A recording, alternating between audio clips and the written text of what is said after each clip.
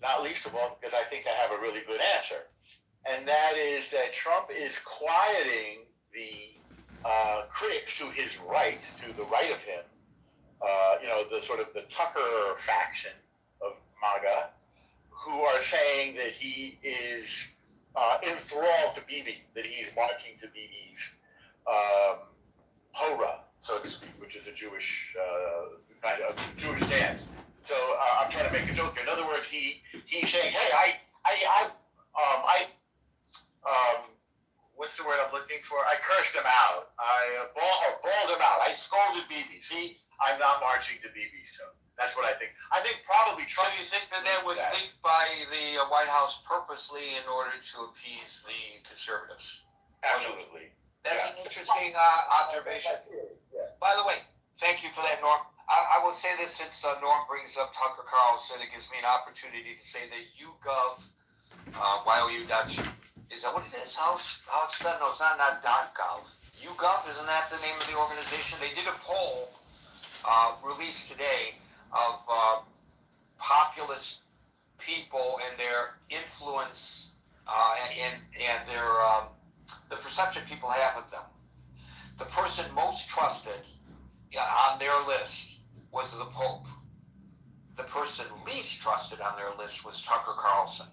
So I think that's an indication that things may be moving in the correct direction. Howard, followed by Dr.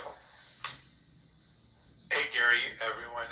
Go to Dr. Gary. I've got a couple things going on right now, so I'll continue to listen.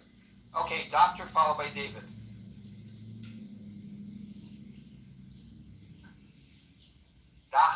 Doctor, Miss MD, or Mr. MD, can you tell me what's ailing me?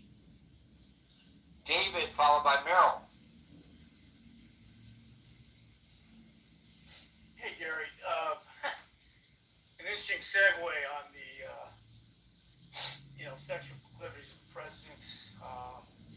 Recall in the '60s, it was John F. Kennedy who was apparently a Lothario of sorts. Yeah, John F. Kennedy. He couldn't lead. He was screwing a movie star, and yeah, she wasn't a porn star, but come on, let's face it, Marilyn Monroe.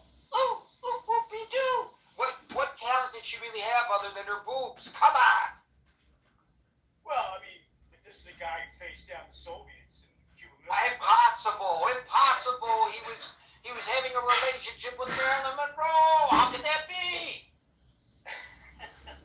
Anyway, I'm not condoning it either, but to presume that a person, if they are attracted to a sexually expressive individual, has bad judgment, maybe that is bad judgment, but other people might think that it was really good judgment, depending on their perspective. So it has nothing to do with your ability to lead or not, in my opinion, but there are probably those who agree with the caller who says that there's some kind of cause and effect between the president's inability to lead in the manner in which she wishes that he would, and the fact that he has a high libido.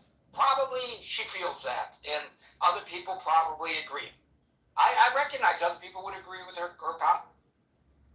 Yeah, and the press sort of gave presidents back then a kind of a professional courtesy with regard to their personal lives.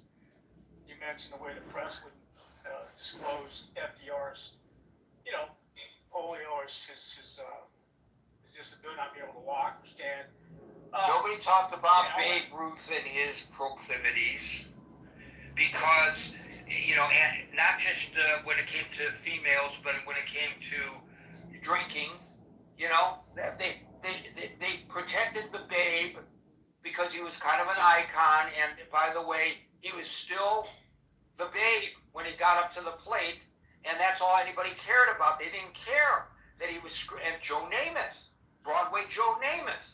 Yeah. For God's sakes, I'll bring him on here someday because I have a source. I could bring him on, and he'll tell you to our face how he was, running through every woman he could get his hands on when the jets were flying high. And so that didn't stop him. Of course, he wasn't a leader of the free world, but it didn't stop him from making important judgment decisions on a split second on the football field, for gosh sakes. I'm not saying that it was behavior that one should be proud of. I'm just saying, what does one have to do with the other? I don't get the argument.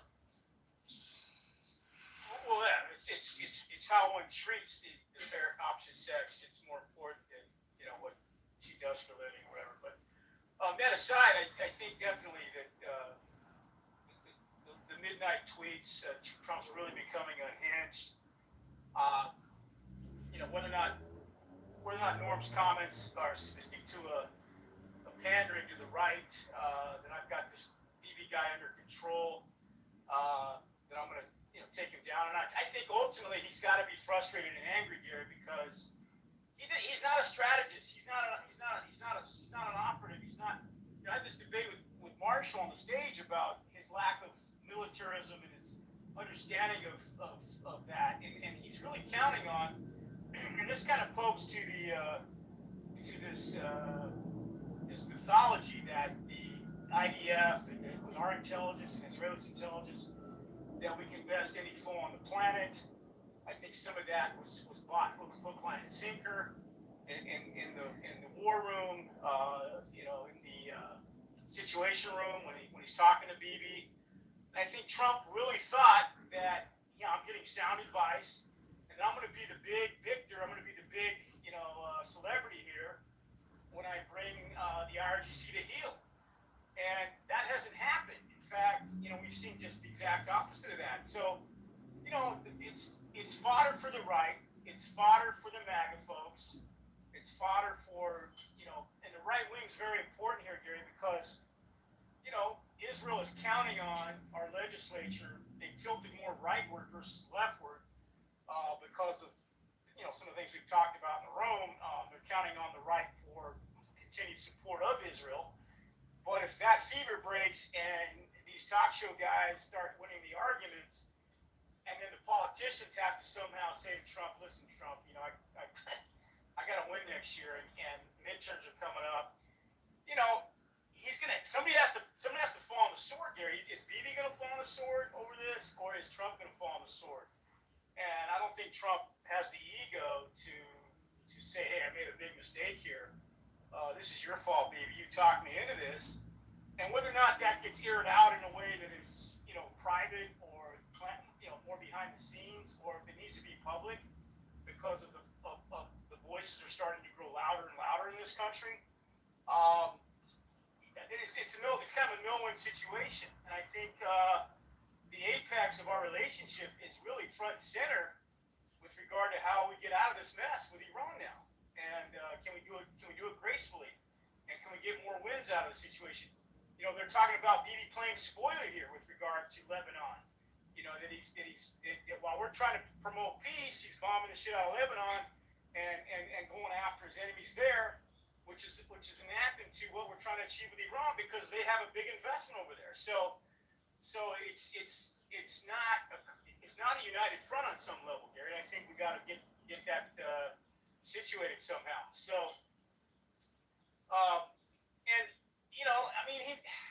to be honest, Gary, Trump's the crazy one here. It's not Bibi. Bibi's saying, "Hey, I got a crazy guy here. How do I control him?" And I think at the end of the day, that's the problem here, is that we're dealing with a guy that's, again, unhinged. Look at the tweets. He's out of control. He's probably saying, "I'm not cutting the deals that I thought I was going to be able to cut." He cut deals before this incursion with the Gulf states. You got a $400 million airplane. You got a $1 trillion investment by the Saudis. You're seeing a lot of that money dry up. You're seeing the Saudis back away from some investments and ventures that they were behind, like the Live Golf organization. They pulled out of that. And so there's been a shuffling of the deck. UAE falling out of OPEC. So that's my analysis, and MAGA's going to have to do something to figure out who they have here, because the midterms are coming up very fast. The oil prices are continuing to rise, and nobody believes that there are peace talks. And I'll end there. I don't know that nobody believes that they're peace talks. I think there are indications that they've even used the term texting. So maybe there are peace texts that's going on right now. I don't know. But what do you think? And I don't know that you were in the room when I quoted a retired Israeli military intelligence officer who's an American and who is a huge Trump supporter, has been, and who is MAGA all the way, and who now says he's angry as could be with the president for not finishing the job in Iran, and that, basically he's saying what Bolton and General Kane are saying and what Bibi Netanyahu is saying is the proper way to go, and he doesn't have the fortitude because he's listening to too many people and he's concerned about the midterms so much that he's backing off, and this guy is really angry with the president. What do you think of that analysis? Well, that's a person who has absolute confidence. If President Trump was decisive to take boots to the ground, he's a guy that's absolutely confident we could finish the job. Is that American hubris talking? Is that a guy that understands how strong our military is? I mean, we've had to draw down on assets. I mean, from Korea, South Korea, we've had to draw down assets elsewhere. We've burned through quite a bit of military firepower doing what we've done so far. Supposedly we're out of the Patriot missiles. We need to rearm that up. So I don't know. I don't know what this guy's privy to here in terms of intel. Like I said, we had a family friend who was in the CIA, and he never really got out of it. And anytime there was a situation, I think we had a family friend who had a missing persons issue, and he was able to make phone calls and do some help there. So, maybe we could have finished the job, but the appetite, when the first 500 to 1,000 deaths come home or more, depending on how much we lose in that first round of boots, I mean, who's going to pay for that? Who's going to pay for that politically? So I think at the end of the day, he promised, he campaigned, and he got those votes from those core supporters, no more foreign wars. And I think Bibi's miscalculated on how strong and how Israel supportive we are at the expense of that. And I don't think at the end of the day, they calculated that pushback as severely as they did. And the big losers, Gary, is Allen's people and the people in Iran that are suffering under the weight of all this, and the ones that are in prison sitting out these bogus trials and bullshit kangaroo courts, and their economy is constantly continuing to suffer. So, they're the biggest losers in all this. And, I don't think we put together the coalition as strongly as we could have. I mean, arguably the Kurds were supposed to also come in and start fighting on our behalf. That didn't happen. And so, it was a rush. It was a miscalculation. They thought it was going to be Venezuela 2.0, and we haven't been able to pull it off. So under that scenario. So, but Gary, I don't know, man. Somebody's telling him don't go put boots on the ground, and it's those MAGA influencers that are probably in his ear, and they're probably going to wait till after the midterms, if anything. I don't know. It's a good question. Thank you, David. By the way, in my conversations with these people, there's been no discussion of boots on the ground. I just want to point that out. Mayoral, followed by Ben. Porn star first, or is that just guy talk? What's that? Should I talk about the porn star first? Hey, it was brought up by a female, not by a male. I just responded to what she had to say. So it's an equal opportunity discussion for all genders. You disrespect compare Joe Namath to Trump. Okay. No, you don't call. He was reelected, so, but it is not smart. When you are a leader, it is not smart. It's not smart to have affairs, period, whether, even though we know that goes against the nature of men. We know all about that stuff. I didn't say it was smart. I just said to presume that if a guy has a relationship with a porn star, that he doesn't have the skills to make proper decisions and therefore is disqualified from being president of the United States.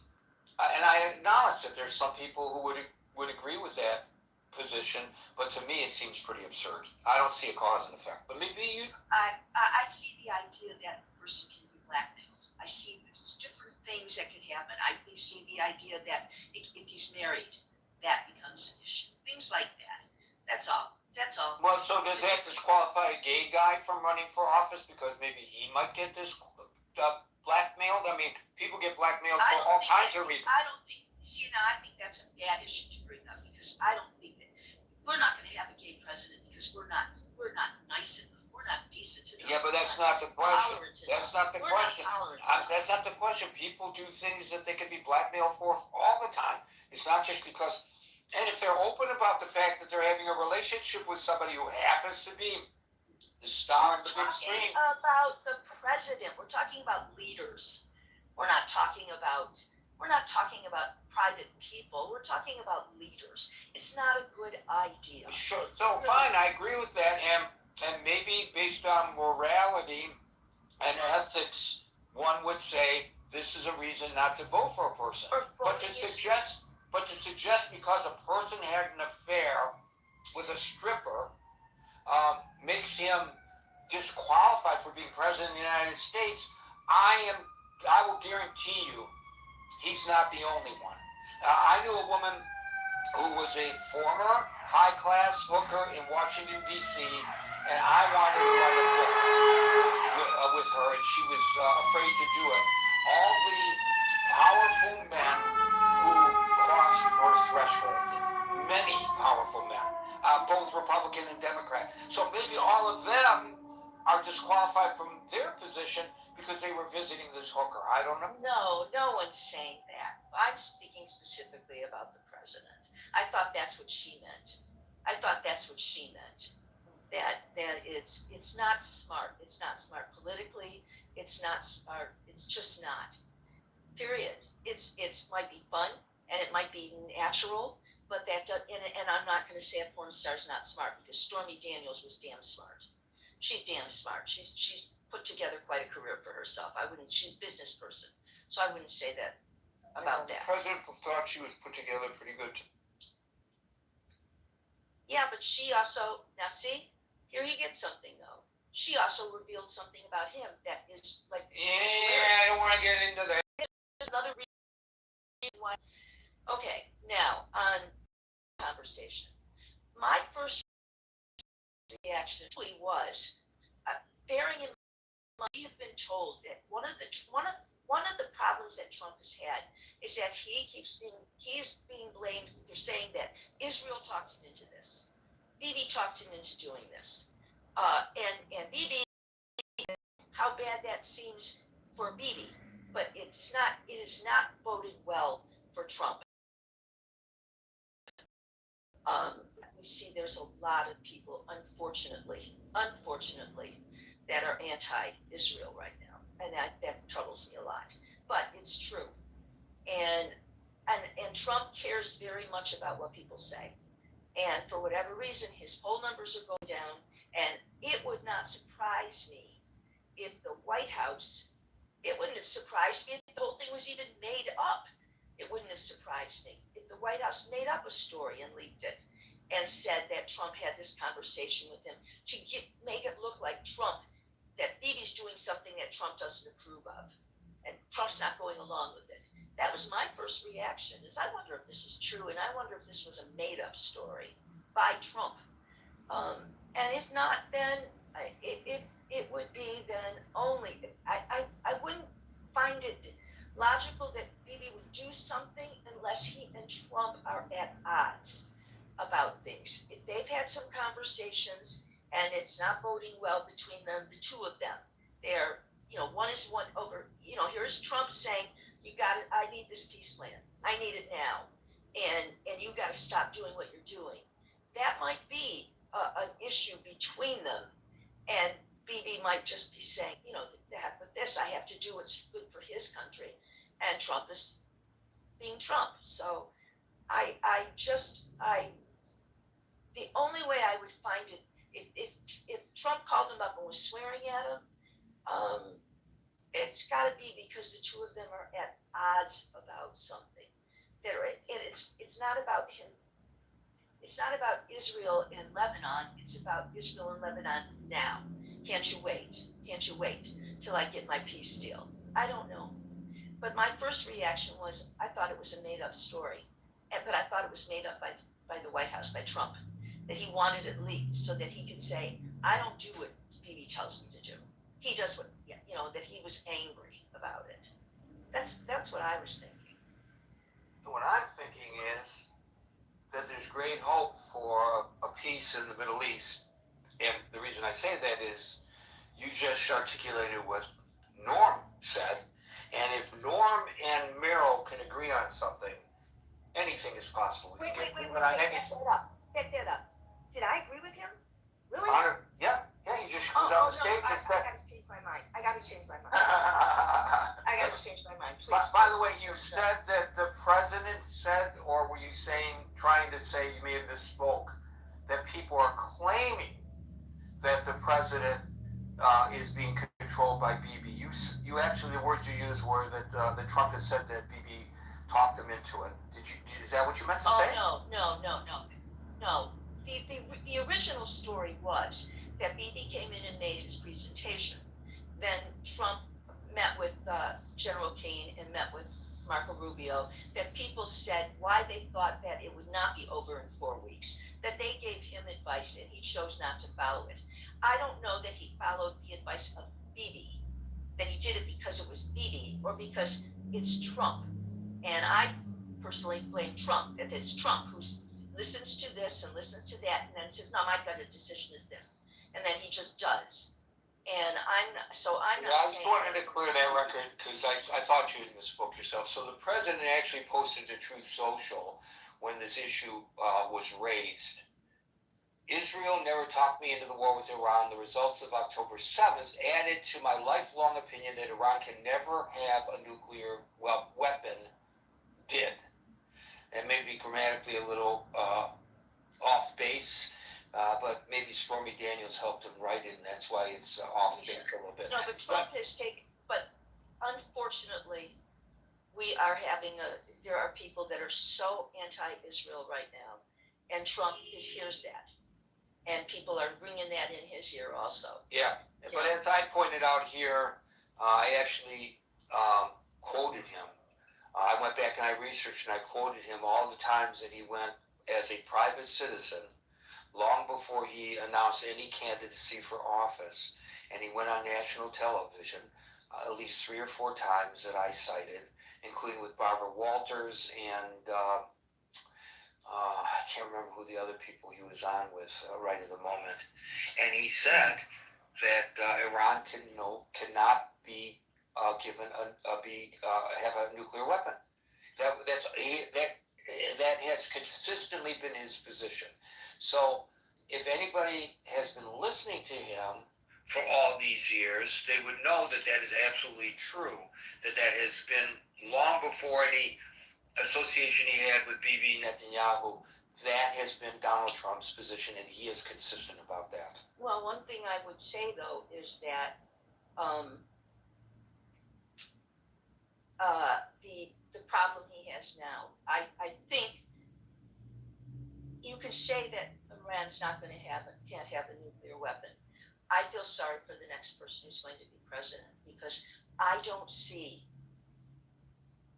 Trump being able to get a deal that will prevent them from having a nuclear weapon in 5 years. See, here's the thing. A lot of people would say nobody can make a deal with Iran to eliminate its nuclear weapons. The President Obama tried with the JCPOA, but it was not a guarantee. It kicked the can down a little bit, and it did it did retard their weapons program. But a lot of people believe that it's meaningless to negotiate with these guys because sooner or later, no matter what they agree to do, they're going to build a nuclear weapon. So the argument that is made, and representing you, please correct, was an opportunity to maybe make it possible that the issue could be forced, and then the president backed off for whatever reason and went back to negotiations, which on the face of it, we all want. We don't want war. We don't want people dying. But if negotiations cannot affect the people who believe that, including folks who are in a position of knowing what's going on in Iran with that regime and what effect the war has had on that regime, which I don't pretend to know, but they do, and they believe that Iran was on the ropes, and if they just kept the pressure up, you heard it from John Bolton, you may not like it because it's coming from John Bolton, you heard it from General Kane, and now you're hearing it from a couple of my sources who I'm not going to name, but I'm their proxy. And that's what they believe. And it's something to consider. I listened to retired generals, people that were involved in intelligence, and they know Iran, and they are all saying the same thing. They are saying there's no way you can do it without boots on the ground. They're saying you've already tactically won this war. You've done, you can bomb and bomb and bomb and bomb and bomb, but that's not going to get you what you want. And it does involve boots on the ground. And I think Trump was told that. I think he made a decision and then got scared about that decision. Well, let me jump ahead and skip over Ben and go to Amir. Amir, I want to ask you specifically, please, sir. What if the Israeli program of whack-a-mole had continued? In other words, every time a new leader pops up, they get him. Another leader pops up, they get him. Another leader pops up, they get him. Would that not destabilize the regime to the point where they would acquiesce to the demand that the nuclear weapons be turned over, or not, Amir? Gary and everyone else. I think that is the strategy that will be pursued. I actually have quite a bit to say when it comes to my turn, but specifically to this question, I think it is going to be layer by layer until you get a layer that is going to agree to the demands of Donald Trump. And those demands are very clear. He calls it, Iran will never have a nuclear weapon, but what he actually means is that he wants all the enriched uraniums, the 60% plus, which is now actually not just 60%, it's 50%, 40%. They're talking about 10,000 kilos or 10 ton of this stuff they're talking about. Okay? He wants all the enrichment facilities completely demolished. He wants the missiles range to be reined in, and he wants the proxies not to be supported. Now that kind of thing only requires a layer of government within Iran that is going to change the complete strategy of the country, and I mean 180 degrees. That's your specific. That's a specific answer to your question, yeah. And I think the people I've talked to today are frustrated that remember, it was the Israelis that was going after the leaderships. It was the Israelis that had Mossad in country, and they were killing people in their apartments, and there was no collateral damage, as they say. I hate that term, but innocent civilians were not killed in the process.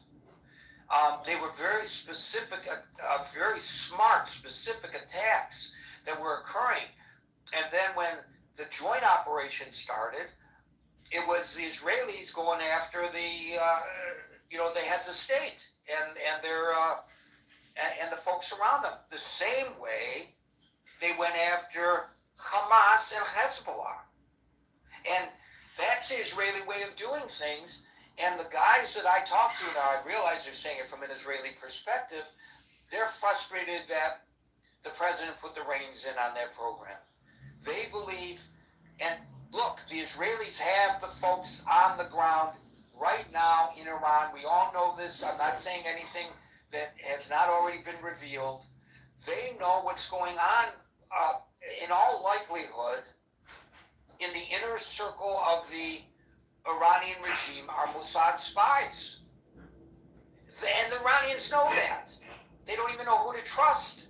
That's why when they send messages to the new Supreme Leader, Baby Khamenei, they do it through courier and they switch them up. It's not just one, take a message, Garcia. It's a bunch of runners that they run it through so that it can't be traced back to where he is in hiding because they're afraid he's going to be the next one to be eliminated.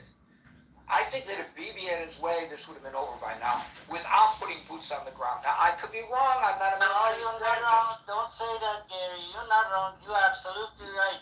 As Mr. Amir said, this operation had to be layer by layer by layer. The 12 days hit by Israel, it was so significant. This regime didn't lose his head from his ass. And we didn't need any boots on the ground. You had 80 million people. There was 1 million people that were dancing on the street of Tehran the day Khamenei got hit. Come on. There was no place in the history this thing happened. We didn't need any put.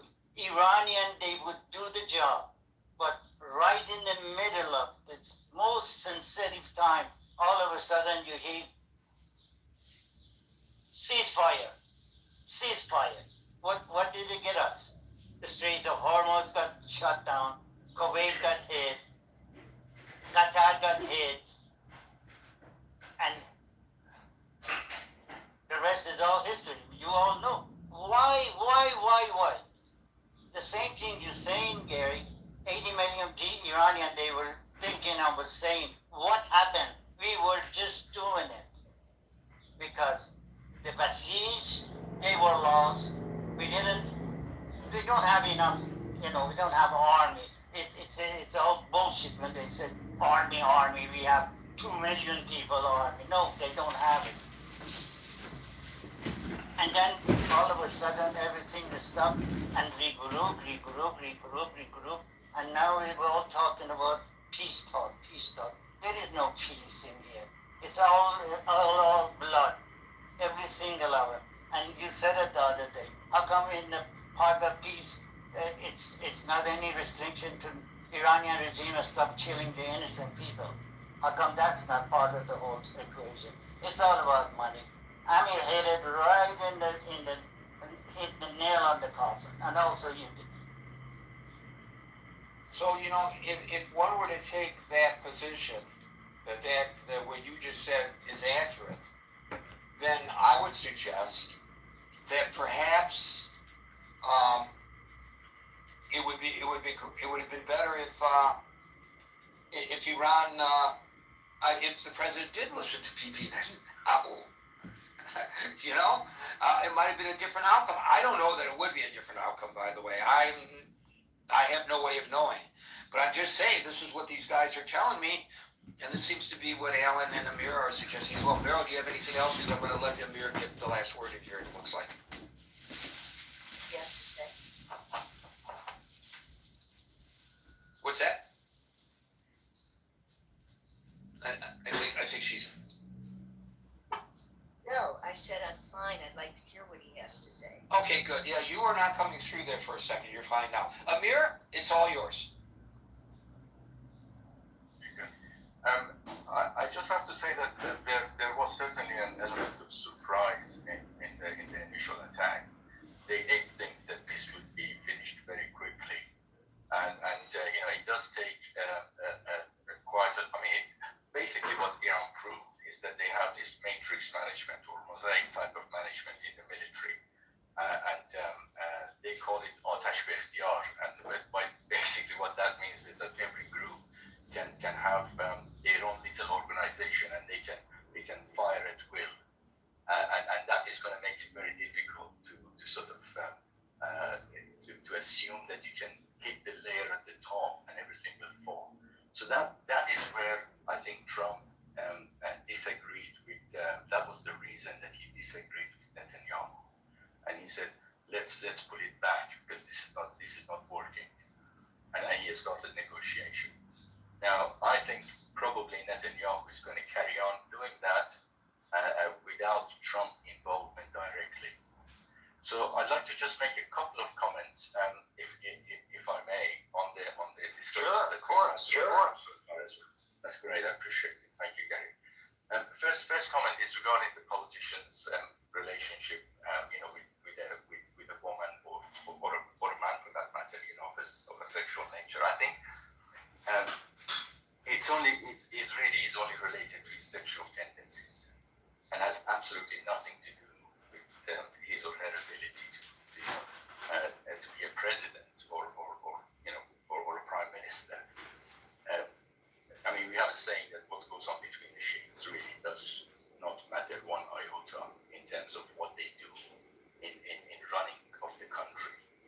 The only time that it becomes a problem is that if the wife or the husband finds out, and then there is actually a conflict internally, and that could then potentially affect it. But the actual act of sexual activity with another person shouldn't really matter.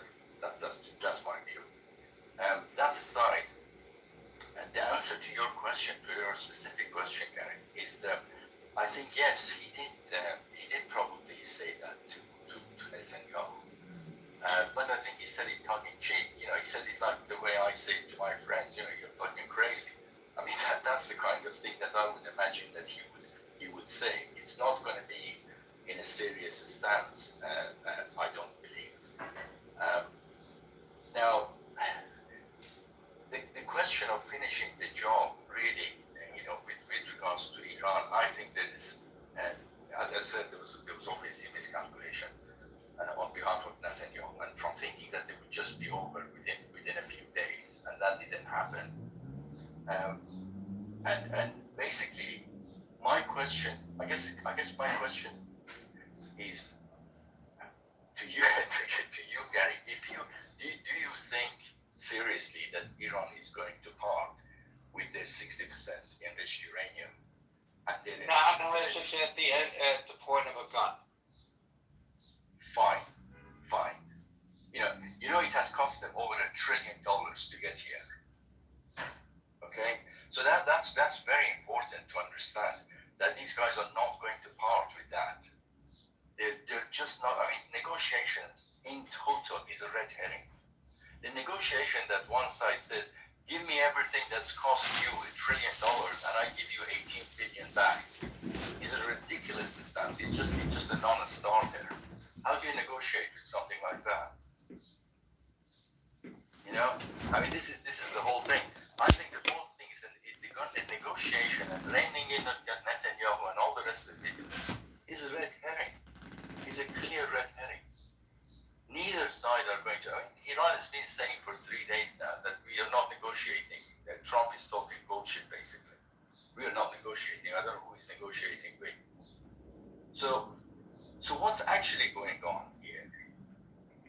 I think it's basically the only solution, I think, is exactly what Trump is pursuing. He's tightening the blockade and at the same time, he's on this premise of negotiations, he's tightening the blockade and he's keeping that. And that is the story that is staring us in the face. And what he's hoping for, that Iran eventually will go to the war by itself, and then the people will take care of the government. That is what he's hedging his bet on. And I bet you it's not going to be just till the 19th of July, it's going to be till the 3rd of November. If he can keep the price of oil to where it is roughly round about $90, and he carry on the status quo until Iran will sort itself out, I think he's going to be a happy man, and I think he's going to go down in history as one that stood on the right side. And thank you for the time. Sorry. No, thank you, Amir. As we close, I want to report to you that my hands have been properly slapped by somebody in the main chat. I always say that if I'm wrong about something, I want to be corrected, and I'm going to stand up for that. I'm going to put my money where my mouth is, and I'm going to read this admonishment from Ronit, and I'm going to read it verbatim. Marilyn Monroe was actually highly intelligent. She was typecast by Hollywood studios as a dumb blonde, but she was actually a voracious reader and shrewd businesswoman who actively fought for better roles and control over her career. Folks, we're here Monday through Friday at 5 o'clock New York time, so until 5 o'clock New York time tomorrow. For the next edition of the Critical Thinking Forum, everybody be safe, be well, and peace out.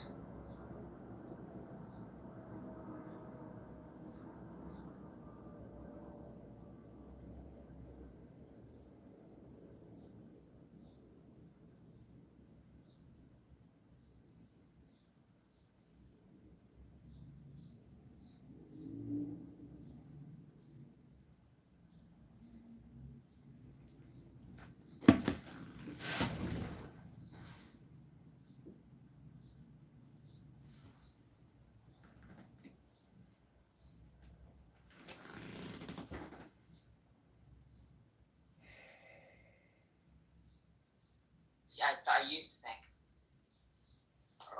You know how, like earlier I was saying, I'm not the biggest fan of the word manifestation because of just the dubious nature of it and how it kind of causes confusion.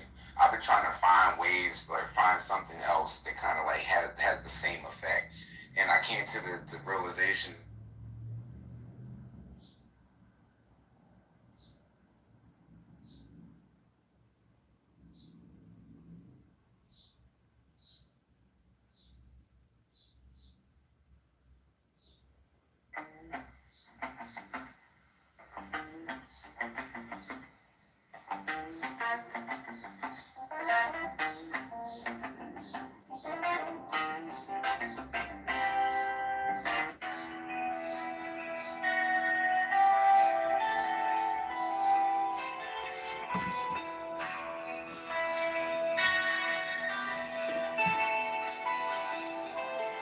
I am the charioteer of the east, Lord of the past and of the future.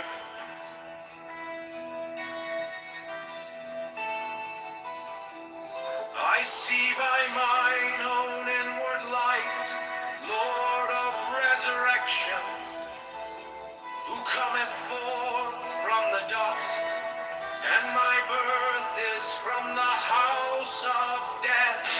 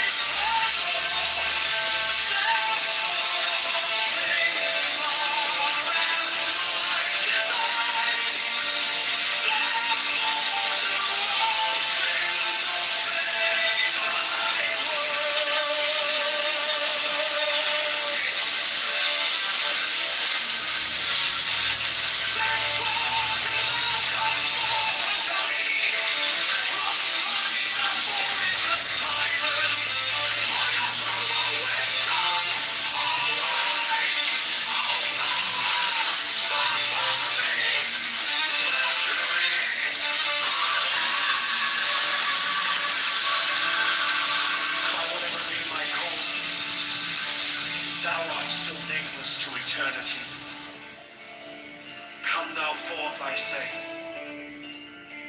and aid and guard me in this work of art.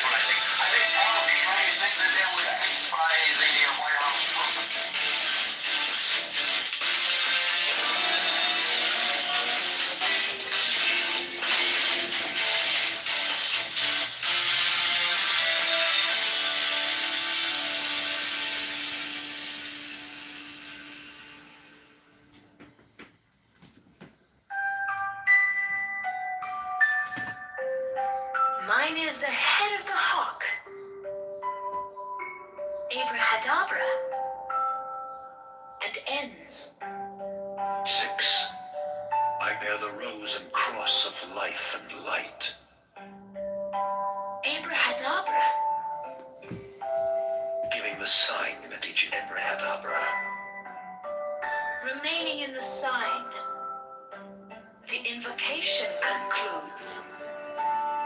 Therefore I say unto thee, come thou forth and dwell in me, so that every spirit, whether of the firmament, or of the ether, or of the earth, or under the earth, on dry land, or in the water, of whirling air, or of rushing fire, and every spell and scourge of God the Vast One, might be thee.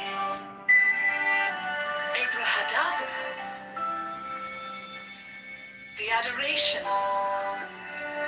Impromptu. Closed by banishing. I think this was omitted at W's order.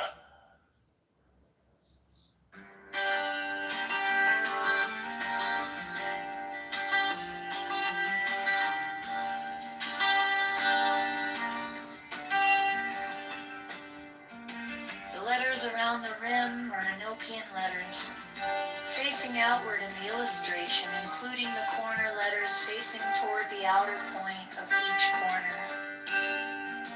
The two overlapping equilateral triangles shown in the interior of the figure are composed of thin, solid lines and somewhat closer in their bases to the top and bottom of the square than shown here.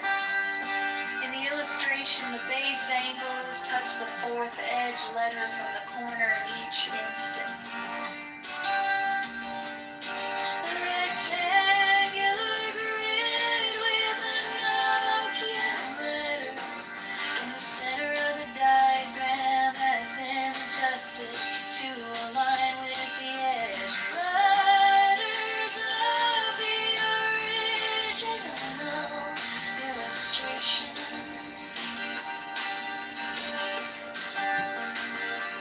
This rectangular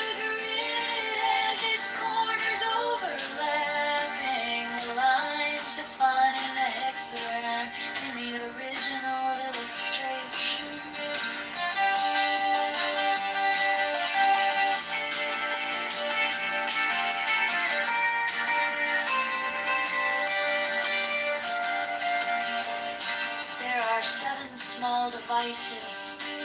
5 squares and 2 circles, symmetrically arranged in a pattern of a 7-pointed star with point upward. There is no actual 7-pointed star drawn. These devices are all oriented to be viewed from the center of the figure. Their size is about that of 3-edged divisions vertically and horizontally, and their text would be at right angles to any straight line that might be drawn from the center of the figure. These devices have been represented by the numbers 1 through 7 in the approximation above. They are separately approximated below. Not to scale.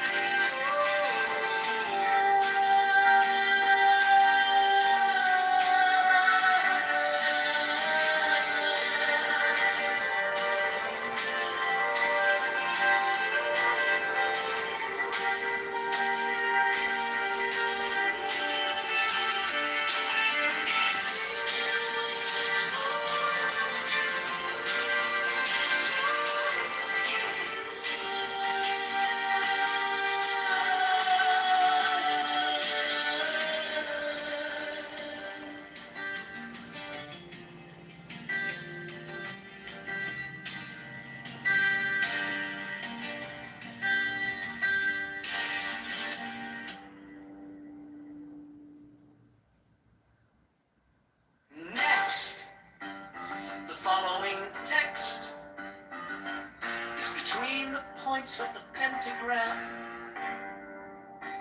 starting at upper right. The words below are arced in a circle.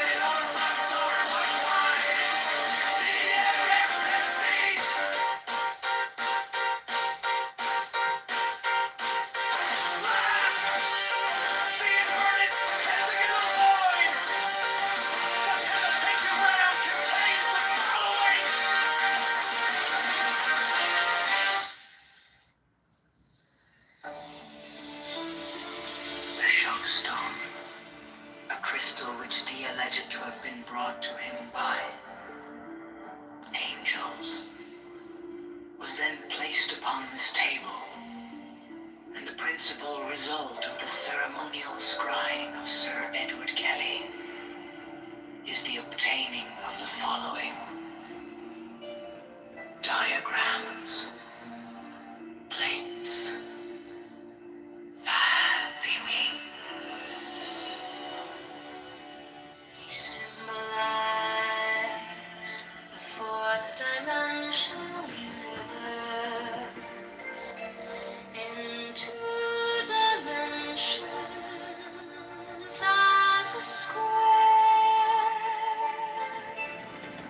surrounded by 30 concentric circles,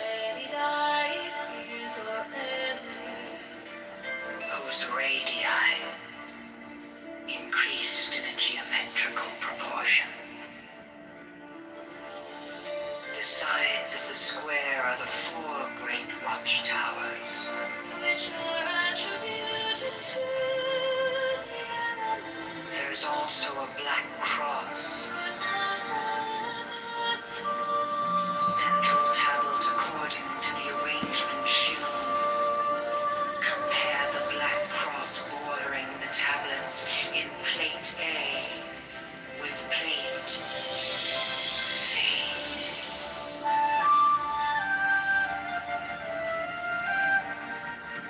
Plate V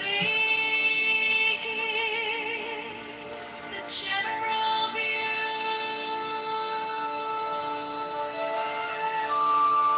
Plate 4 gives the complete attribution of the tablet of air. The 6th file is called linea patris. The 7th file is called linea filii.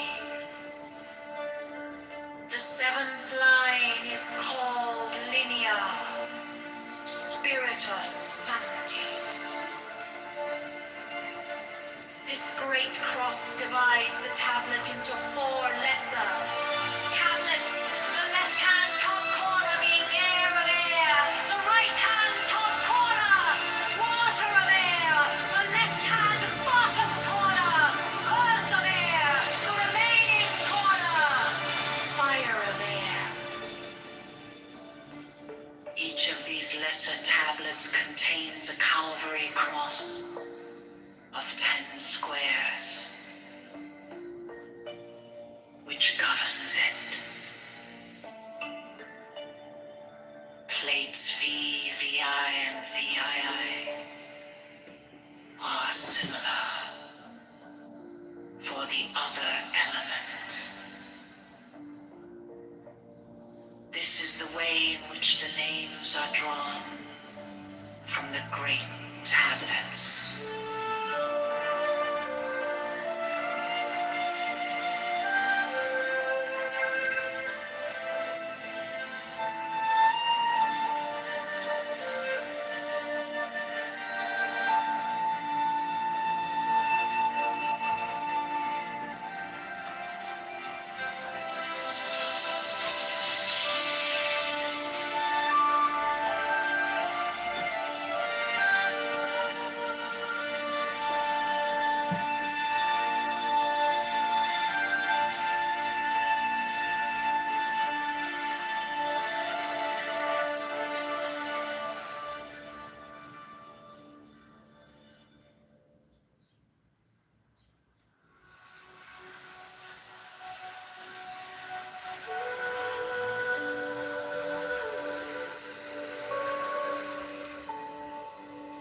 The Gnostic Catholic Church, the Order of the Knights of the Holy Ghost,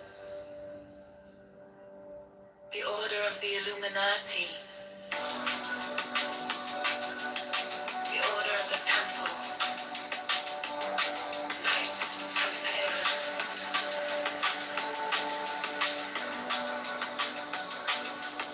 the Order of the Knights of St. John, the Order of the Knights of Mountain, the Order of the Knights of the Holy Sepulchre, the Hidden Church of the Holy Grail,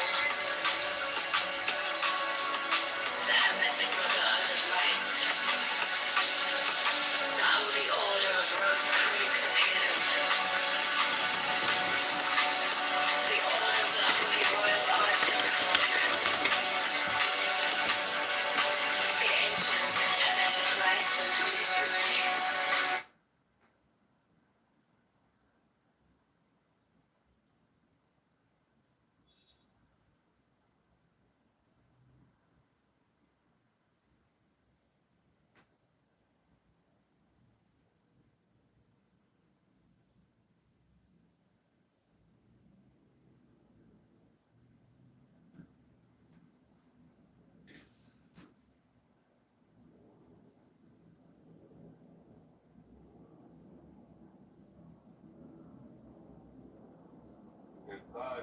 the gun, whether it be Salafi or whoever it is, still gonna be a designer that's very much different from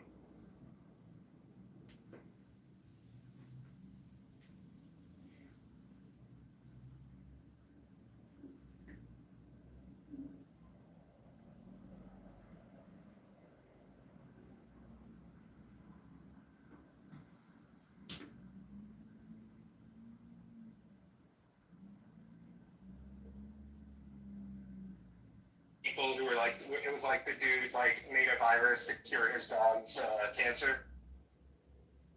Fucking Wuhan or Mohan? But Mohan no, lab. no gain of function stuff. But you saw the paper that came out of that guy where.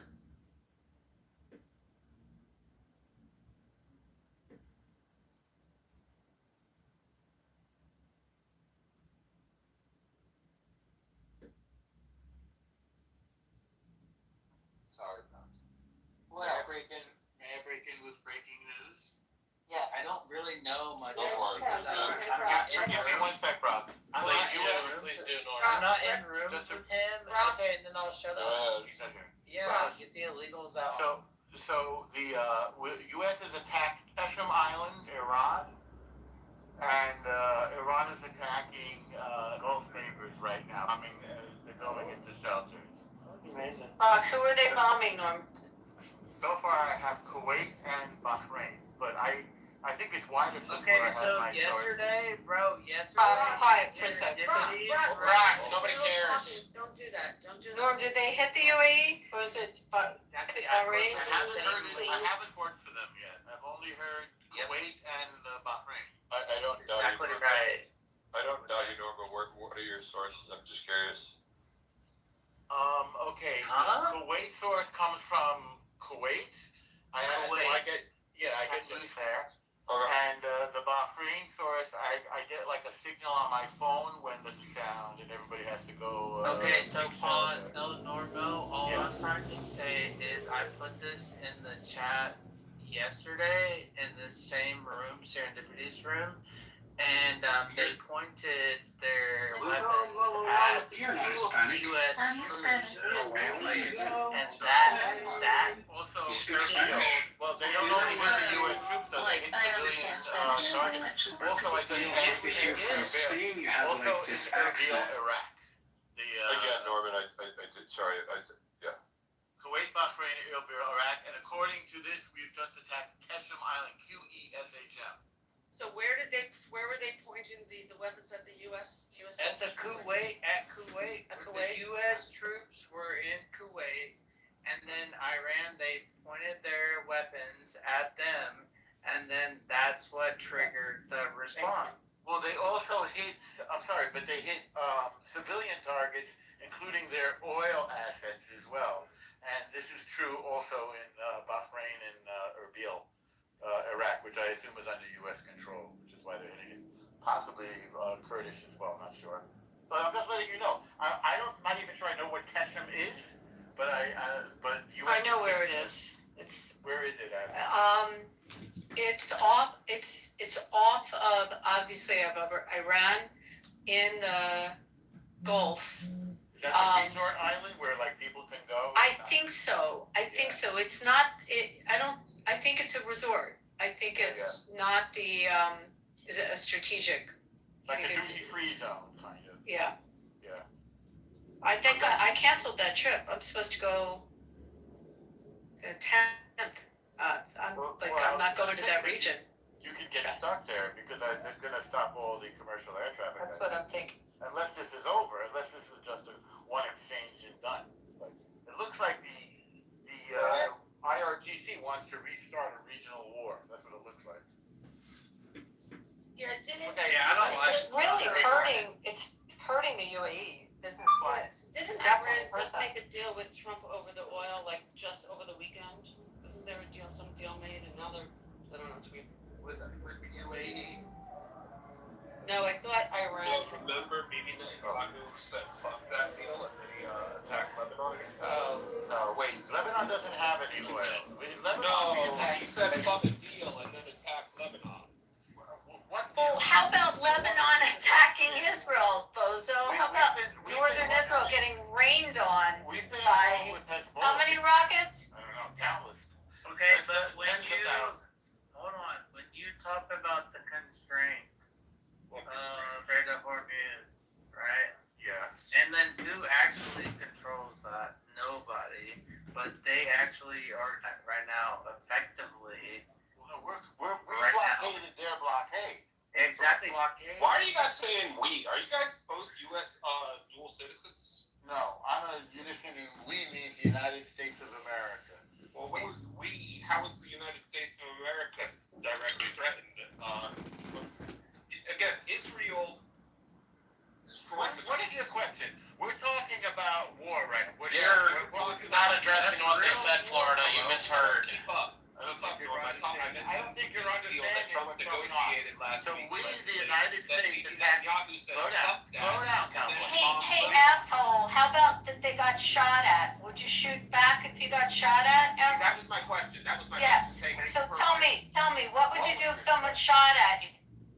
No, Do you shoot back? To You just like kind of let them keep shooting. question was, Clarify. You get shot at. Do you answer? You shoot back. Thank you for clarifying. You're welcome. Was going to be, why did you say we got shot at? Well, I didn't. You're not following the conversation. I said we have attacked Ketchum Island, we, the United States of America, and that the IRGC is attacking Bahrain and Erbil. That's my update. What's going on here, right? That's my breaking news. No, tell us what's going on. Oh, for one. My military genius colleague in this room. Bro, What is going on? Everyone knows that we're friends with Kuwait, we're friends with Bahrain. Yes. Like, we're talking about this. UAE. Okay. Bahrain yeah, is a city. UAE. Okay. No, Bahrain is Bahrain is not a fucking city. I go there. It is not a city. It is a country. Jesus Christ, dumbass. By the time we're done with it, it's going to be a It's state. a beautiful place, by the way. I a whole recommend the country, yeah. Four Seasons if you go there. Oh, okay. I've been there. They got American Alley down there. Right? It's really nice. Yeah, the old Bahrain, the old area is really Somebody tells me right now that they have some freaking princess ship that has made it through there, then I don't want to listen to you. I don't get it. Why do you want a princess? Because You're there's a princess? blockade. And? Yeah. Yes, it's a tool of war. Yeah, it's war. Yeah, so what's the new? I don't get it. Why Exactly. Would it be bad if they end up basically making it so that nobody can cross through the Strait of Hormuz unless they want them to? Well, why would you let the people they want to cross the Strait of Hormuz? Then the entire world will make war on them because the entire world will be hurt by their trying to take control of the Strait of Hormuz. Even China's on our side with this one. I'm telling you from the people that I know that I just went to a wedding at a chapel. Just leave it at that. Yeah, it's What not do you know? happening. There's Going no to chapel. Wait, what do you know? Classic, Abby. Classic. So, Abby, I Get that song. thought you were talking about the NBA. I was thinking that too, Robbie, but I didn't get it. No, the NHL. The NHFL. Sorry, Yeah, I'm Brian. calling you that with Boston first. The IRGC is bombing Brian. the NFL? Excuse me, Brian. Hey, Brian. Is somebody saying something? Yes, I am. Dumpster. What? Yeah, what? So do you follow PBR? No, not very closely.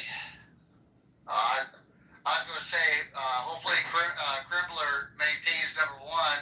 The Australians fielder, he's number two. So this year we're going to see if we're going to maintain dominance on the PBR. Yo, Dumpster, which Brokeback Mountain? Yeah, it'll be interesting to. Rob, hey, don't. It'll be interesting to see the next $1 million man. Hang on a second. Yes, sir.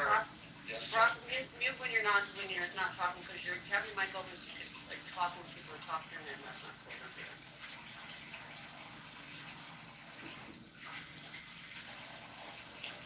Yeah, it'll be interesting to see who shows up in the new world final series this year, and I just hope that there's less controversy and stuff that happens this year in the rodeo world, because they lost a lot of good horses last year, and they had a lot of issues with some of the riders and stuff getting hurt and being out for a while, so it'll be interesting to see how that shakes out this year. I don't follow it very close, but I also don't follow many sports either. But How expensive that ticket is, Brian, to the finals? It's like one of our most expensive tickets in our city. I don't know. So, it's a big deal to go to.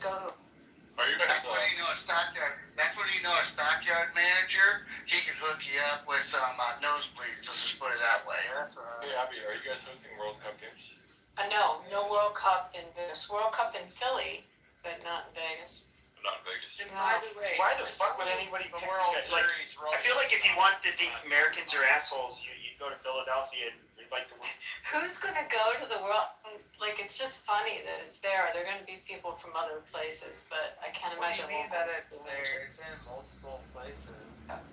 and by the way, clear, if some people keep their mic open because they're driving, that's cool. It's just the people so they can interrupt people. I want you to remember. If you should manage yourself, I don't care if you keep your mic open. I don't want people to think that. I mean, if I kept my mic open, you might hear me swear at a cat. That's all right. So. We're cool with that, Brian. Everyone shut the fuck up. What happened? I saw some people might be mute up. I'm like, I wasn't telling that the whole group. Well, Brian, I'm more like an NFR guy because I got a lot of buddies of mine. They make a little bit of pocket change because they got some good bucking bulls and good bucking horses as well. I know, like up by Columbus, OR comes through. They'll reach out to some stockyard. They'll come out to the countryside and grab a low ranking bucking steer. I mean, I think it'd be cool if they went to like Salt Lake City or some shit, like had like this World Cup there because like everybody is kind. I don't know. It's like the wholesome, at least for a city. It's like Yeah, but it'd be how a are good they going to image for drink? America. Well, so there was a big issue. They were supposed to go to they were supposed to have a World Cup match between Iran and I forgot who the other country was.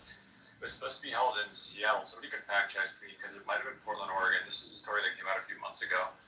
They wanted to have it during a Pride celebration, and the teams were like, I think it was Morocco. It was another Muslim-dominant country. Yeah, I think both countries or both teams were like, hey, we're actually not okay with what you guys have. I agree, and I think like I don't know, just as a regular like American citizen, the World Cup coming to America, like I don't know how to embrace that. Like there's large amount, like people care about this shit, and we call it soccer, y'all call it football, you know, like. But now we have to be the host. Well, yeah, I mean, I follow club soccer, and club soccer is getting increasingly more popular in the United States. Like, teams are like MLS is not a bad product anymore. Like, there's a lot of teams out there, a lot of smaller teams joining. Like, there's professional soccer popping up all around. Like I said, I follow Liverpool. Like, I'm a big Liverpool fan, so I like European soccer as well. So. What was a big tournament we had in Vegas? I don't know, 2 years ago maybe. It was like the Latin American finals. Oh, like CONCACAF or something. Something like that. And it sold out. It's hard tickets to get. Are you going to any games then? Am I going to any games? World Cup. No, I'm not. It's again like Yeah, I looked at the prices. Like Foxborough, and I don't think that. What are the prices for? Like over $1,000. Thousands of dollars. Yeah.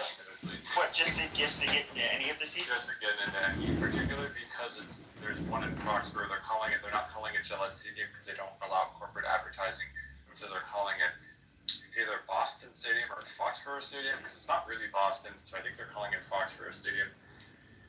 And then I forgot it's two teams that like even if it was the United States, like if there were USA games, like it would be crazy expensive. But just to go watch two random countries play doesn't really excite me at all. Yeah, I was looking at, I think U.S. and Australia are playing up in Seattle, maybe. And it was like, not worth the money. Yeah. Like a Super Bowl prices, Beaver? What are the prices? Probably in par with Super Bowl prices. Like, what's the cheapest to get into a Super Bowl? Like, well, let me see. Was it 3 or 4 grand? Yeah, pretty much. Upper, like to go to the upper bowl. I mean, face on them is 3 for the upper. Yeah. You know, like World Cup, All right. together. So this So comparatively, So this is for Gillette Stadium. The games what's at Gillette the Stadium ticket are price? Haiti versus Scotland, Iraq versus Norway, Scotland versus Morocco, England versus Ghana, which to be fair would be interesting, Norway versus France, the round of 32, and the quarterfinals. It's like none of those games I have really an interest in going to see. Oh, Unless the US makes it. That's rough. And what? Can you see what they're playing in Philly? Do you know what game that? I can look it up.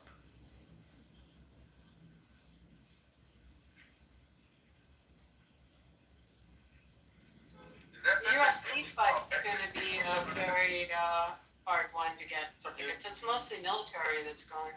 There's 6 games in Philadelphia. That's a lot.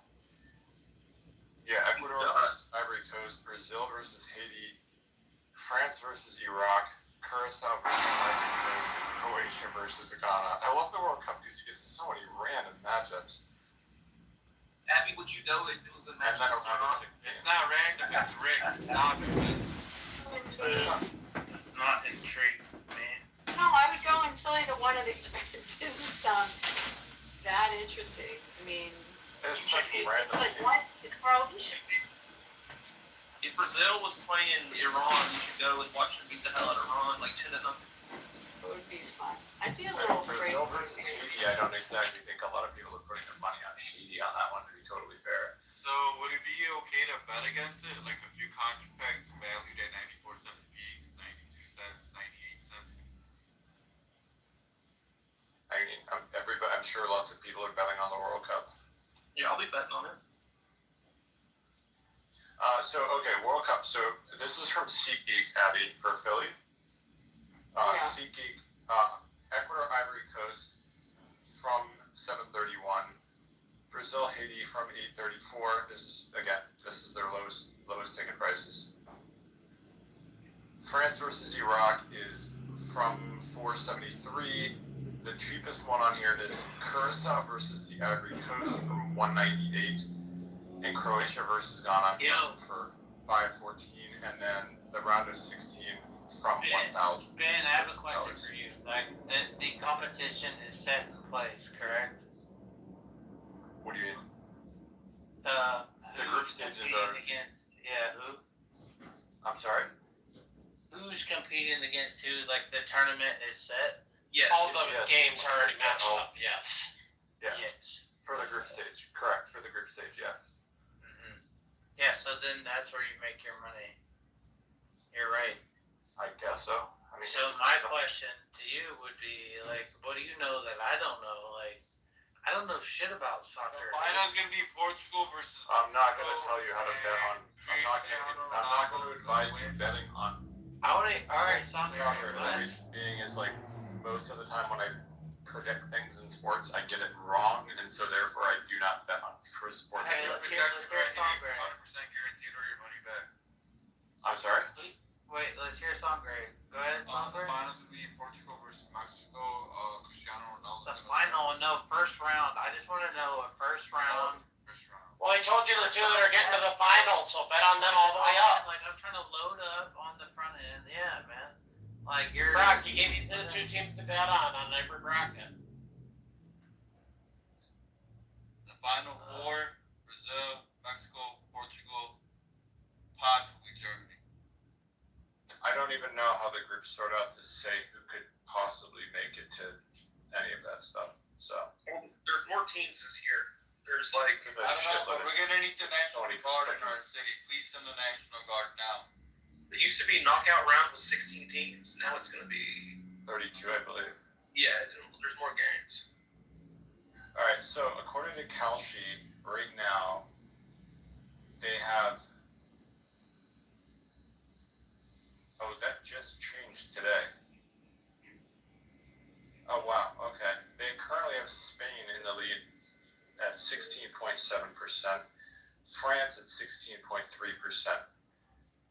England at 11.2%, followed by Portugal, Argentina, Brazil, Germany, Netherlands, and Norway are the only ones with significant amounts of money behind them. So didn't you say there was a Norway-France game? I'm sorry? Did you say there was a Argentina. Norway-France game? I thought I may have said that. My money's on Argentina. Yeah, man. France Like, if versus they play Iraq. hell, France versus Iraq. hey, what if Messi The one- takes it You're talking about again, the ones bro? you're talking about the ones in Serbia? I'm trying Argentina all the way. What if Messi takes it again? I think Argentina's got a fair chance at it. Fuck yeah, they got better fucking chance. So this is kind of the general rule with the World Cup is the best players oftentimes don't do that great because of the fact that like you're playing for your home country as opposed to your like you can't stack a team like Real Madrid does or PSG like Paris Saint-Germain does.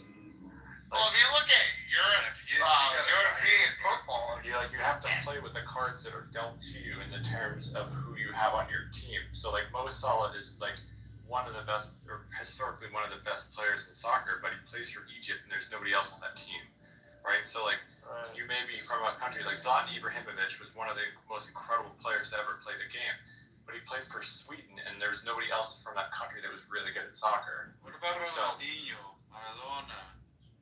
Right, but they played for Brazil. So like again, if you're looking at, or I guess Maradona's, but not Brazil, but What meaning about that like Rooney? No. You're no. Go. no, it's just it's kind of interesting. Like you can't stack a team like Manchester City does this in England. Like they're What about stacking a David team with Beckham? amazing. So Bro, yeah, no, you're speaking truths. And I don't even know. that's why it's amazing that Messi won a World Cup because he's arguably the best player of all time. Which is like. And he actually won a World Cup, which is Okay, crazy. you see, Bro, okay, stop and it. also you see the numbers, like when it comes to football, like soccer or whatever. But then you relate that back to like American sports, like dude, like look at freaking NBA, like what a fucking joke, bro. Like it's not the same. The closest comparable thing that Americans have to soccer and the way that soccer is in Europe is college football. It's definitely the obvious comparison. Exactly. Hey, but you know It's what? The best memes, Cristiano Ronaldo, by far, the best meme. Like I would say soccer. SEC football is it's such a hold a candle to soccer. It's similar to soccer. I would say that it does in a regional sense of like if you go to the SEC and you're like it's like The drama. The Yeah, player drama is amazing. They kill people over there. Like they kill the referees. They kill other team members, don't they? Well, Yeah, the drama Europe, is to some degree amazing. South America, but not so much in like Europe is crazy, but it's there's fights and stuff. But again, you find that in the SEC. Well, like people, yeah, exactly. like the You Ireland. said it, Hold on, let me you jump in. said it right there. No, but they segregate the They fans. say jump like in? that, like teams like Georgia and Alabama. Well, it's like the Tennessee, Iron, like their fan base is like some type of way. Yeah, motherfucker. Well, the It's Iron it's Bowl, called like, the let's- South. So, let's look at let's look Excuse at me, the Iron Ben. Bowl as an example. Like the Iron Bowl is a crazy Excuse me, Ben. most historical rivalries in sports in general is Alabama Auburn, right? Like that's a huge rivalry. Yeah, but they have to separate the fans though at the stadium. Like in these soccer games, they have to separate sections, and they have to leave like before the other team can be dismissed. Right? It's crazy. well, I did when football did for it gets a little crazy. The field drama, like Massey's really good for. He's over dramatic on a slight version. That's my opinion. Yeah, he's really dramatic. He's never known. Messi's never been known for being dramatic. I Like mean, Messi was I of the watch two him. of the Messi versus Ronaldo. I think you're thinking of Ronaldo. Ronaldo has always been the more flamboyant of the two. It's not particularly close. Messi's always been the more conceited, like the more quiet, close to the chest kind of a player.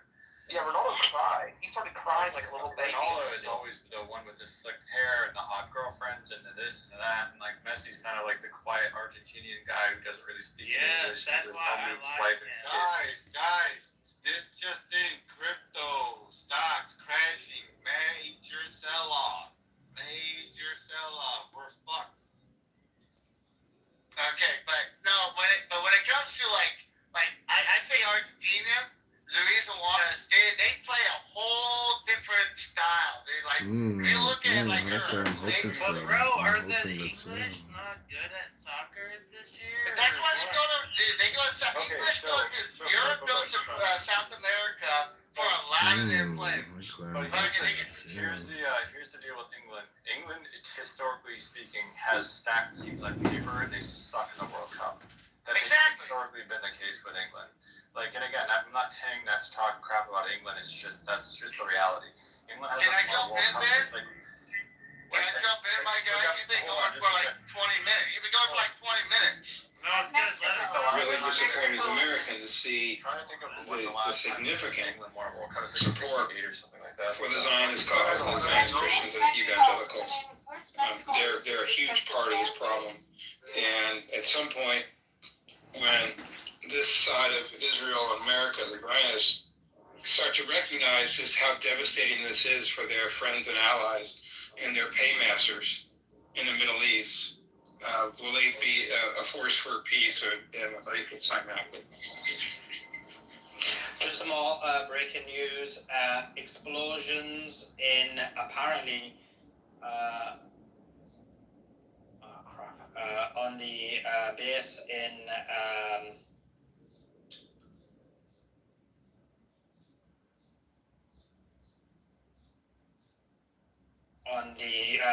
explosion on the U.S. base in the UAE as well.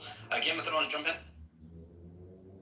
Yeah, I just wanted to say to follow up, Doc, good to hear from you, sir. And, we grew up in a time, honestly, that if you didn't learn from the Vietnam War, I mean, Korea was a little early. I was born in 55. But Vietnam should have been a wake-up call to everyone from our generation as to the heinous bullshit of funding both sides of any war, all of the crap we've endured as Americans, the higher taxation, the higher property taxes, all of this bullshit. And, the longer I live, the more I realize and appreciate the fact that we're doing this to appease a bunch of Ashkenazi, excuse me for the language, but they really, it's gotten my gut. I can't take this shit anymore. I cannot, okay? I went when I was 14 years old in 1969. I remember floating in the Dead Sea as the missiles were going over to the Golan Heights. Okay? I went over there with my family. I was a kid. I was 14 years old. All right? To go back now would be like suicide. But I'm one of these boomer generation Christians who grew up thinking that Israel was Israel. You can't talk about Israel. You can't this. You can't that. Even my dad was caught up in this shit. All right? I lost my dad. He died of cancer. He was a survivor of World War II.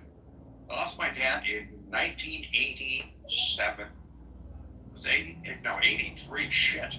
I was 26 years old, almost 27.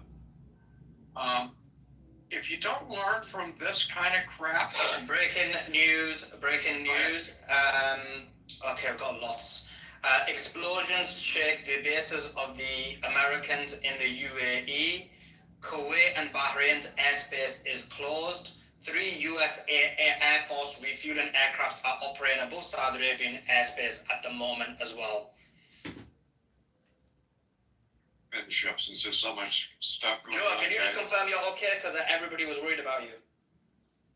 Yeah, I'm not in that area. Don't worry. Are you okay though? Are you fine though, bro? I'm fine, but the Suleiman, what got hit? Has anything been hit by an energy depot in Iran by America? In which country? In Iran. Sorry? In Iran. It was at Kesham Island. I don't know what was actually hit. Yeah, Kesham Island is all energy infrastructure. The whole island is. And radars too. Yeah, well, it's energy, oil, it's LNG, oil, and radars. That's all the island is. Yeah, but true. But I mean, that's what all those islands are across the Strait of Hormuz. So anytime you hit anywhere in the Strait of Hormuz, that's going to be. Yeah, but what I say, if we do hit, it's going to be limited and it's going to be energy infrastructure. Watch. That's what I've been saying since day one. What happened? Okay, bro. I'm telling you, it's energy. Yeah, of course. So 1 second. So when they hit the telecommunications a couple of days ago, was that energy as well? No, you have military. Like if they shoot where missiles or drones are being fired from, that wouldn't surprise me. But I just think it's going to be very limited. It's not going to. I think Iran is going to do much more damage this round than America does, and it's going to feel strange that American, which is the shock and awe strategy, is not going to do that here. And I think that's going to be a telltale sign of exactly what's happening. But we'll see. Maybe I'm wrong. Let's see. Okay. Let me see 1 second. I don't know what this is.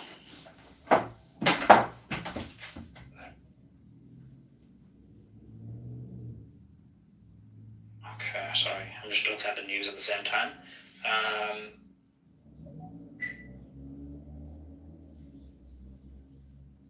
Okay, cool. Yeah.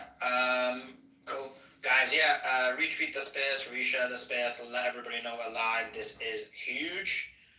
We're not going to be ending the space, obviously, as you know, sometimes we do, but we're not going to be ending the space. We need to continue running the space, but I will be going live in YouTube as well at the same time, so I'll be giving news on both. And yeah, that's the latest. Sorry, was somebody speaking when I interrupted? I can't remember now. It's okay. I was almost done. That's fine, Sully. Carry on. Appreciate it. I'm sorry because I'm trying to organize the interviews as well. I was trying to get someone in earlier, but unfortunately I couldn't. But yeah, we'll be back in the normal time. Okay, let's go to Matrix Resist. Can we emphasize on something? I think there are going to be two reasons, or probably more, why Iran is now retaliating throughout the region. One thing could be Iran emphasized that the armed forces of Iran, their patience is running out because the US has violated many times the ceasefire in all fronts, or what happened after Ali Larijani's death. The Iran said basically, if any assassination happens, we go after throughout the whole region, and I'm worrying that maybe one person got assassinated. That's my take. Why they would? I mean, maybe that's because their patience running out. That could be too, or we lost someone great, and I hope we didn't.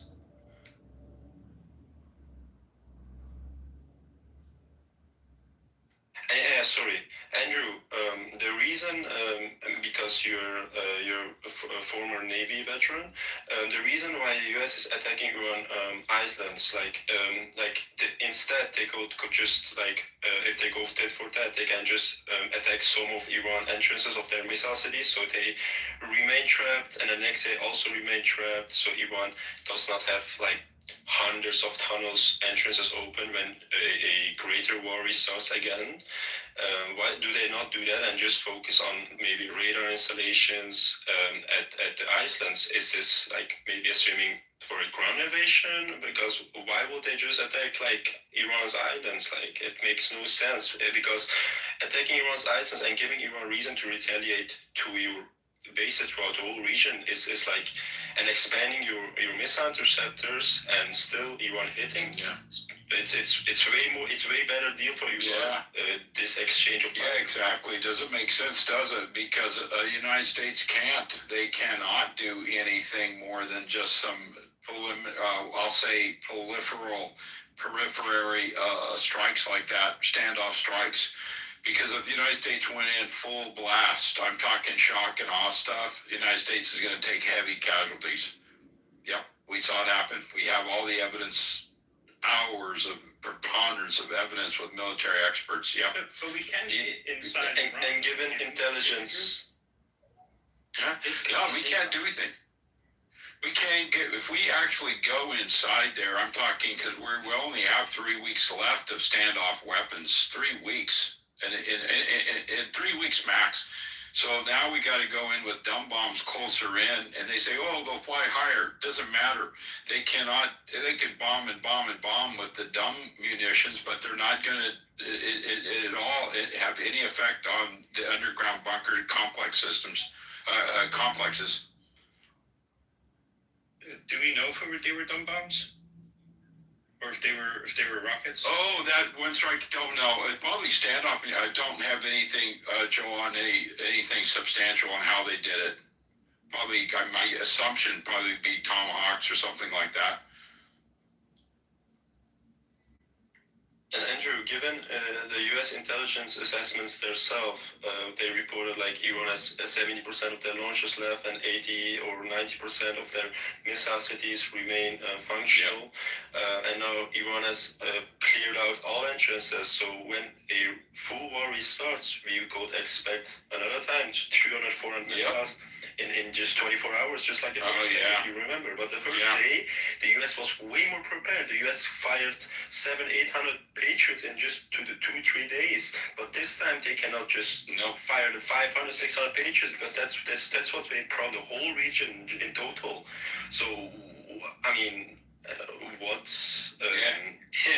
You're already asking a rhetorical question. Every missile would seem like a double tap, because you're expanding your less interceptors and more are getting through. 30 to even 60-70% of missiles getting through, and it means massive casualty event after another.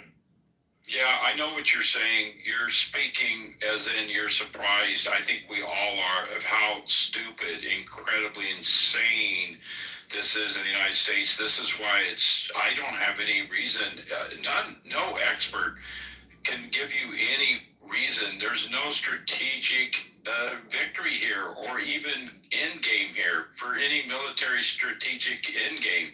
It's insane beyond unreason, beyond, I have no words.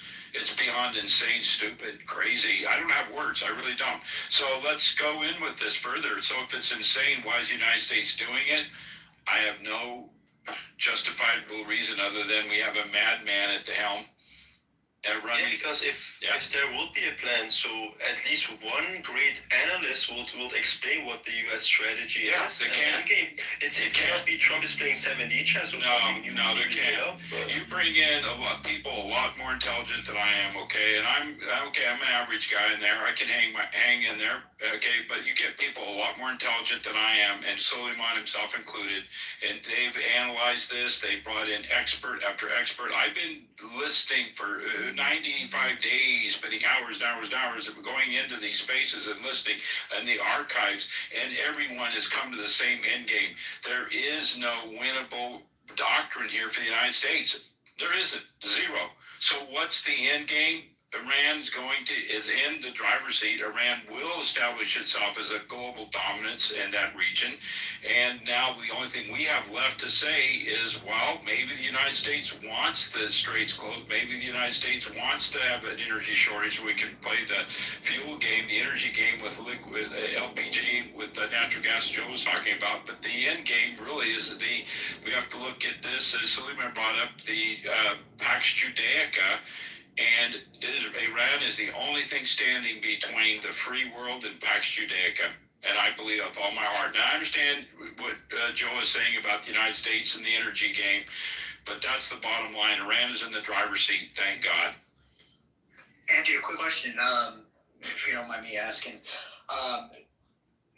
There clearly is no plan. Is he willing to sacrifice all the U.S. bases within the GCC? Because I don't look at them as done. I look at them as military occupation. Yeah, they're done. Game, it's finished. I hope we're all using the proper English grammar here. We have to use the present perfect tense. Let's study that super quick, super fast grammar lesson. Present perfect tense is that which is ongoing, has already happened. It's already done. The United States of America has lost the war in Iran. Iran won the battle. We have no more military presence Because if you don't have a naval force, you have no naval forward presence. All Navy doctrine is based on any global presence. If the strongest country in the world has to have the #1 Navy in the world, do the math. I was trained in that. I know Alfred T. Mahan's law of the sea, how that works. Naval power projected. We do not have any forward naval projection power in the Middle East. That's gone, and it has been established over 90 days now. And there will be no more reestablishment of that. And someone says, oh, it'll come back, make America great again. Okay, well, go keep drinking the Kool-Aid. We're now in a new multipolar world. That is past tense. As Simon Dixon has said, so we've all said this, we're seeing Suez Canal. Breaking news. Let's not mention people going out in space. U.S. forces successfully defeat multiple Iranian ballistic missiles and drones conduct self-defense strikes on Qasem Island in response to attempted attacks by Iran across the Middle East on June the 2nd. Iran launched several ballistic missiles towards regional neighbors, however, all failed to hit the intended targets. 2 missiles fired at Kuwait fell short or broke apart en route. 3 missiles launched at Bahrain were immediately intercepted. Moments earlier, CENTCOM forces shot down 3 one-way drones launched by Iran towards civilian mariners that were transiting. No U.S. personnel were harmed. Well, that's just fake news, isn't it? No one believes that. What else have we got?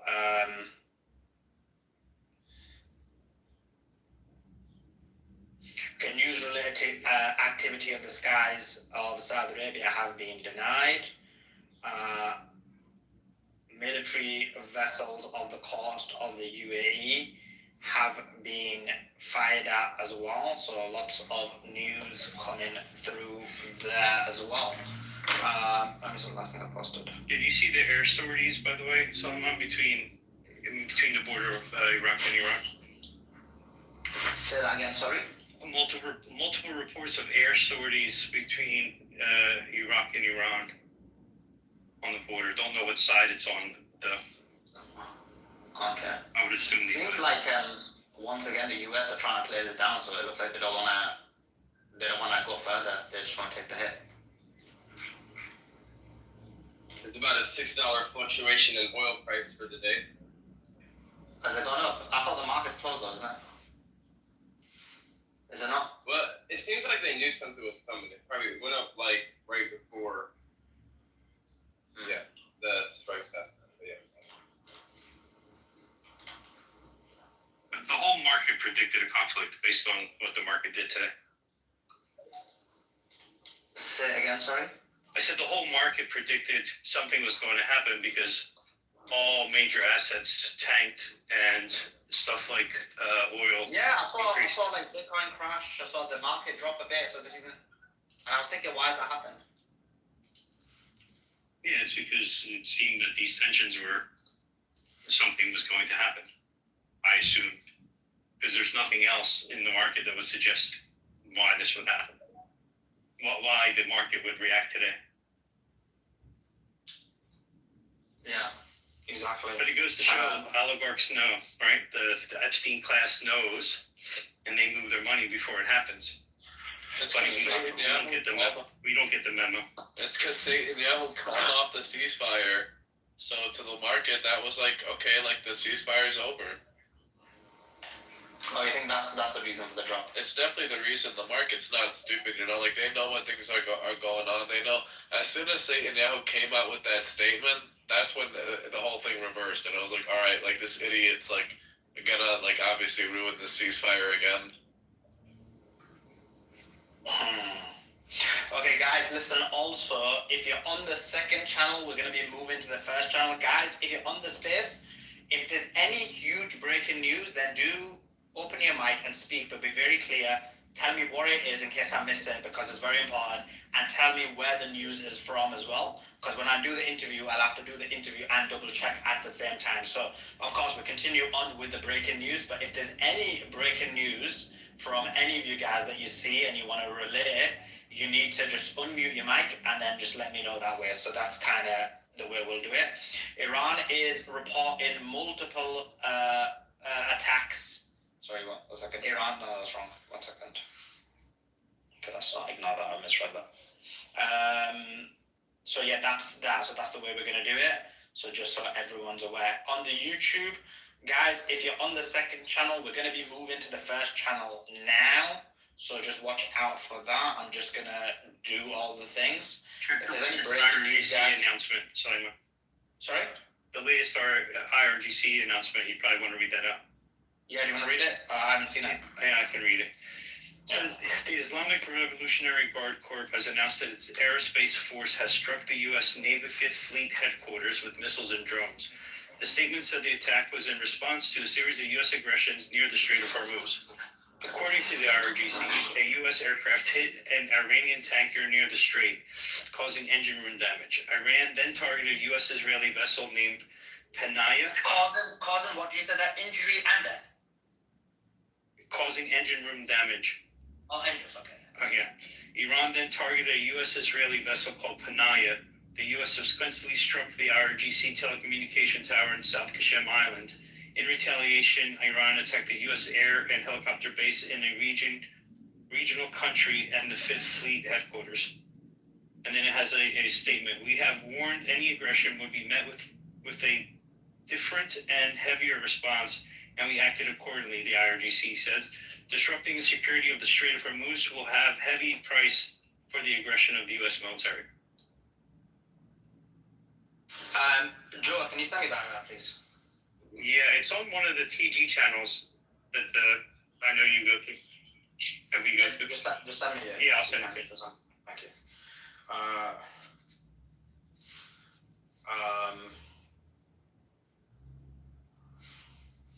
Okay, so that's how we're going to do it, guys. So that's on. Okay, if you're on the second channel, I have pinned the Moral Resistance channel. You need to come across there. Come across to the Moral Resistance channel. The tweet is pinned. Come across there. We're going to be on there. We're going to be given the latest news there. So if you can do that for me, that would be awesome. So yeah. Okay, cool. Yeah, it's got come across there. I think I've started that. Okay. And yeah, we'll give you the latest news. Okay.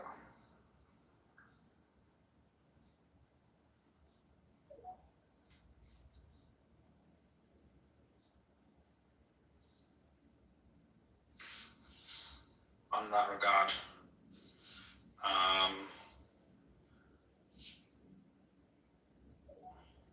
Yeah. Matrix, you want to answer while I'm switching over? Oh, yes. Given that the islands of Iran are pretty small, I mean, they're not the smallest, but I mean, they're not very big, and there's still telecommunication and other radar equipment that is still being there, and the US had 5 weeks of time to target all those targets, and it didn't achieve their objectives, or Iran was hiding them. Iran has maybe a lot of deep underground tunnel networks there. I think maybe there is another reason why the US is still trying to attack those. Maybe it's trying to weaken Iran's eyes over the Persian Gulf. So maybe in the future the US has more freedom of operations, even with the drones or everything. Because otherwise, yeah, why would you just attack radar installations of a island you're not going to invade, right? And it's like kind of an early warning radar, because Iran doesn't have like the early warning radars of US that see from 5,000 kilometers. Probably it's more like 300 kilometers, like 200 miles. And Iran coasts are like risky, right? So okay, guys, sorry, just apologies, I'm not being trying to be rude. I'm just gonna move everyone across now. If you're on the second channel, I'm about to end it. Everyone come across to the first channel. We're about to go live on there. So everyone do come across. Click on the tweet that is pinned. Everyone come across. Like I said, guys, if there's any breaking news, then do give me that breaking news, and we'll take it from there. And yeah, if you could do that for me, that would be awesome. Testing. Yeah, okay, cool. That is sorted. And yeah, lots to speak about and lots to get through. So I'm about to end the stream now, so come across.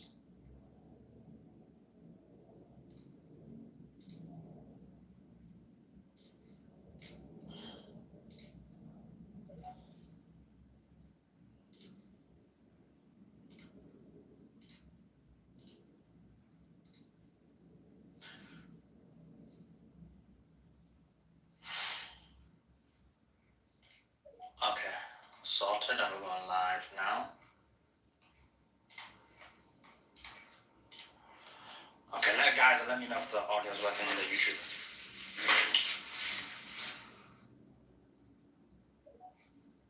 Huge breaking news. We have information now, confirmation that Iran has fired a number of missiles towards a large number of countries in the Middle East. Kuwait has been hit. At least 10 missiles were fired towards Kuwait.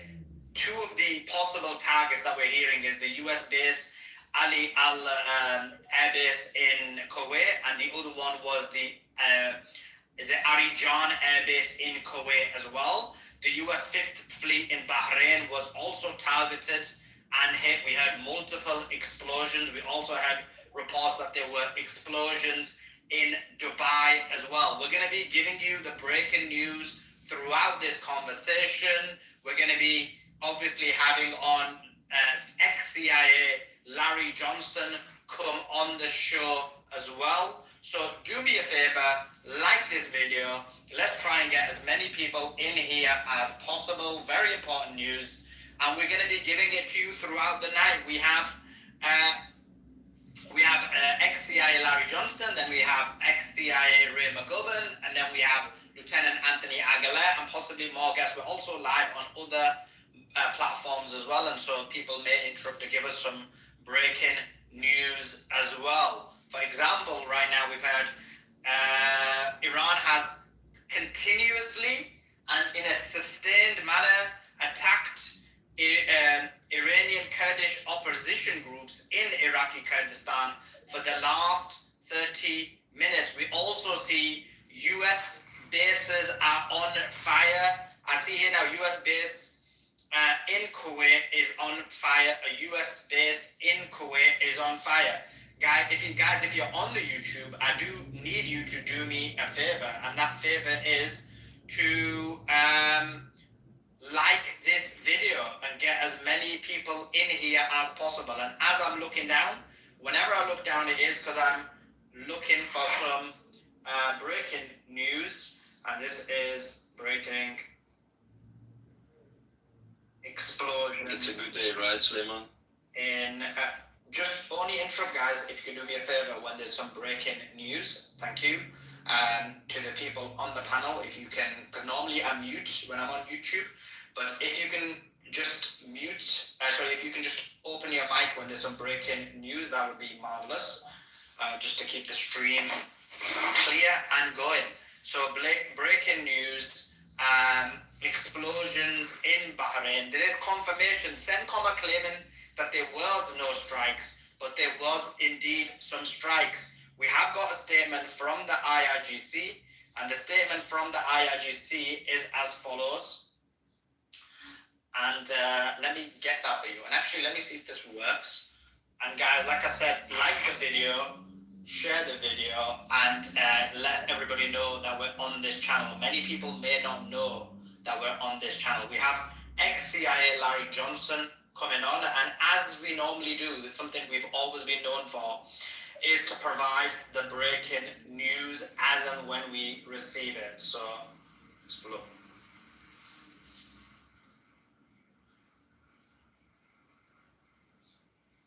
So yeah. So there was explosions in Bahrain, Kuwait. We've had some that there's explosions in Dubai, and also alerts in Saudi Arabia too.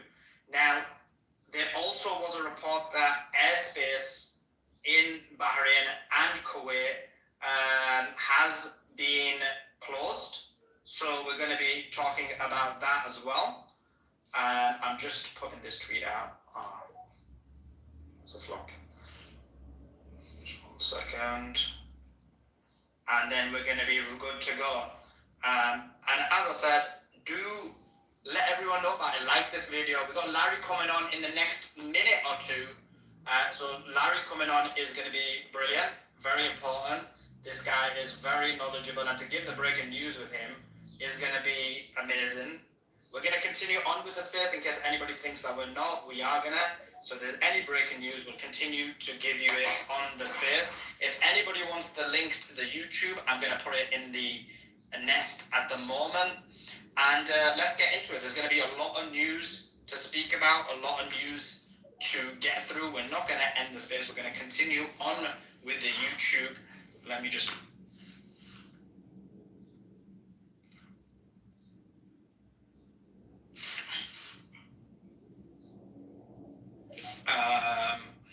okay, cool. So we're just waiting for Larry. But in the meantime, let me just give some more news. Let me try this. 1 second.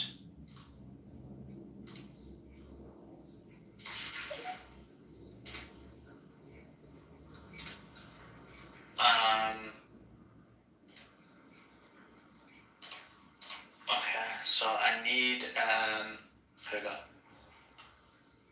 And yeah, guys, retweet the space. I'm just going to give some update on the news to the YouTube people, just in case any news they missed out on, and then we'll take it from there. So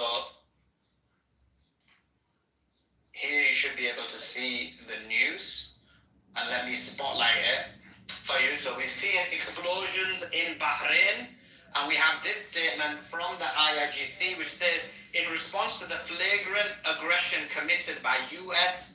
terrorist forces against the national sovereignty of the Islamic Republic of Iran on Qasem Island, the IRGC Aerospace Force struck U.S. military occupation bases in Kuwait with precise and intensive missile strikes, successfully destroying their targets and setting the aggressors' fortification ablaze. The IRGC issues this as an initial response and delivers a severe warning to the U.S. administration and any parties permitting their territory or airspace to be used as a launch pad for aggression against Iran. Any acts of aggression or any move against a single inch of our borders and sovereignty will be met with seismic crushing and decisive response that goes beyond existing boundaries. Our forces will not hesitate to turn all enemy positions and interests in the region to ash. The era of hit and run is over. So that was the statement by Iran. Obviously, we'll continue to give you the news as and when we receive it. And then, yeah, we'll continue to give you the news as and when we receive it. That's brilliant. That's in the right angles for when I want to give the news there. Okay, awesome. So lots of news, lots to speak about, lots to get through. Let me just give you some more news. Obviously, some of the news we've been tweeting out, but that statement talked about explosions in specifically Kuwait. But we know there's been explosions confirmed in Bahrain. We know there's reports of explosions in Dubai.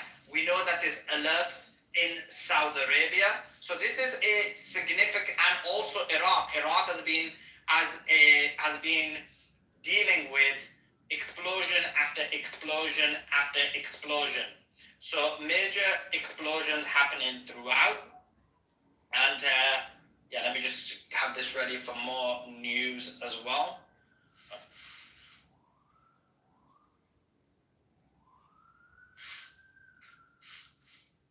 Okay. And yeah, what I'm seeing here is Channel 14 News is saying if the Iranian regime fires even a single shot at Israel tonight, all the gates of hell will be opened against it.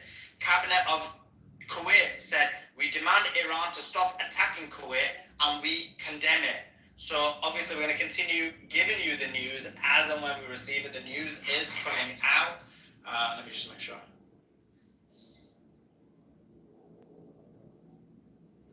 And yeah, we're just waiting for Larry. He could be a couple of minutes off. Obviously, there's a lot of news, so it's maybe held up in a previous broadcast. But in the meantime, retweet and like this video, guys, and let's try and get as many people in the YouTube as possible. Lots to get through and lots to break down. We will be having former CIA Larry Johnson. He's coming in a second. He just messaged me. Brilliant. So this is huge. This is major breaking news. And we're seeing a lot of evidence. It says escalating attacks from Iran in response to ceasefire violations by the United States of America. The U.S. attacked Qasem Island with an at least 3 projectiles and at least 1 impact. Iran hit Ali al-Salim Air Base in Kuwait. They hit Arif Jan military US base in Kuwait. They hit US Navy 5th Fleet base in Bahrain. Targets within the UAE, apparently an American base in UAE. Possible sirens in Saudi Arabia. There was sirens in Saudi Arabia, but we don't know about if there was any strikes. And also, Separatist HQ in Erbil in Iraq were hit as well. Multiple strikes and multiple hits. That's the latest news. Obviously, we're going to continue to give you the news, and actually, let me catch up the YouTube for any of the news that they missed. Although I did a kind of overview give it, but we've seen multiple hits. CENTCOM are denying that any of these visuals were hit, but they've done that in the past. They've done that in the past where they deny strikes, and then we find out that strikes did indeed hit. We're going to have Larry Johnson coming on. He's going to break all of this news down with us as it's coming through live. The only thing I ask of the YouTube audience is if you can like the video. Brilliant, everyone's hitting the emojis on there as well. Appreciate that. On the X, if you can retweet the space as well. We're going to be continuing to give you the news throughout the night. We've got so many great guests coming on to break the news down.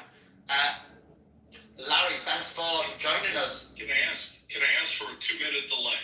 Because I've been sitting here back to back since 6 o'clock. Of course, Larry. Do you take? Never mind 2 minutes, Larry. Take 3 minutes. Okay. I was gonna say take the number of minutes as missiles struck, but then there'll be too many missiles. There'll be too many minutes. I'll be right back. I gotta turn the lights on anyway. It's starting to get dark. Appreciate it. So Larry will be coming on in a couple of minutes. Don't worry about it. I was gonna say to Larry, take as many minutes as the number of missiles that Iran just struck today. But then I realized there's so many. I don't want to be waiting so many minutes. So I changed my mind and I didn't say that to him. But let me continue to give you the news as this is happening. In the meantime, like I said, you guys, I'm not going to repeat it, but you guys know what you need to do. Kuwait did receive a large number of hits too. And this is ongoing. So obviously, as the news comes in, we'll continue to give you the news as and when we receive it. Okay, so the IRGC says the U.S. struck and this is, was mentioned earlier in the space as well, but the IRGC said the U.S. struck an Iranian oil tanker near the Strait of Hormuz, damaging its engine room and IRGC telecommunication mast south of Keshem Island. In response, the IRGC says it targeted a vessel named Panaya with anti-ship missiles. Apparently that vessel is an American-Israeli vessel, or an American vessel at least. A U.S. air and helicopter base in a regional country, they targeted those. U.S. HQ of the U.S. Navy 5th Fleet with missiles and drones. And I mentioned all of the U.S. air bases where these strikes were carried out. So we have a huge amount of breaking news coming through. Obviously, we'll continue to give you it as and when we receive it. Okay, the IRGC, just some more information. I just mentioned this, but the IRGC confirmed it struck a vessel called Panaya in the Strait of Hormuz in response to alleged U.S. attacks. We also have the U.S. officials who made a statement. They said, we remain committed to the ceasefire with Iran. The ceasefire remains in place. The ceasefire still stands. What that tells you is the United States of America are not going to be responding to these attacks. Quite clearly, this is a major escalation and major aggression by Iran in response to multiple strikes on their locations. Guys, make sure you subscribe to this channel as well and put your notifications on. As you know, for many years, we've been the #1 place on X for breaking news, and now we're doing the exact same thing on YouTube. We have a huge number of people on X, and we've got a huge number of people on YouTube as well. So, let me just see what else we've got here. Iran is hitting Kuwait very hard with major bombardment. The fact that the United States of America are saying that they're not going to respond, that the ceasefire remains in place, is interesting to say the least.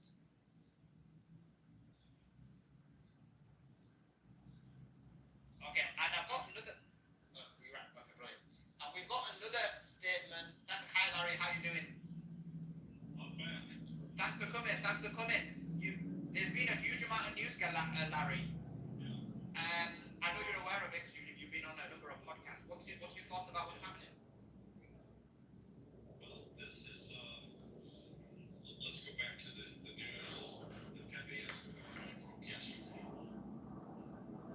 We received intelligence last Thursday.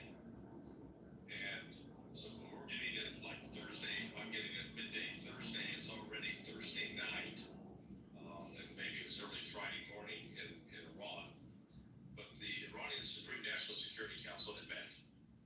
And they met in response to the attacks that had been taking place on Keshem Island in Bandar Abbas, and the attack on two Iranian naval speedboats. And so the message, they made a decision and then directed President Pezeshkian to contact Foreign Minister Sharif of Pakistan. And Pezeshkian delivered the following message to Sharif. Now remember, this was last Thursday. Said, one, we're going to withdraw. We're breaking off the negotiations. The United States is violating it. They've attacked us. They blockaded us. And the Israelis are attacking Lebanon and are attacking Beirut. That is a complete violation of the ceasefire. We're pulling out. Second, we're going to withdraw from the non-proliferation treaty. And third, we will then, at some point after that, as a demonstration to show that we do have a nuclear device, we will detonate a nuclear device in Iranian territory in order to say, okay, this is now, Iran has upped the pressure. And what happened, then Sharif turned around to his foreign minister and said, okay, get on the phone or get with Marco Rubio as fast as possible, let him know this. So the United States was informed of that. I think it'd be natural to say, well, okay, that's what they're saying, but they don't really mean it. And then 10 o'clock Eastern time yesterday, 10 a.m. Eastern, Iran announced, we're done. The negotiations are over. The United States basically is not trustworthy. Now, within that is conditional. That if the United States turned around and began complying with the agreement and doing what they had said they'd do, then Iran, I think, would reconsider. But until the United States does that, they're not going back. And the point you're making that the United States has said, oh, the ceasefire is still in place. That tells me that part about the nuke, that's also true. Because they don't want to go there. The United States does not want that to happen. The minute Iran detonates a nuclear device, shows that it has one, and Donald Trump is going to be proven the ultimate buffoon. It was under his watch that this whole thing fell apart. So that's where we're at, and I think right now what Iran is doing what it said it would do. It's targeting these attacks that have taken place on Iranian territory came out of Kuwait. So they're hitting Kuwait. They're not hitting Saudi Arabia. They're not hitting Qatar. The next one, they're reportedly also hitting Bahrain. And they will probably hit the UAE if the UAE continues to provide support to U.S. military operations. So yeah, this is escalating. How far it will go, we'll have to wait and see. So Larry, just on that, and by the way, guys, we are going to give you the breaking news as and when we receive it as well. So I know a lot of people here for the breaking news. I guess the question is, who or how did Iran get the nuclear bomb? Was it something they produced themselves? Was it a third-party country that gave it to them? What's the information on this? You remember Ringo Starr's song, I Get By with a Little Help from My Friends? I think this was a Ringo Starr moment.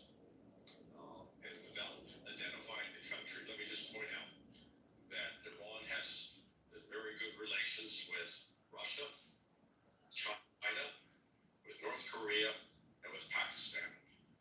What those four countries all share in common is they all have functional nuclear weapons.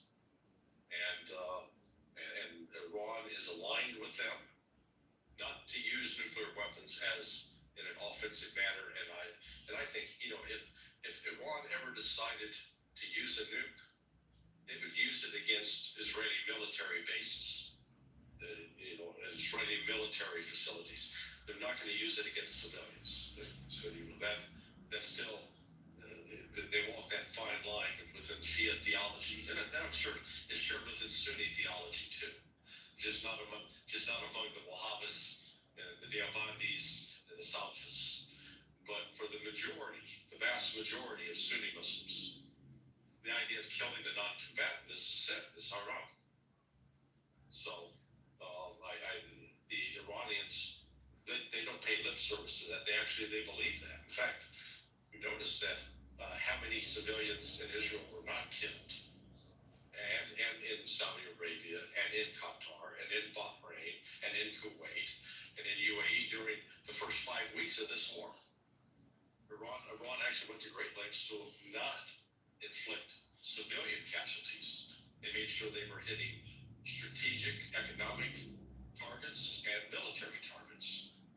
Now, did they kill military personnel? Oh, absolutely. Well, that's fair. That's, you know, that's not dishonorable. Killing civilians, dishonorable. And I'll add a note to that we had to listen to the Israeli ambassador to the United Nations Security Council yesterday complaining about Hezbollah attacks in Israel.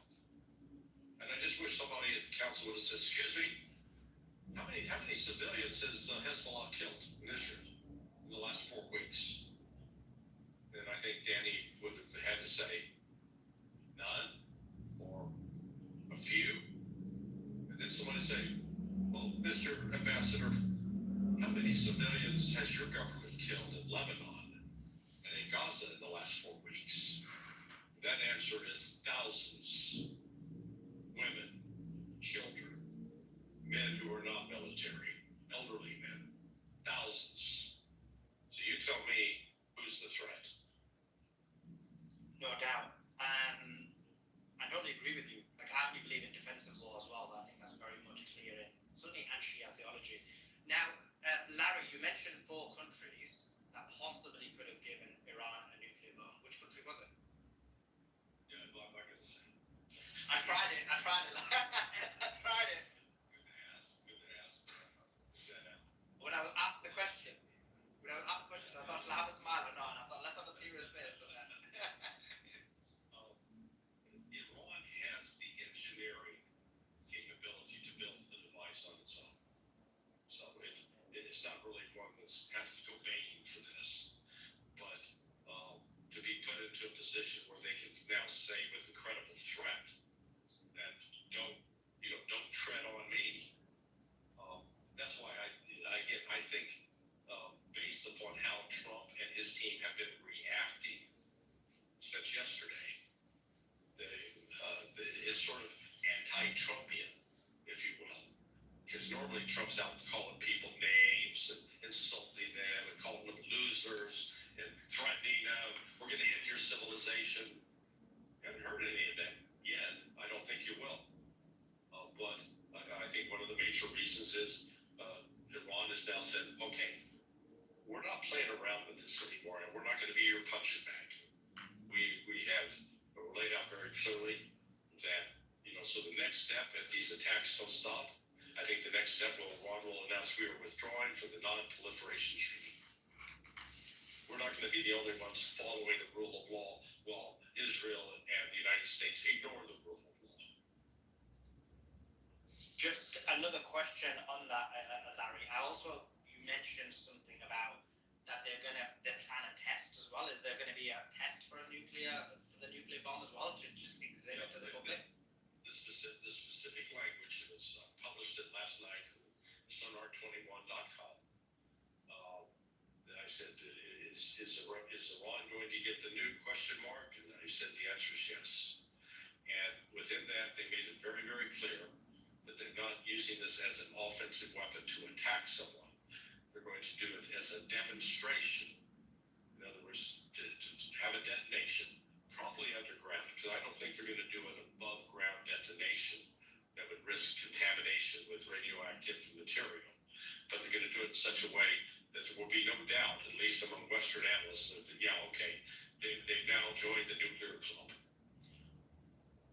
Okay, and in terms of this possible nuclear demonstration they're going to do, is this, I'm presuming based on the information that you've given, this was after the assassination of Sayyid Ali al-Khamenei, and what?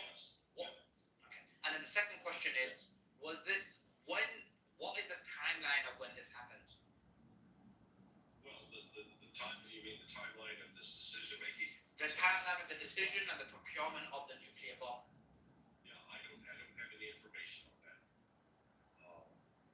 But it's something that's been done, and I would suspect the Ayatollah had directed these people prepare. If I was him, I'd prepare at least 3 devices, because you don't want to just prepare one. That's all you got. To have a credible threat, you got to have more than one. And but to have it, in their back pocket, would Iran return to the table and say, okay, let's negotiate that we don't have a nuclear weapon? Yes, I believe they would, because they want to live in a situation where they're not under nuclear threat from Israel, and that they're not under threat of being attacked at whatever moment by the United States or by Israel. Because the history, despite all the Western propaganda, the history of Iran for the last 47 years, is they've not been out attacking their neighbors. They haven't rallied armies to attack Saudi Arabia, Kuwait, Bahrain, UAE, Qatar. No, they stayed at home. The only time that they went outside was to Syria when they were asked for help by Bashar al-Assad, who was under a concerted attack by the West, by U.S. intelligence, by British intelligence, by Israeli intelligence, who were aiding and abetting the radical Islamists, the Salafists, the Deobandis, the Wahhabis, that, and they're under their, I'll call it the un-Islamic version of Islam. They would kill other Muslims simply because they took it upon themselves to judge who was a Muslim and who wasn't, which is, again, I think, anathema to the mainstream Muslim thought. Totally agree. And we've got some more breaking news. This is a statement. We did get a few statements, and we'll just give the news as well as we're having this interview, the breaking news. This was a statement by the IRGC. The earlier statements allegedly weren't accurate. This is an accurate rendition of the statement. It says, quote, late last night, the invading U.S. military targeted an Iranian oil tanker near the Strait of Hormuz with a Hellfire missile, damaging the engine room. In response to this aggression and violation of the regulations of the Strait of Hormuz, the IRGC targeted an enemy Zionist American ship, the Panaya, with missiles. In renewed aggression, the American enemy also targeted an IRGC communication center on Keshem Island. In response to this aggression, its airbase and its helicopter base stationed in one of the countries in the region, Kuwait, as well as the headquarters of the U.S. Fifth Fleet in Bahrain, was subjected to an attack by missiles and drones of the IRGC Aerospace Force. We warned previously that in the event of an aggression, the response would be different and harsher, and we have acted accordingly. These responses should serve as a lesson. We reaffirm that undermining the security of the Strait of Hormuz will cost the invading U.S. military a heavy price. We also have another piece of breaking news which says, quote, a no-fly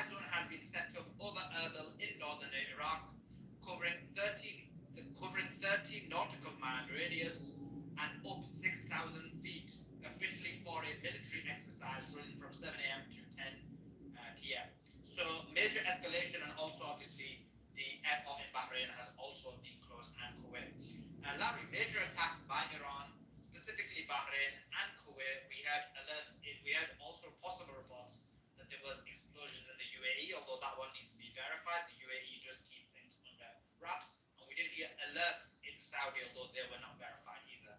What's your thoughts about these specific attacks? Well, again, they are measured responses. The key is they are responses to U.S. attacks. These have not been initiated by Iran. And that's been, that's been the track record throughout this war. So, Iran is, I'll say, maintaining its integrity. That they're not going to play into the hands of the West that wants to create a narrative that they're this crazed Islamic fanatics who want to destroy Christians.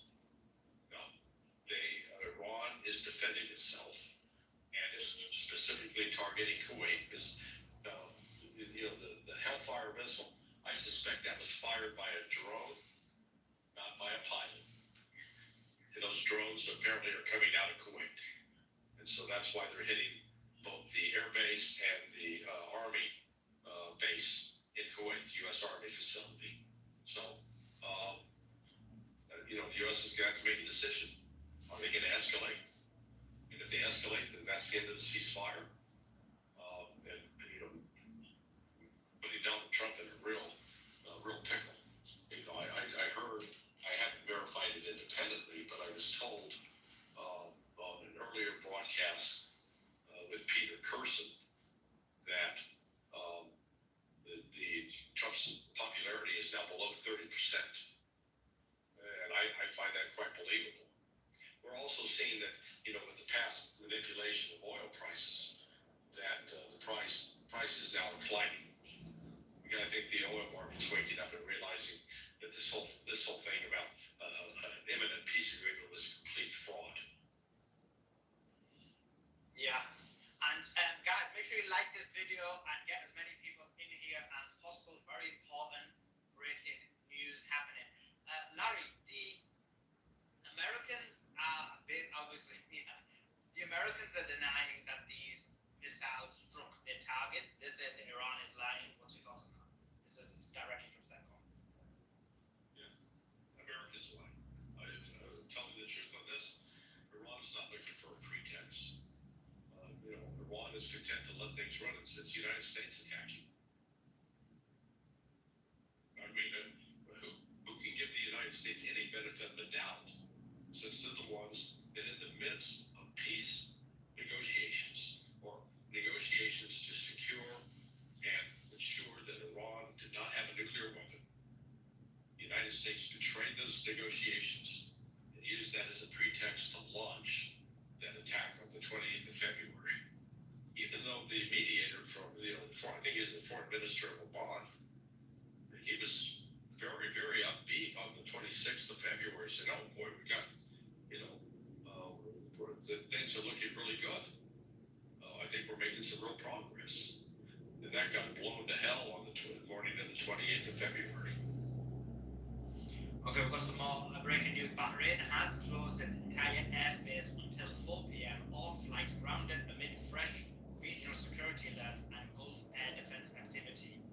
That's the latest news on that. We did hear earlier on today that Bahrain had cancelled their flights to Iran and Iraq. Could that be in relation to this? Did they kind of smell something was coming? Yeah, I'd say so. I don't believe in coincidence. So if it's in fact, if that is true, then yeah, that would show that they knew this was coming. They knew the United States was going to go after this Iranian tanker. So the U.S., Larry, is saying that they don't want to escalate. They're trying to again play this down. The countries that were hit, the smaller Gulf countries like Kuwait, like Bahrain, do you think this does escalate, or do you think that Trump's, as you mentioned, because of the fear of the nuclear bomb, because of the fear of various other things, Trump wants to play all of this down? Yeah, well, I think he's trying to play it down right now, because of that message that is delivered to Marco Rubio, pointing out that this could advance to a demonstration that Iran has a nuke. And I think Trump and company want to avoid that embarrassment. I mean, that would be a complete, the questions that were coming up at the press conference was, wait,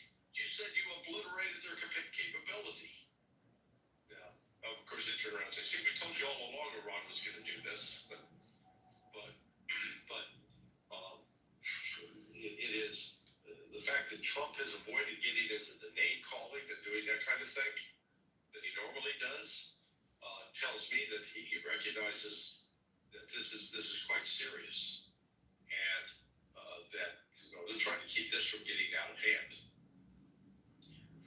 But in order to stop it from getting out of hand, the one thing you've got to do is to make sure that you don't cause the initial confrontation that will cause this to get out of hand.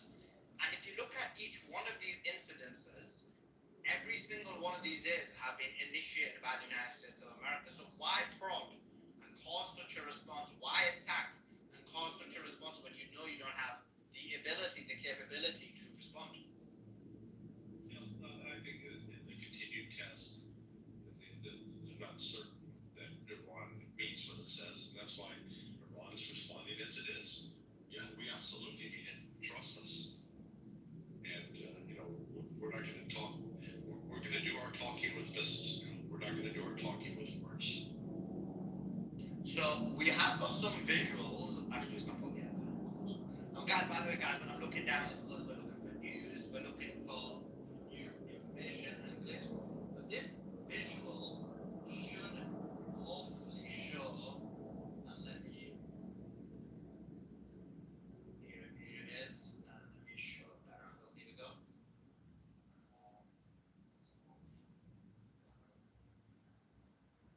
Okay, so you can see here, hopefully, you can see this American air defense failing in Kuwait after failing to destroy Iranian missiles. So you can see the Iranian missile does end up striking. So this kind of debunks the claim, Larry, about them stopping the missile. Are you suggesting that the United States is lying? Oh my goodness. Yeah, I mean. Yeah, you are, and they are. Okay. Yeah, this is. We intercepted everything. Yeah, sure. Tell that to the people on the ground. Yeah. I don't rule out the possibility that Iran, in its missile response, is using what I'll call lower grade, lower capable missiles that they're using. That these are more just as a reminder that, okay, we're not hitting you with our full weight. We're hitting you enough that you know we're serious about this. But if you keep fucking around, you're gonna find out. Yeah, and that's exactly what's happening. Larry, just on this, actually, let me get up the targets that were struck in these different locations. So it was Ali Al Salim U.S. Air Base in Kuwait. It was Arif John military U.S. base in Kuwait. There was the U.S. Navy Fifth Fleet in Bahrain. There were also allegedly targets in the UAE. We did hear there were sirens in the UAE. We also had the possibility that there were sirens in Saudi Arabia. And then we also heard that the separatists HQ, which some call Mossad HQ, in Erbil also received consistent attacks as well.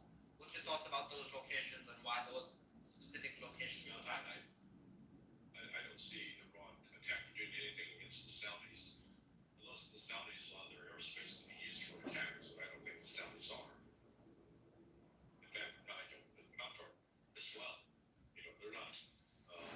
They've got the major airbase in the area, Al Udeid, but apparently that airbase is not being used for any kind of offensive operations against Iran. As far as Bahrain, there is no Fifth Fleet there anymore. Where the Fifth Fleet used to be located, where the Fifth Fleet headquarters used to be. But now those buildings, my understanding, are basically empty. So the United States is not in a position to really do much damage to those. So if the fleets are empty and non-operational, why would Iran waste their time attacking it? Well, again, it's the West claiming that it's attacking it, not Iran. I didn't see the RRGCs that were hitting targets in Bahrain. Well, this one claims this, unless this is a fake one, but I'm being told this is a legitimate IRGC statement. The one I read, you know the one I read, Larry? It says, in response to this aggression, its airbase and its helicopter base stationed in one of the countries in the region, Kuwait, as well as the headquarters of the U.S. Fifth Fleet in Bahrain, was subjected to an attack by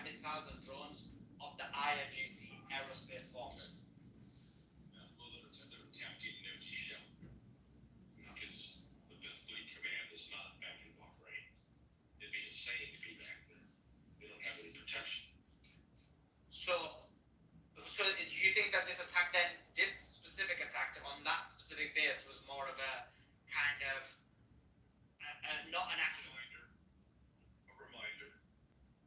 You know, the reason they may have targeted that was because the other,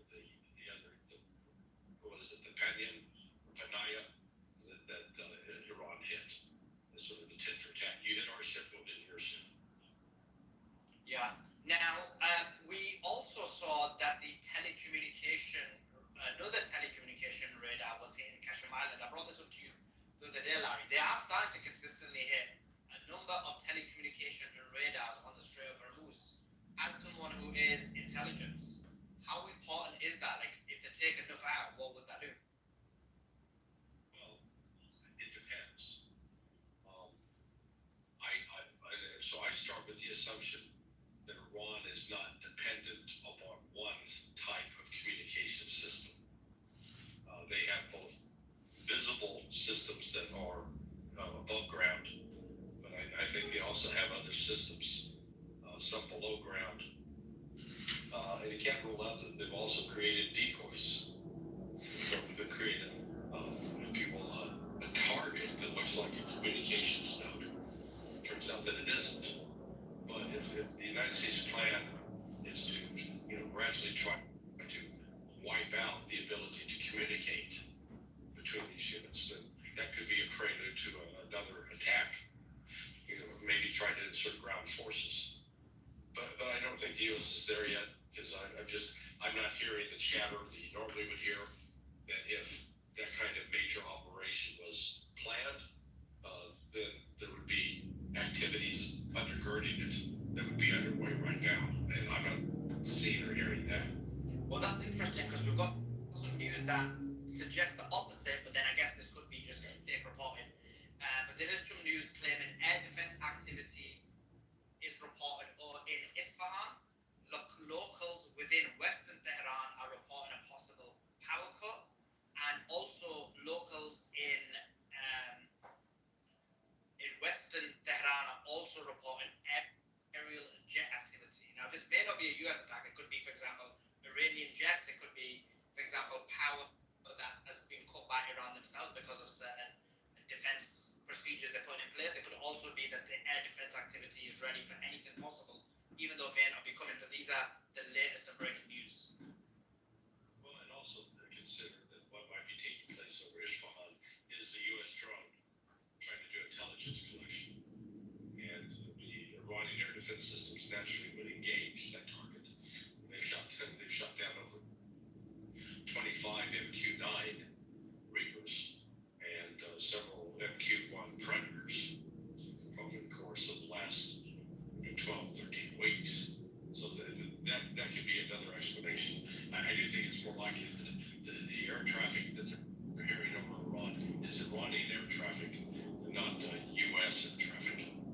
Fair enough. That makes sense. That does actually make sense. Because I remember you mentioned to me that if something like that was to be happening, you would be hearing chatter at least about 5 to 6 hours before something happened. Yeah, there's a whole host of this. They issue first the flow is there's one that issued a concept of operations, and then there's a warning order, and then the units that are actually going to carry out the military activity, they have to go back with a proposed concept of operations, and then that concept of operations is accepted and modified, communicated back down the line, and then that becomes the plan, and then they have to wait for the execution order. So I don't think we're at that stage yet. But again, I'm not sitting in any of the command centers monitoring their message traffic. Yeah. And guys,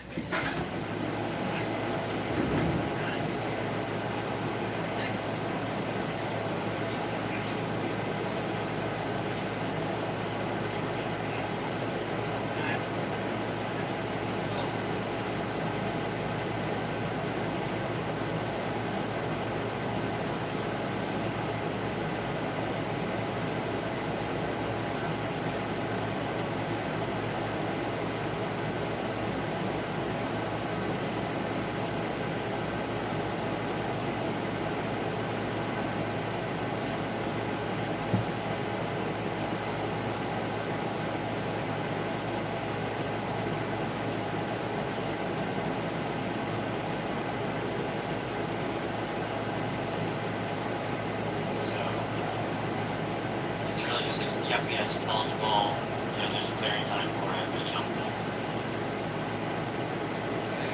Here.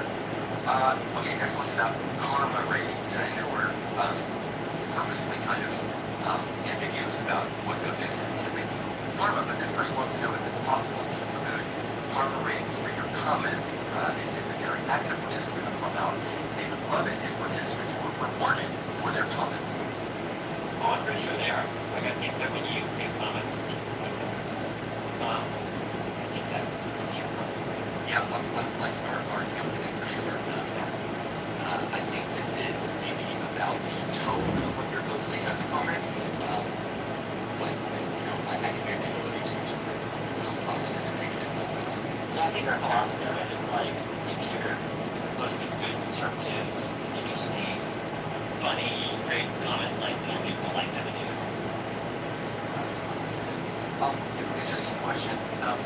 I got this a couple times this week from users in Japan who say that karma means something very different there, and they were curious why we chose that word because it has negative connotations. Oh no! I'm sure it's down that. Well, I mean, that's true. That was a total oversight. But we mean good. We mean well. Oh no. Okay, so Paul, I've got one more question for you after taking us a long time, which could happen. This user would like to ask about something that was previously mentioned in a town hall. Paul, you said that we would at some point get the option to delete private back channel messages, but we haven't heard anything since. So is there an update and might this happen? It's not an update, but I will make it be an update.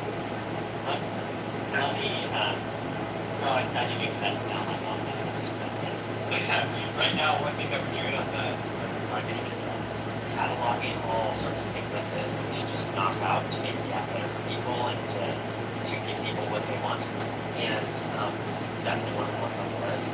So let me take an action item to try to make that. Awesome.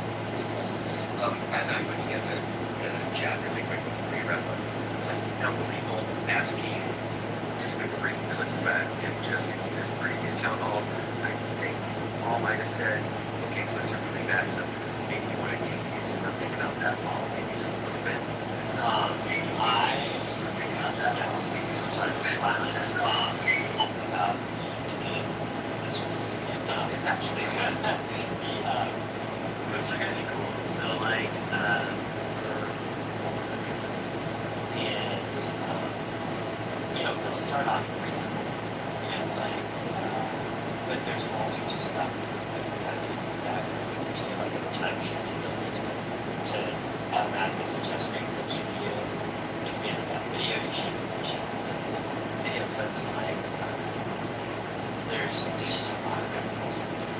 I'm excited about it as a way to help you catch up on the best moments from rooms that you missed, and for people to share it off platform and build their communities, for people to have it as a way to discover new people they might want to follow, new houses they might want to join. Like if you go to a house or someone's profile, it'd be really nice if you could listen to some highlights of like some of the funniest, most interesting, best things they've said. So I'm really excited about it. It's gonna be awesome. We're working on it right now. As you know, I get asked about clips a lot. New houses they might want to join. Like if you go to a house. It's been kind of pandemonium in terms of great feedback. And I think as somebody who has, this about me, I have internally advocated for some form of clips to return based on the feedback we got. And I was not even prepared for how phenomenally better it's going to be than the original clips experience. Let's not overset expectations. It's pretty simple to start. But no, it's fundamentally going to change the way people use the app, and that's all I'm going to say. Oh, that's awesome. That's cool. Yeah, well, I'm super excited about that. Hopefully people like it. I will intend to make sure that they do. So we have made it just in time. I'm super glad we got to everyone's questions that sent in. Again, please send us your questions so we can answer them here in Town Hall. And Paul, please bring us home for another Town Hall. June is in the record books. All right. Thank you, everybody, for coming to Town Hall. We say this all the time, but we really, really, really want your feedback. We're really trying to do a great job of building what you want and building what you're asking for. So please tell us what you want more often, and we're going to see how quickly we can get it out to you. I'm really excited about the big things that are coming out that we've talked about, and also ones that we haven't yet talked about. And we'll see you in just a couple weeks. I think June 2nd. Wait, what's our next town hall? July 7th. July 7th. Okay, perfect. We'll see you, I guess, July 7th, which is not in a couple weeks, but we'll make sure to drop a ton of updates, and more importantly, a ton of new product updates to the app over the weeks that follow. And thanks for hanging out with us. Hope you have a wonderful rest of your day, rest of your evening, wherever you are in the world. And as we like to say here at Clubhouse, we'll see you in the hallways. Thanks, everybody! Big thanks again to Natalie. Here comes the plane, everyone. Well, I got it, Double dipping. Bye.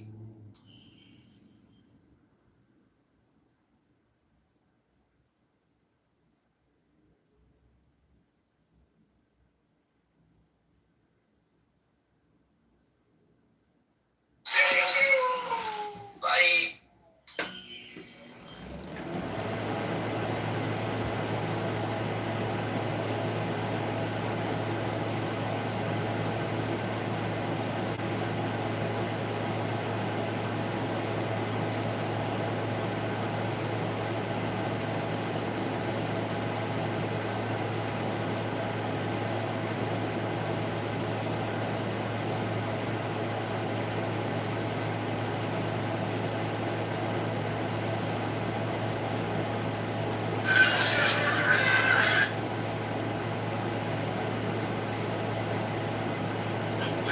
You found my channel.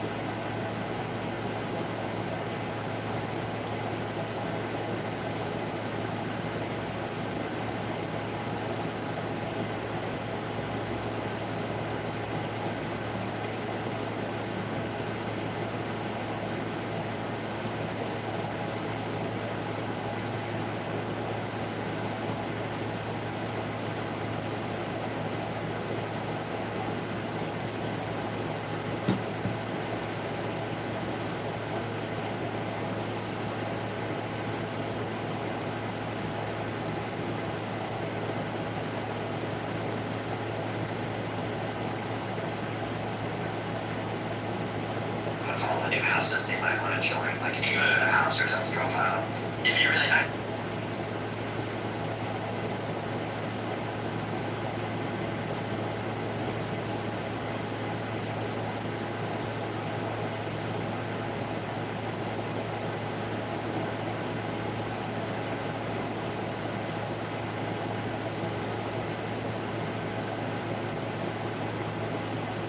with all the new housing.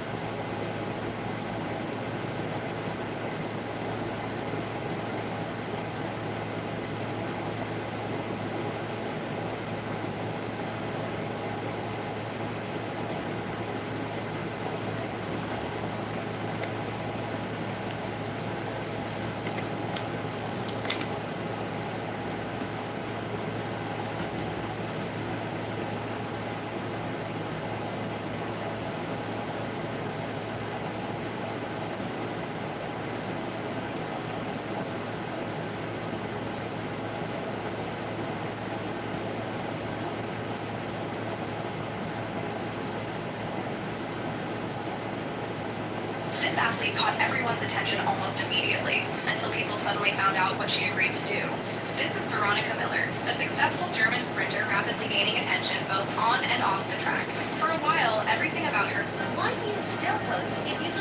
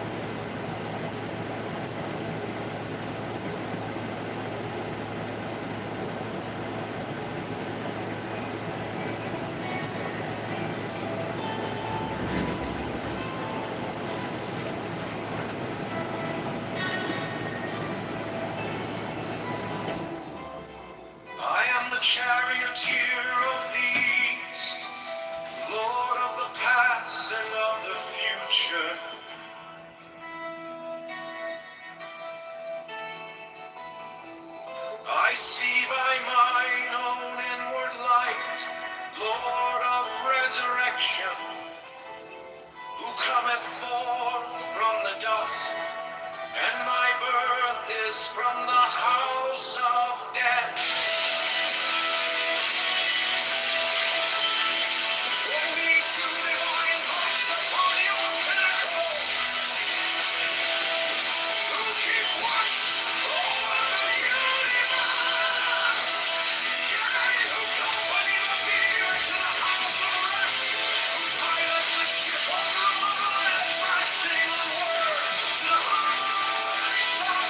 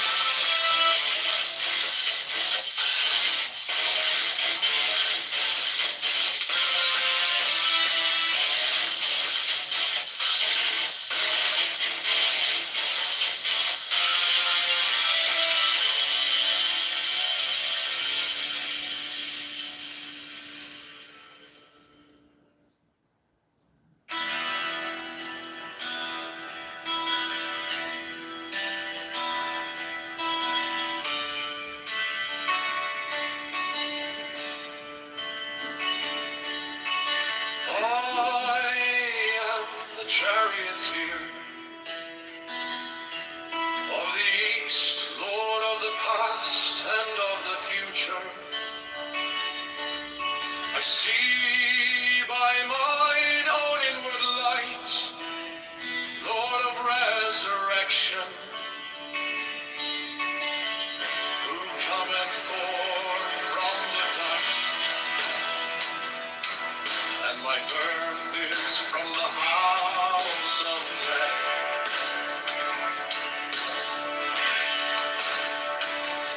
Oh, ye true divine hawks upon your pinnacles, who keep watch over the universe, ye who company the beer to the house of rest, who pilot the ship of wrath and sing onwards to the heights of heaven.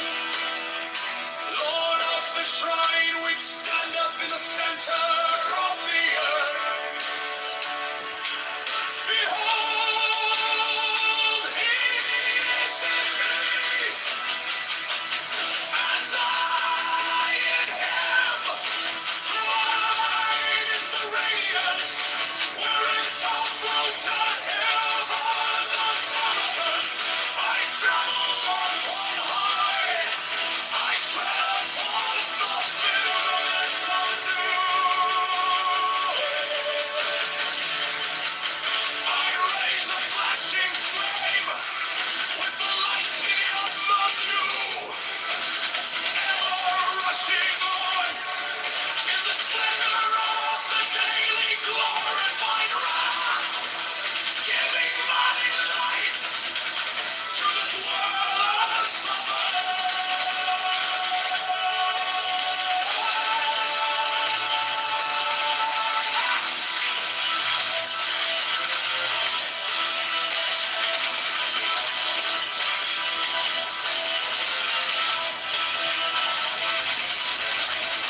I say, come on from the mountains, celestial waters shall flow at my word, for I am ready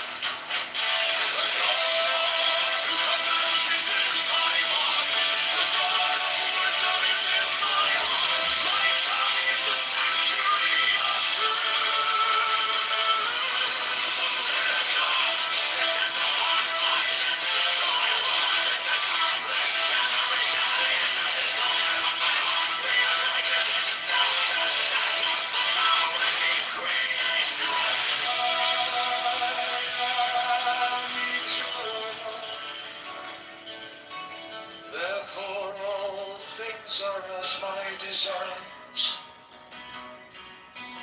Therefore do all things obey my word. Therefore do thou come forth unto me from thine abode in the silence. Unutterable wisdom, all light, all power, grace, luxury,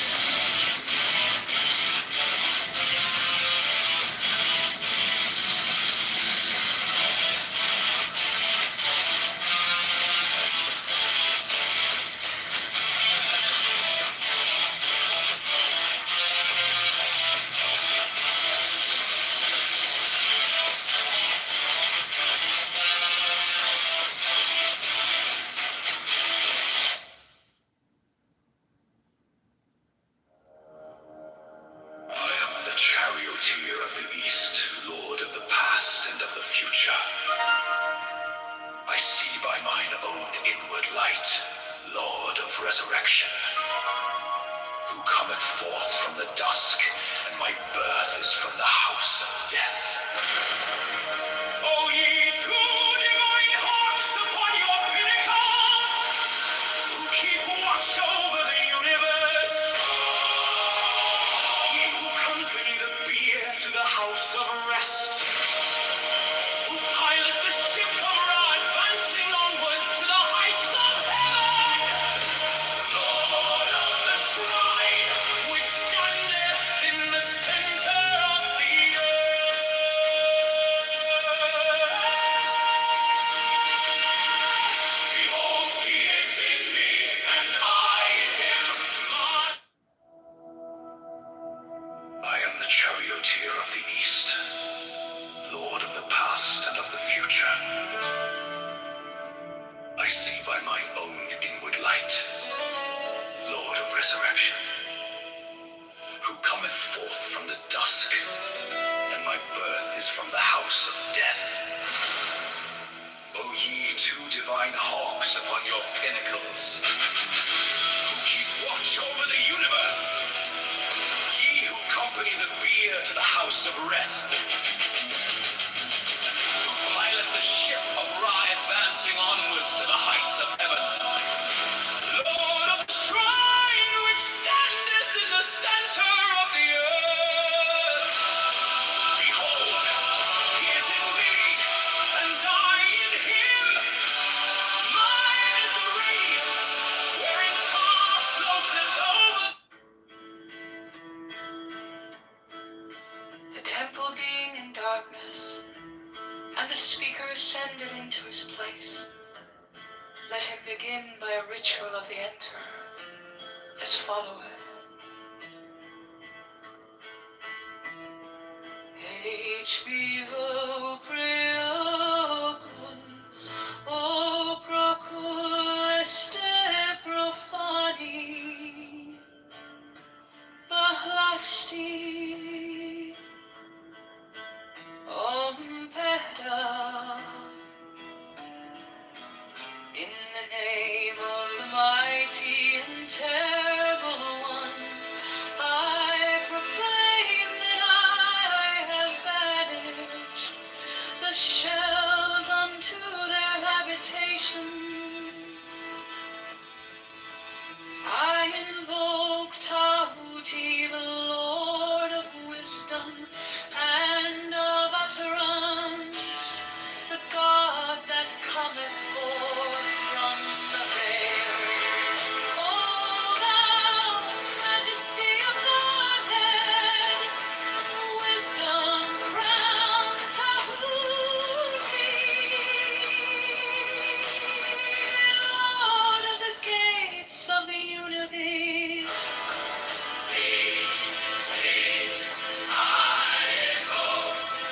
O thou of the ibis head,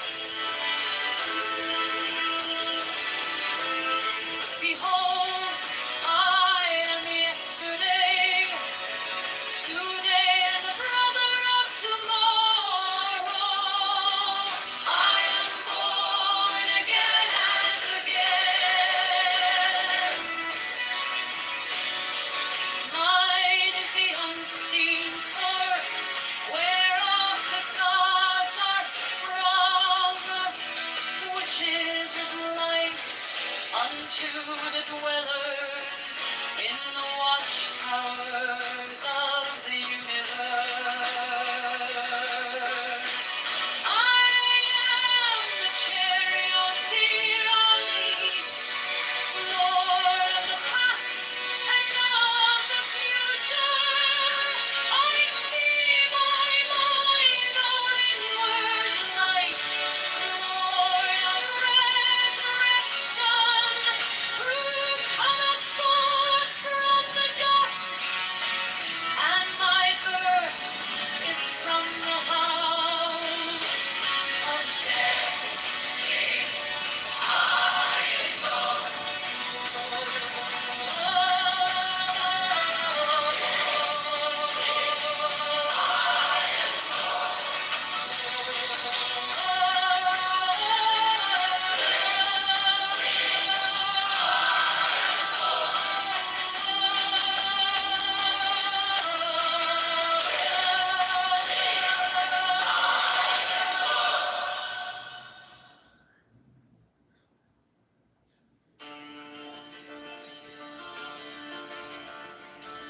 The temple being in darkness, and the speaker ascended into his place.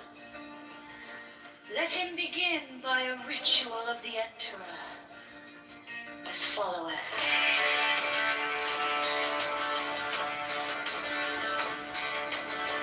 HB Valpriocol, Procol est profani, Balasti, Ompeda. In the name of the mighty and terrible one, I proclaim that I have banished the shells unto their habitation. I invoke Tahuti, the Lord of wisdom and of utterance, the God that cometh forth from the veil. O thou majesty of Godhead, wisdom crowned Tahuti, Lord of the gates of the universe. Thee I invoke, O thou of the ibis head. Thee I invoke, thou who wieldest the bond of double power. Thee I invoke, thou who bearest in thy left hand the rose and cross of light and life. Thee I invoke, thou whose head is as an emerald and thy rims as the night sky blue. Thee I invoke, thou whose skin is of flaming orange as though it burned in a furnace. Thee I invoke.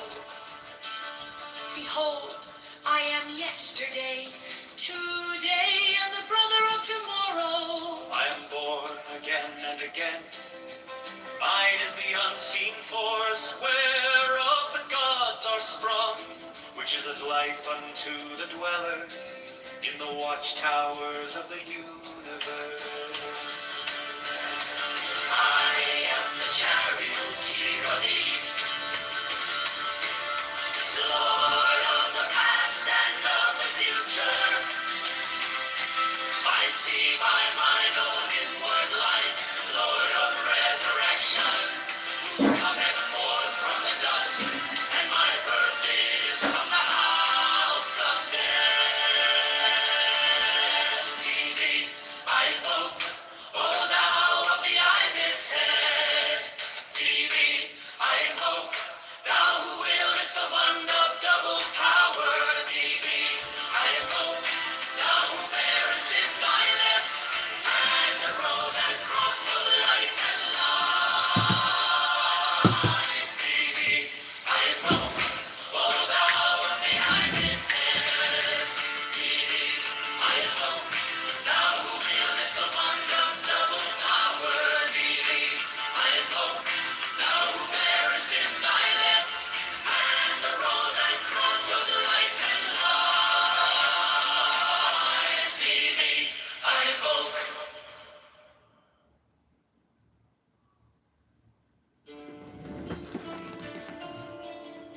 The temple being in darkness, and the speaker ascended into his place. Let him begin by a ritual of the enter as followeth. Va priocul, o procul este profani, balastion peda, in the name of the mighty and terrible one, I proclaim that I have banished the shells unto their habitations. I invoke Tahuti, the Lord of wisdom and of utterance, the God that cometh forth from the veil. O thou majesty of Godhead, wisdom crowned Tahuti, Lord of the gates of the universe. The temple being in darkness, and the speaker ascended into his place. Let him begin by a ritual of the enterer as followeth. Vau White and Paul Walker. procul este profani, balasti in the name of the mighty and terrible one. I proclaim that I have banished the shells unto their habitations. I invoke Tahuti, the Lord of wisdom and of utterance, the God that cometh forth from the veil. O thou majesty of Godhead, wisdom crowned Tahuti, Lord of the gates of the universe.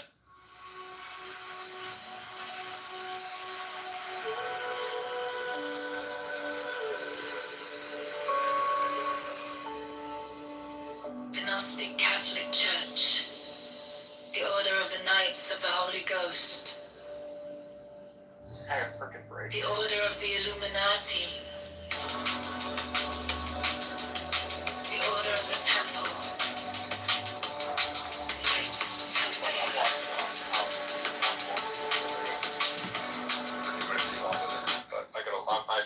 I Hello? 1 hour, no clubhouse at 1 hour before bed policy. So That's smart, Ben. But I got a question for you, Ben. go for it. I'll answer it really quick, but I do have to go. What do you think what's your best and smartest response for a solution to what we consider a cultural problem in America? That's too vague of a question for me to answer. Can you be more specific? I'm not trying to not answer your question. Please help me. It's more of a philosophical thing. Do you think improving yourself is the smartest and fastest way to solve the problem that maybe Pepe and Beaver or yourself are discussing? In regards to what? In regards to the problem that you're talking about. Like what problem are we talking about specifically? Yeah, I'm a little confused. What do you mean by that? I don't know. My theory. I'm not rejecting you. I'm just trying to understand. My theory. Well, if you read the Dhammapada by the Buddha, it says that the universe is mental. So if you believe that the subject creates the object, the inverse must be true as well. If you want to change reality, you have to change yourself. So the question is, how do you change yourself? I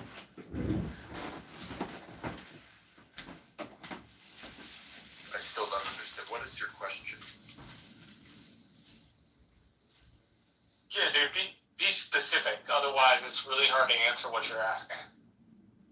Like, I think I see what you're getting at, but it's too vague for me to give you a concrete answer. Respectfully, and again, I'm trying to hear you out on your question. I'm just trying to insult your question. It's very vague.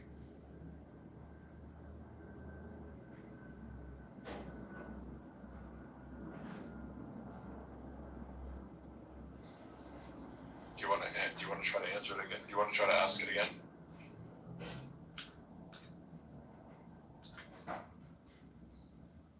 Going once. Going twice.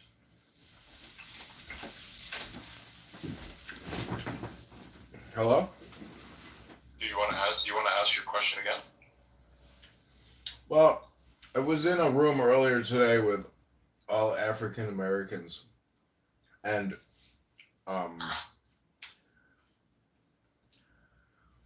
some people are very disagreeable towards white people. Some people say, "Why are you so disagreeable? You talk to white people every day in the real world. Why on this app do you feel that, you don't have to talk to white people, or you can be rude to white people for the sake of being rude to white people?"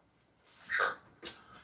So I'm just saying that on this app, like I've come to the I think the beautiful truth of basically it's completely pointless to attack anybody personally. And when people attack me personally, I always call it out now as ad hominem projection. And so that's what I'm saying is like what Pepe does and other race hustlers do is they're always calling out racial identity politics, or crime statistics. Because the truth is, crime is crime. If an American commits a crime, an American commits a crime. It's not our people committing a crime. It's American people committing a crime. No, it's individuals commit crimes. I agree with your general premise. Sure. I also think that yes, Clubhouse is not the real world. I would agree with that. So, but yes, individuals commit crimes. And yes, I don't know how much of the conversation you were around for, but yes, I would agree with that general premise. And I agree that Pepe believes it is symptomatic of a larger of the group. I don't agree with that statement at all.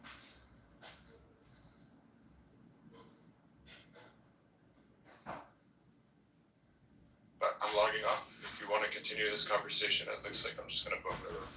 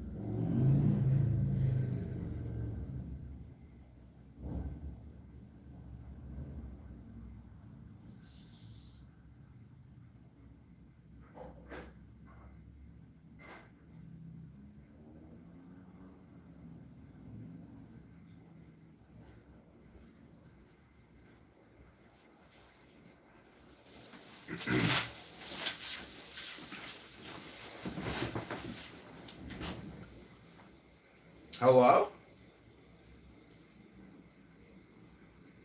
Peter, we want you to go to Iran right away to join the war. We are going to make you a general. You're our last and final hope, Peter. God bless. And we hope that you are successful.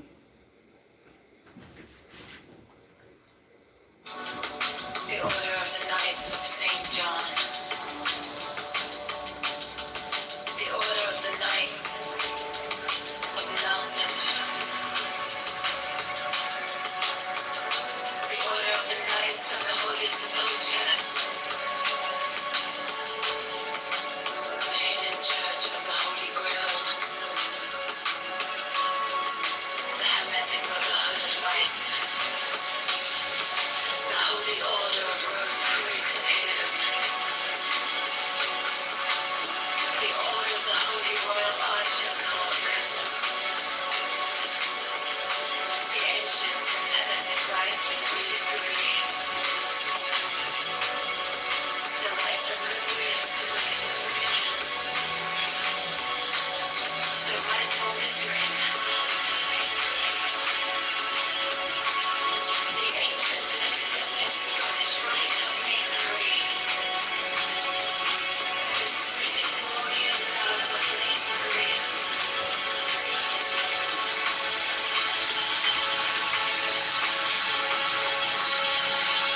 The Order of the Martynists. The Order of the Sapphire, and many other orders of equal merit, if of less fame.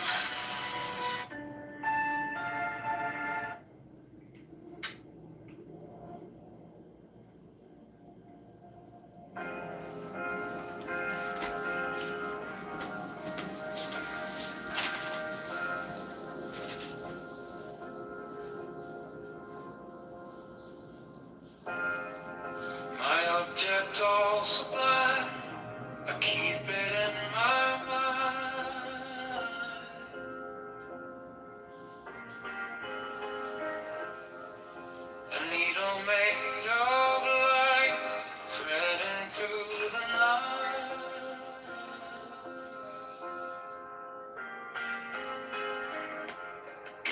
I mark the hidden seam, I sharpen up the dream.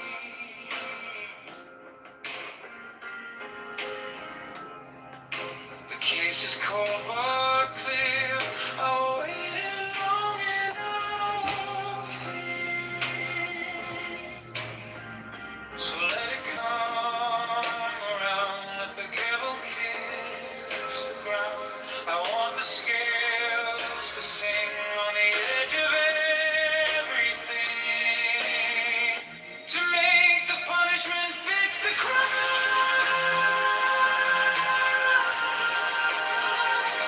Fit the crime.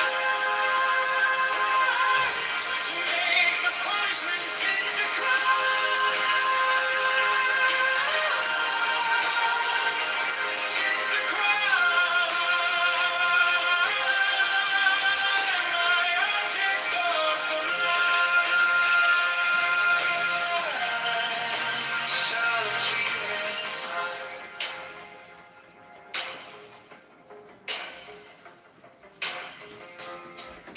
You wore the borrowed face, you left no kind of grace.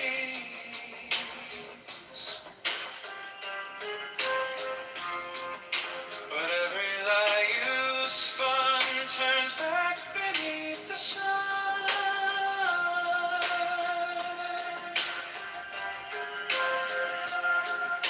I kept the final clue, like a blade inside my shoe.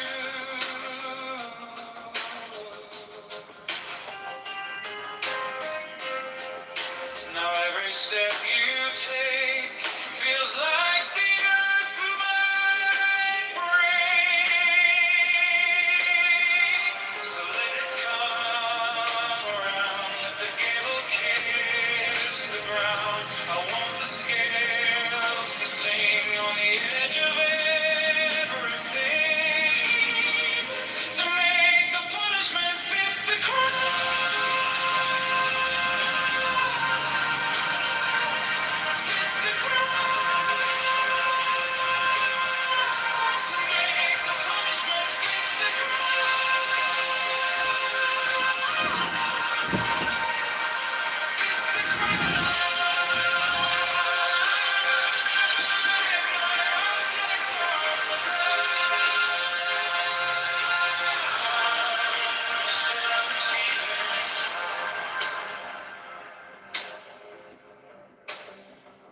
And if I'm wrong, but I have held on long to the shape of what was lost, to the price, to the cost, to make the punishment fit the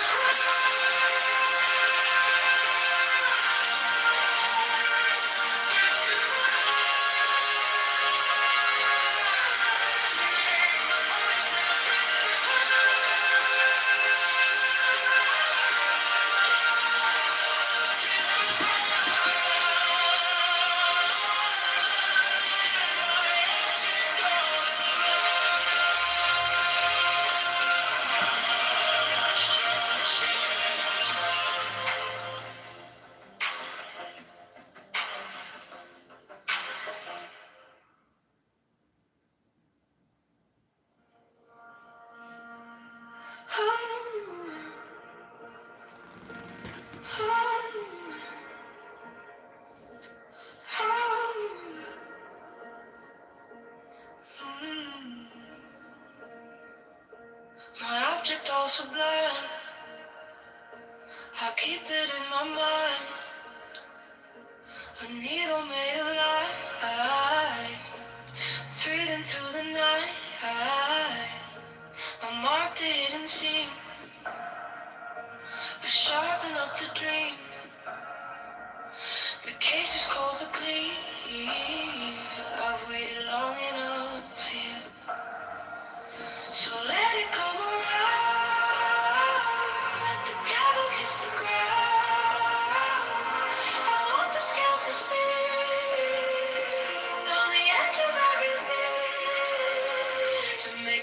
punishment fit the crime. Fit the crime. Make the punishment fit the crime. Fit the crime. My object all sublime. I shall achieve in time.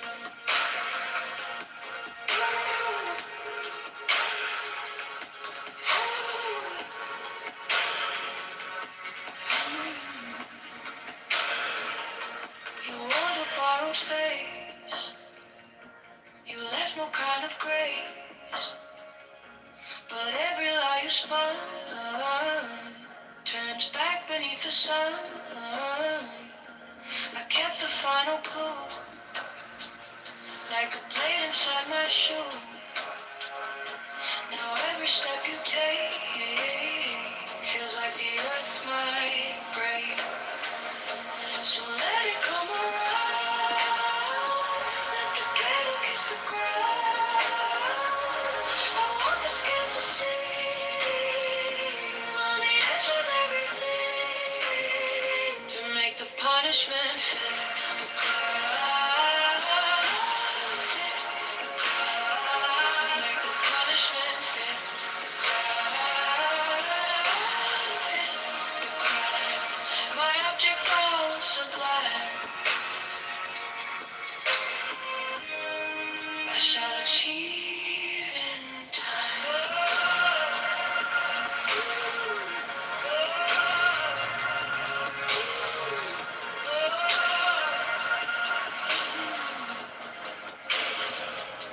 And if I'm wrong, I'm wrong, but I have held on to the shape of what was lost to the prize, to the prize, to make the punishment fit the crime, fit the crime, to make the punishment fit the crime, fit the crime. My object all sublime. At some level, I'm not saying it's all one like cohesive like military operation. I'm saying that people will exploit people's emotions. Bad actors who may be part of an operation will exploit people's emotions on the internet to carry out their will, right?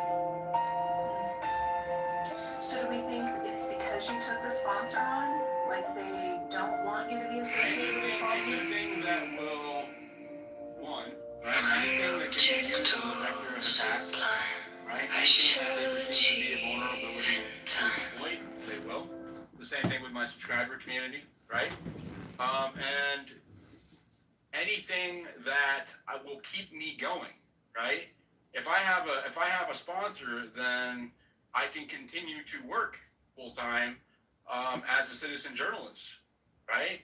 So if I have to do other shit to make money, then I'm not working full time as a citizen journalist, right? So anything that will slow me down or impede me is their intent.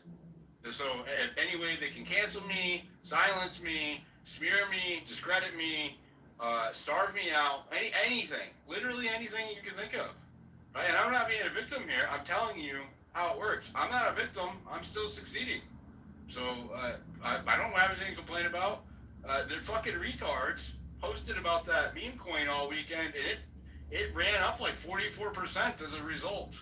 So good job, I guess. Okay. It's fucking crazy, dude. How retarded is that? That is funny. Isn't Actually, it so? yeah. I mean, I noticed that. I was like watching. They were hosting those spaces and posting about it, and I was like, I think they're driving traffic here. I was like, I think they're driving attention. Oh my God, they are. That's why I said thank them, because they're driving up the price. It's crazy. That's hilarious. Totally backfires on them, which is How so mad do you comically. think that makes them, right? Not only am I still here, it has the opposite of the intended effect. Very, very Yeah. odd. It's like the people that go after Elon and Trump. You know, it's just hello. You're just making them more popular. You know, I think the good outweighs the bad, and I think in the end, people can sense who's good, who's true. You know, I think it's cool that you got a sponsor. Kudos to you. I mean, you know, I did hear that things changed with the payouts, and I know that a lot of people were like on, not furloughed, but, you know, they like stopped it for a while, which I thought that was kind of an interesting thing, which, I mean, I think did help in terms of removing the bots because they're not getting, you know, monetized. So, but yeah, I do think it's interesting that the more they're unleashing their hate on you, the more popular you're becoming. Now you got a sponsor. Who knows? Maybe you'll get another sponsor, you know, out of the deal. So kudos to you. Yeah, thank you. Appreciate that. Very supportive of you. You're awesome, Barbara. Just to let you know, you've been sticking through it this whole time. You're a real one. Like, thanks, Barbara. So then the complaint was that, oh, there's some old ladies might buy the crypto and lose their life savings. Let me tell you this. One, I'm not telling anybody to buy crypto in my spaces. Okay. Two, crypto is gambling, right? And so when they said that, how mad do you think it is that I took it and I went and posted it and said, what does it say here? Yeah.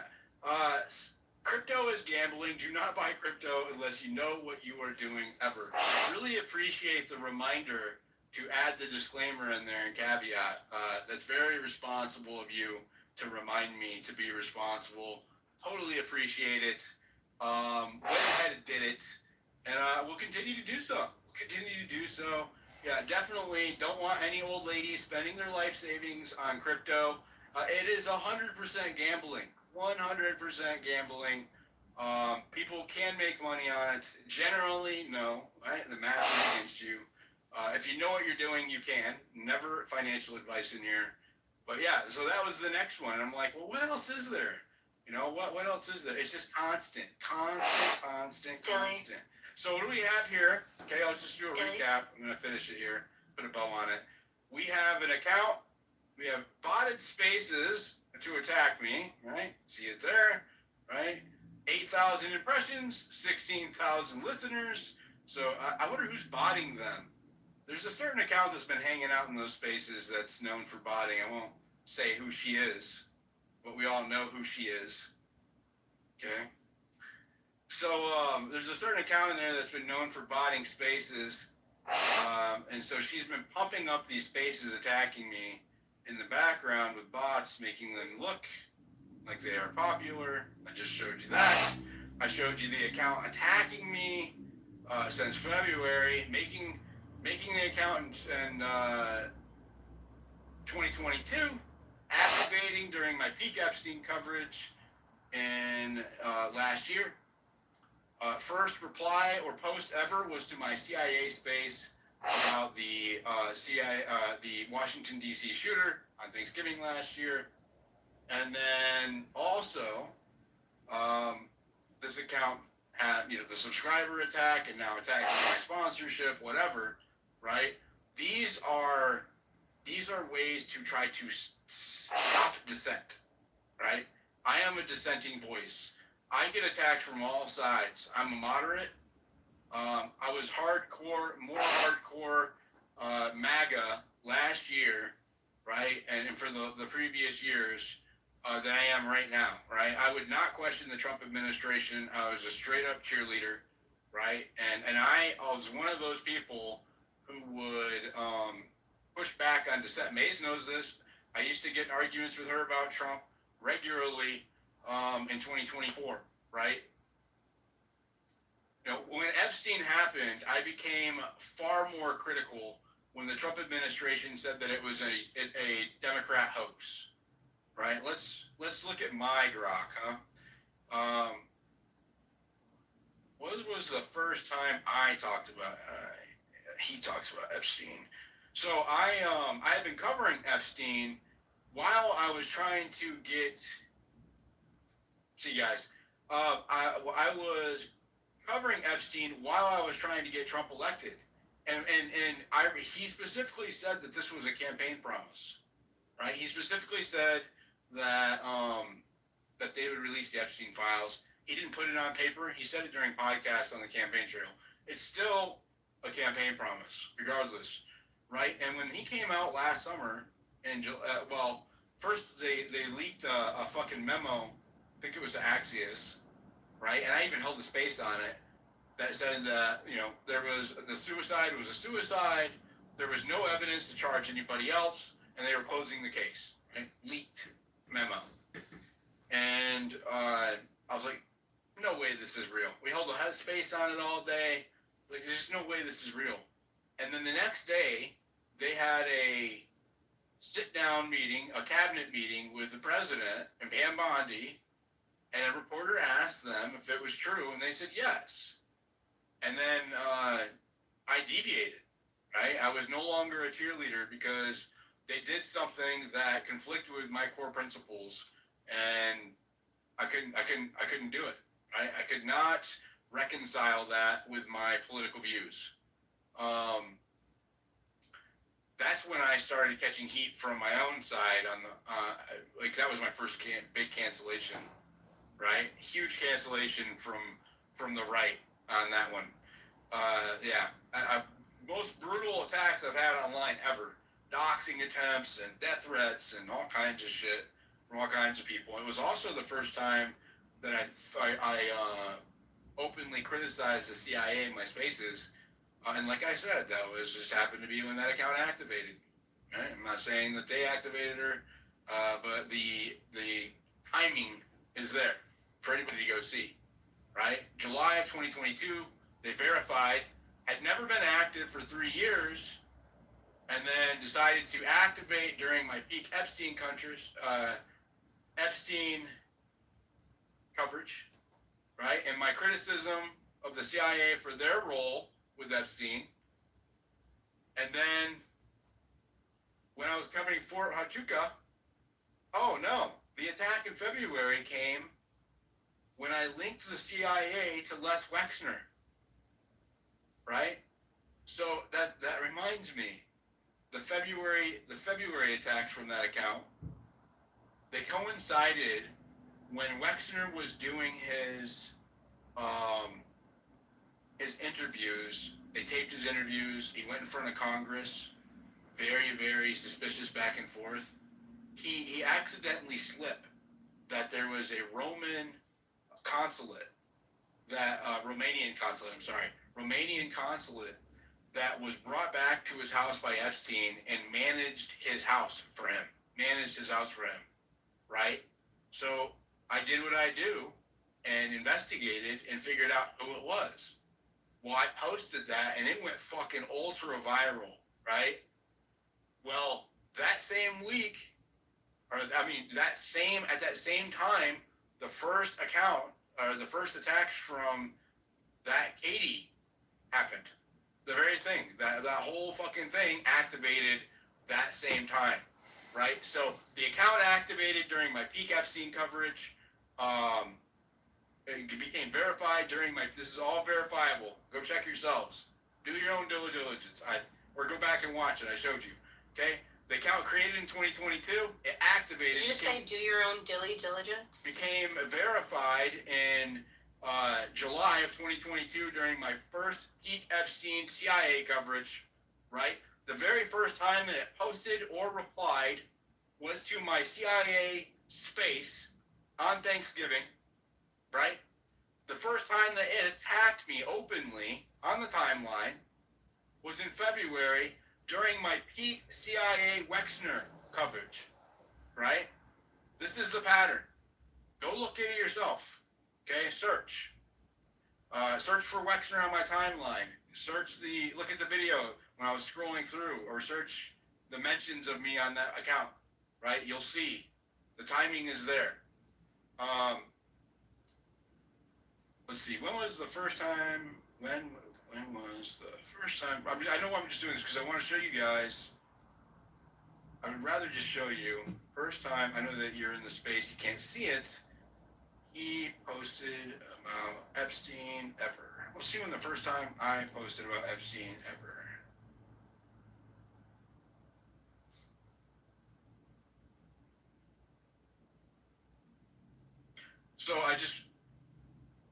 January 2024. Okay? So that was when Biden was in office. I think I did a space before that towards the end of the year announcing it. He has posted extensively about Epstein since then. File drops in mid-2024, promises to declassify, right? Connections to broader issues, heavy coverage in 2025. The accounts focus on it as a nonpartisan rogue government issue started building from those initial 2024 file drops, right? My coverage has been consistent. My record is there for anybody to go check. If you don't believe me about anything, ask me. What I will not tolerate, and I blocked a whole shitload of these people that were hanging out in these spaces every day, right? They had my name in the title, fucking smearing me for 8, 10, 12 hours daily for 4 months now.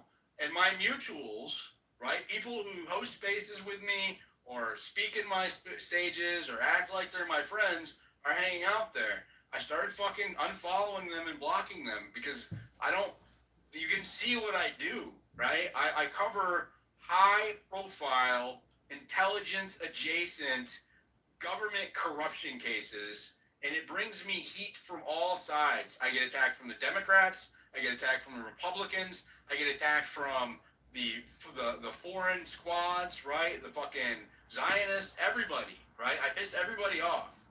And so I don't need any snakes around me who are going to give attention to or airtime to or any kind of credit to people who are trying to destroy me when I am effective at my job, right? So I started fucking unblocking people unfollowing people and blocking them just to kind of cut out the noise. Because I have a limited amount of time to pay attention to what I research and work on all day. And half of the time I am getting DMs about these accounts, posting about me, hosting spaces about me, whatever, right? It's constant. It never fucking stops. I eventually had to tell people to stop messaging me about it, right? They're like, oh, I didn't mean to do anything. Fucking just stop. Stop sending me that shit. I don't fucking care, right? I'm doing this one space to address all of this shit because I'm ignoring it going forward, but I'm also highlighting what these people are, what they do, right? Who are they? What is their intent here? Do they have an agenda? What's their agenda? Look into them, right? Or do they hate Candace Owens? Some of these people came after me because Candace Owens follows me and reposts me sometimes. I don't always agree with her, right?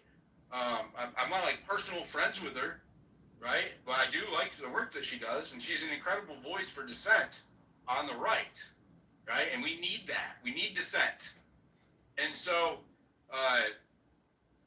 they will swarm me just for that fact alone, right? Just if she reposts me once, all of her fucking haters will swarm me just for that fact alone.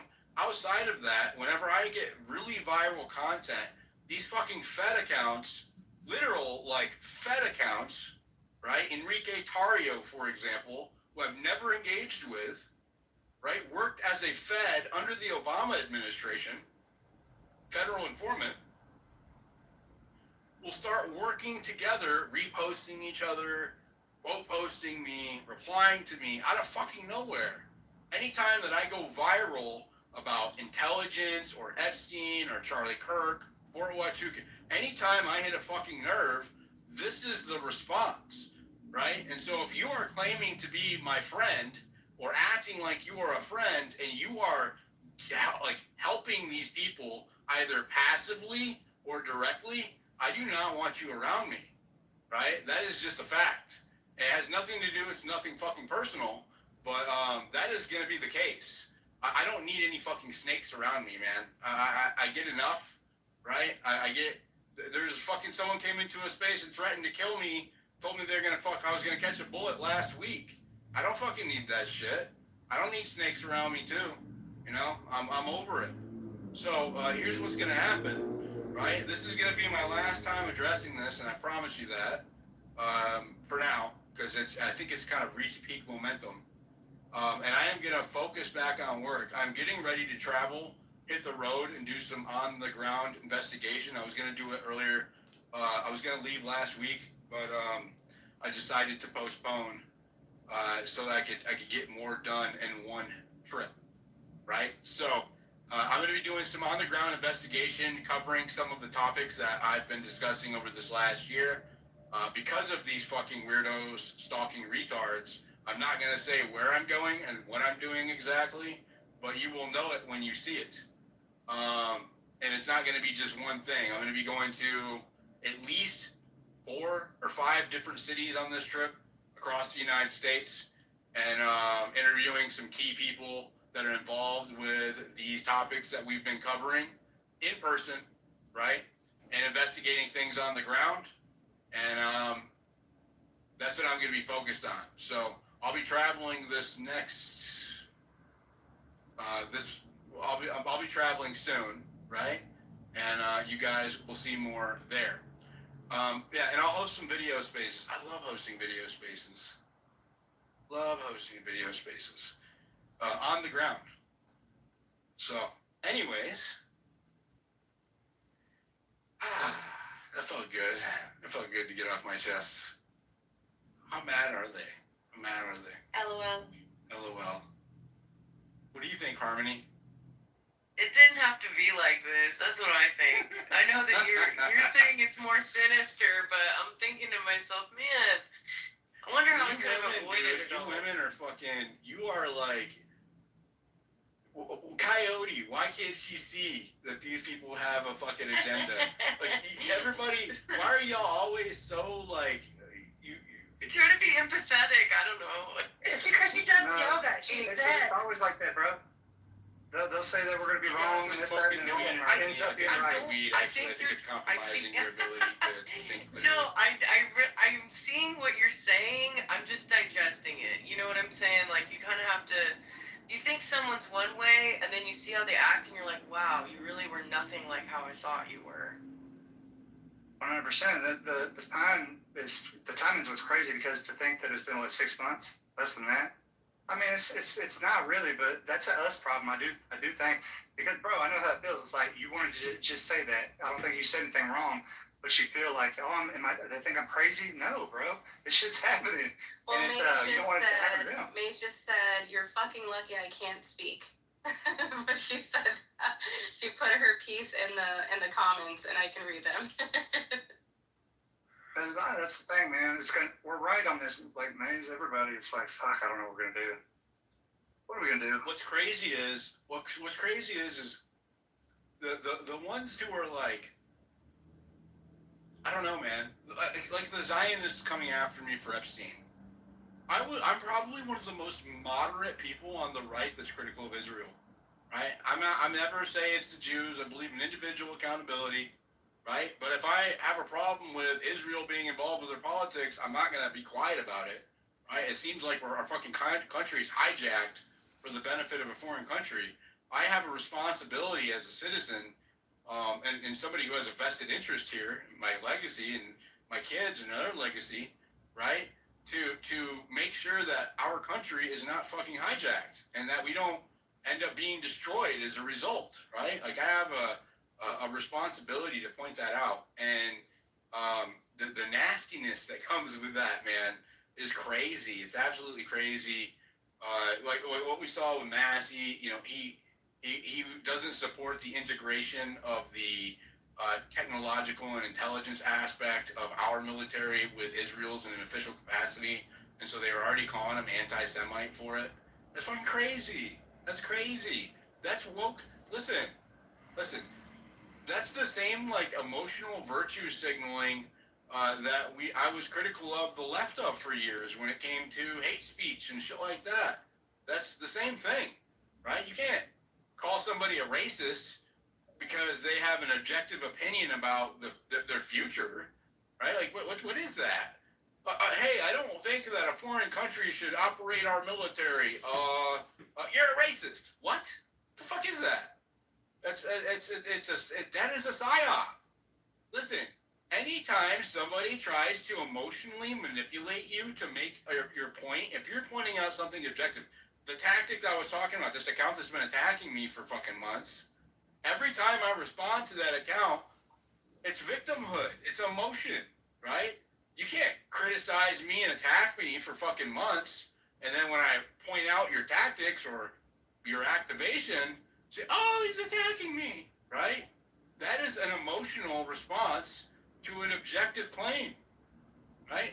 That's like calling me a racist or calling me whatever, because I'm saying something you don't like, right? So if you come after me, okay, in any capacity, I reserve the right to fully respond, and when I do, it's usually with a very, very thorough pile of receipts every fucking time. And if you accuse me of something, I'm going to be transparent about it, right? Good, bad, or indifferent, ugly or not. And then I'm going to point out your shit, right? Who you are, what you're doing, why you're doing it, when you started doing it, right? And there's nothing wrong with that. You have that shit coming, right? And my track record in this regard is very good, right? I can give you a couple of examples if you want, right? People who came after me for Epstein and all kinds of shit. And I usually sit on my hands and don't respond and just start collecting receipts. And if they keep doing it, I just annihilate them with a post on the timeline, and then they go away, right? And that's what's happened every time. So you can just look into it, see if I'm right. Go ahead, Cody. No, man, it's like the big thing is people, like they just come up and like speak. Nobody wants to be that. Just they know attack. Like I gotta attack it first and then find out. Like, why don't you just come ask? Like, hey, you do this? Am I gonna say no or yes? Like honestly, it's not. I'm very transparent, man. But people don't know how to do that anymore, man. It's crazy. I told you to quit engaging with them, though. They feed off of intention.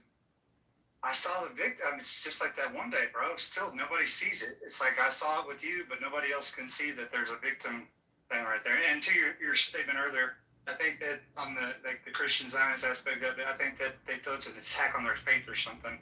I don't know, but maybe we'll figure that out. But yeah, man, it's just rather, this is kind of a serious thing. I just want to kind of float that out there again for everybody. And it's okay to know somebody for 6 months and them maybe not be all right. Like, it's okay if they're not all right. Go ahead, America. Yeah, I mean, it just goes to show the gravity and the impact that your spaces have on the grand scheme and the bigger picture of things, right? Because if you're truly not making a difference, or truly not covering the topics that matter, or making no impact, then you would never hear from people like this, and they wouldn't be an issue for you or the people surrounding you in your circle. And a wise person, said once to me is, if you don't have people that are disagreeing and trying to attack you, then whatever you're working on, is it really worth it? Is it really impactful? And the answer is no. So, it's a good thing that people like this are around, even though they're doing a very negative thing, but enough is enough. So, I appreciate you nipping this in the bud for everyone involved. The cool thing is about this is that they kind of flush out the snakes, right? Like you see people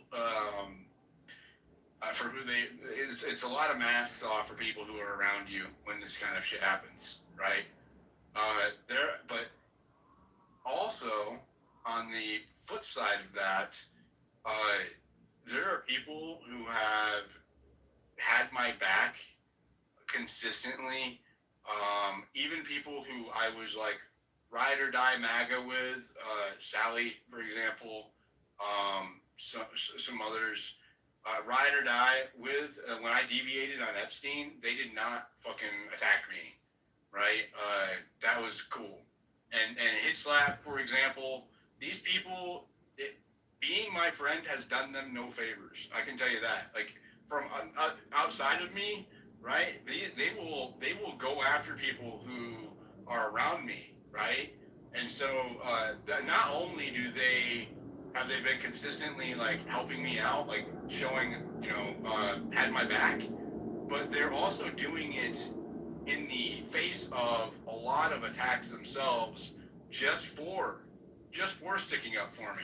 That's what Coyote, right? He didn't jump on the bandwagon, and they started going after him. Right? Anybody who dissents, that groupthink mentality, right?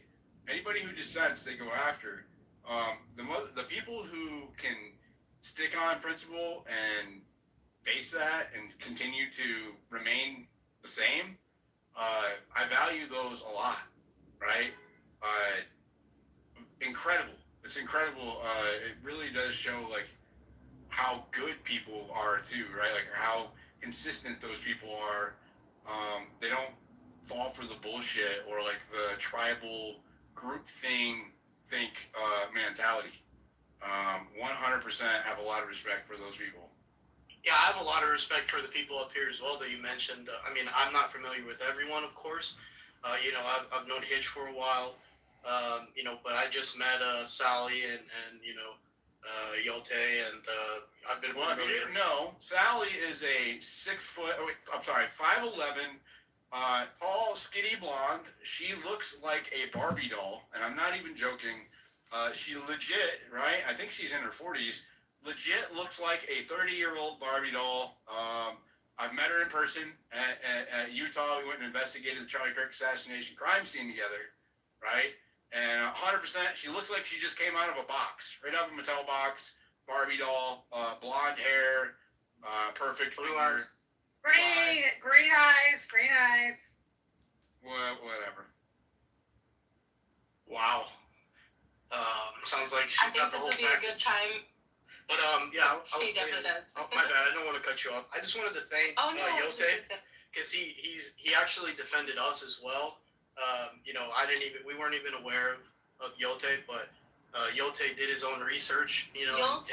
And he was, it's Yote, bro. What do you mean Yote? What the fuck is this? Coyote.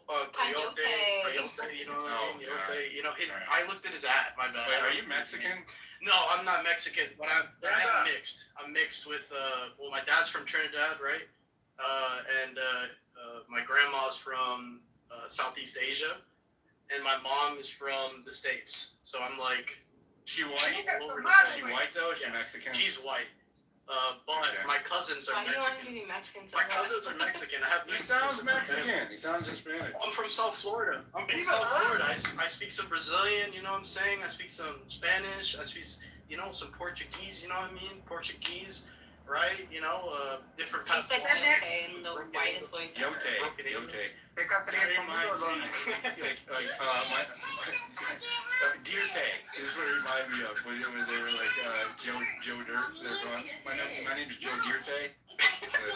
But yeah, I just wanted to thank him, man, and everybody else as well that supported what was anybody that was involved in that, because that's just you don't want to see that happen. And one of the devs is from New Zealand. You learn, right? That's why they're calling him a foreign guy or whatever.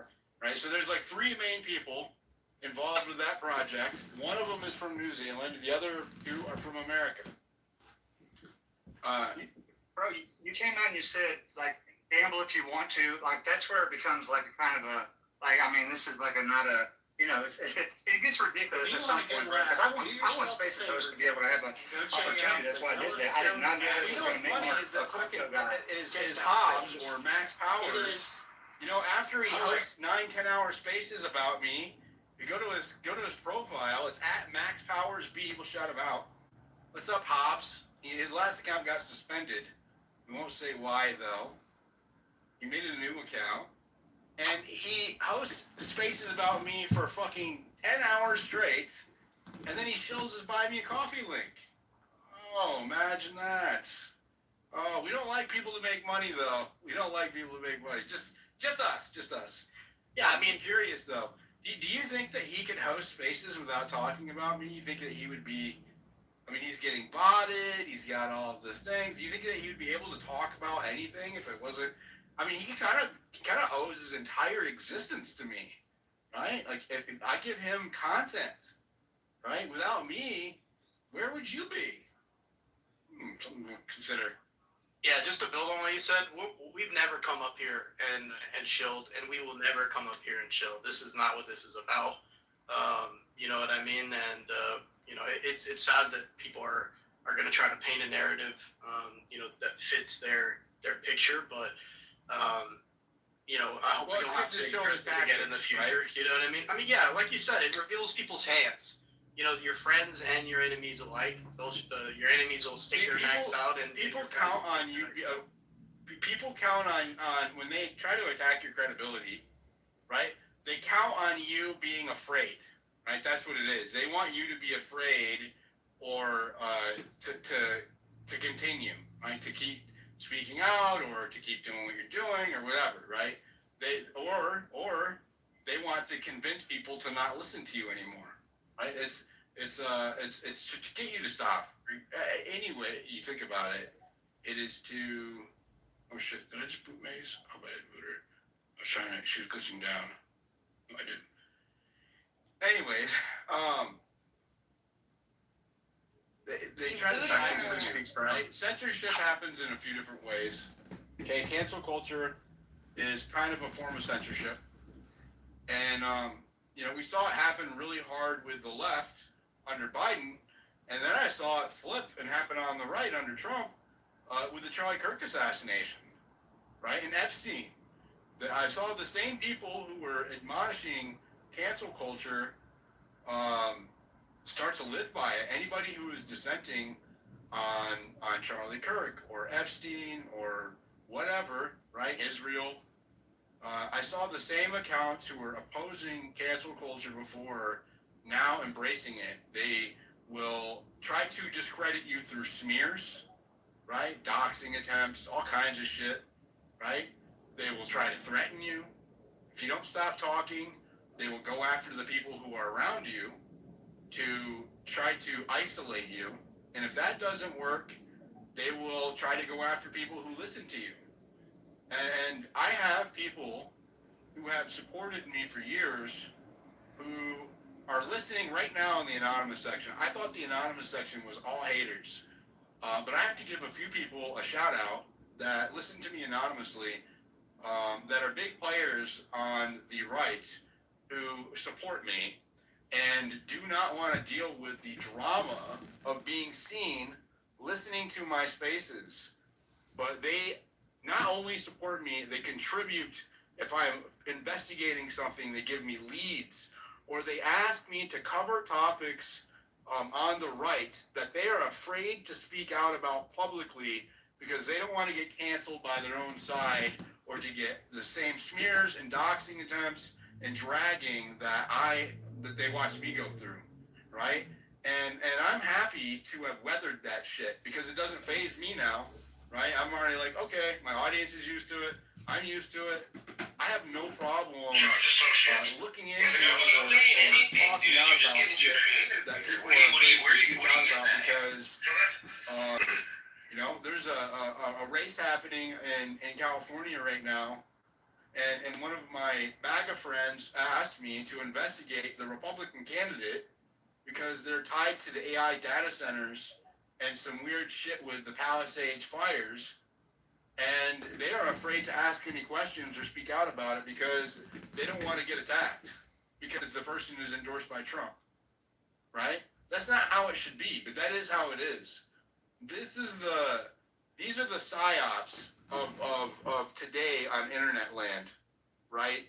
Is groupthink and attack of dissent, systematically canceling people, right? Inorganic activity to prop up campaigns. I showed you the botted spaces, right? The accounts that activate out of fucking nowhere that correlate with covering high profile, when I say high profile, topics like Epstein or Charlie Kirk or whatever, right? These are the things that occur that I have observed that are documented on the timeline since I started covering it. I can tell you I've dealt with some bullshit online before. Nothing compares to what I've observed since I started covering Charlie Kirk. And I'm sorry, Epstein, and then Charlie Kirk. Nothing else compares to it. It's fucking insane. Absolutely insane. And it's only going to get worse, right? Or better. Now I kind of like sit back and laugh, right? Or my biggest problem is distraction. When you not only are the attacks meant to like discredit you or maybe even scare people. I don't. My pattern has been consistent. When you come after me, my response is always to double down and with the receipts every time, right? That's just how I'm built. I'm stubborn in this way. It's not always a good thing, but that's my pattern, right? Every fucking time they come after me, I double down. But also fighting back, right? Arguing, dealing with the attacks, it distracts you from the work, right? And so what can happen is, and this has happened to me a few different times, right, is that you ignore it long enough to the point where like you reach like this boiling point, right, where you finally fucking respond, and then you feel like you are just like going after it. My approach with this has gotten more systematic, right? Where I will compile receipts for a short period of time, and then I'll drop it all as a thread, and then move on, right? What can happen is if you start addressing every attack, you will just completely just be spending all of your time addressing or defending yourself and not working on the mission, right? On what you're trying to accomplish. And so I always have to try to balance that, right? I always have to try to balance, do I need to address this? Do I need to defend my credibility? Do I need to spend time, addressing this? Or do I need to focus on what I'm investigating, right? I think I've done okay. I think I've spent too much time addressing this. But the problem for me is that spaces are kind of my weak link here, right? Is because I am a leader in spaces, and I love the people in spaces. I have a lot of friends in here, or quote unquote friends. A lot of people I do like in here, and want to build the community up as a whole, right? And when that happens, when this shit bleeds into spaces or starts in spaces, I feel more compelled to address it because there's an overlap between people that I care about and the attacks, right? And that's when I feel like I feel more compelled to respond. So this is going to be my break from this. After this, I wanted to address those couple of things that have been the smears on the timeline, and I'm going to be focusing on. So I looked into. I'll share a couple of things that I'm working on. I've been looking into the scientists, particularly Melissa Cassius. She's the one that was found this last weekend in a few miles. One of them is from about 7 miles from her house, a couple hour walk, and she was found with a handgun next to her that was not her own, and she was an assistant at the Los Alamos laboratories, which is the common denominator between all of these missing scientists. A lot of them high level, like thermodynamics, energy, propulsion, right? The JPL, which is the Jet Propulsion Laboratory. A lot of the scientists that have come up dead or missing in the last 2 years are associated with these places. Well, she was an administrative assistant, which doesn't put her high in the pecking order over there, but she's been in government over there for a long time, and she did have top secret. I learned today she did have classified clearance. Now, she lost her clearance for a brief period of time and got it back. But what I didn't look into the first time I was investigating it was her husband. Okay? Her husband is a level 3 supervisor at Los Alamos Laboratories. He rode with her. He's been there for for years and years, like she was. And he also rode with her every day to work. They carpooled to work. The tools that I use for open source research, I use some very sophisticated. I pay a lot. Like I have one that is a subscription service that does comprehensive analysis and data mining on like anything from an email to a name to a username to anything you can think of about a person. And this guy, the wife's all over there, but I can't find shit about the husband. It glitches out. There's bleed over, right? And so I'm thinking maybe this case has more to do with the husband than the wife. You know, that's where I'm at with that one. That's what I've been working on. I haven't made any posts about it because my findings are very odd. There's some other stuff that I'm working on with Charlie Kirk's assassination. I do talk to one of the family members of Tyler Robinson, and you know, so I haven't shared the latest I've heard with that because I've been kind of waiting to see what happens. I have to walk a fine line there because I don't want to I don't want to interfere with the case, right? If something is shared that's publicly available or that they say is okay to share, I share it. But I don't. I'm like I have to walk a fine line there journalistically. Also on Epstein, right? The last time I did a big post about Epstein, which I think is really kind of odd. I found 5 emails for Jeffrey Epstein that were not publicly disclosed otherwise, right? Then I was able to look at websites that he had registered those emails to, like Twitter, for example, or dating sites, or other forums. And I did a big-ass fucking thread on it. It should have went viral. It got some traction, but it didn't get that much traction. What I thought was weird, though, about these attacks is that I sent those emails to one of the biggest Epstein journalists, a woman, and one of the biggest survivor advocates, another one. I'm not going to say who she is because she's not in here. And she didn't touch it. I was like, what? Why would you not? I didn't ask her to share it. I wanted her to use it. I said, use this and build on it. See if you can, see what you can come up with. And I didn't get nothing.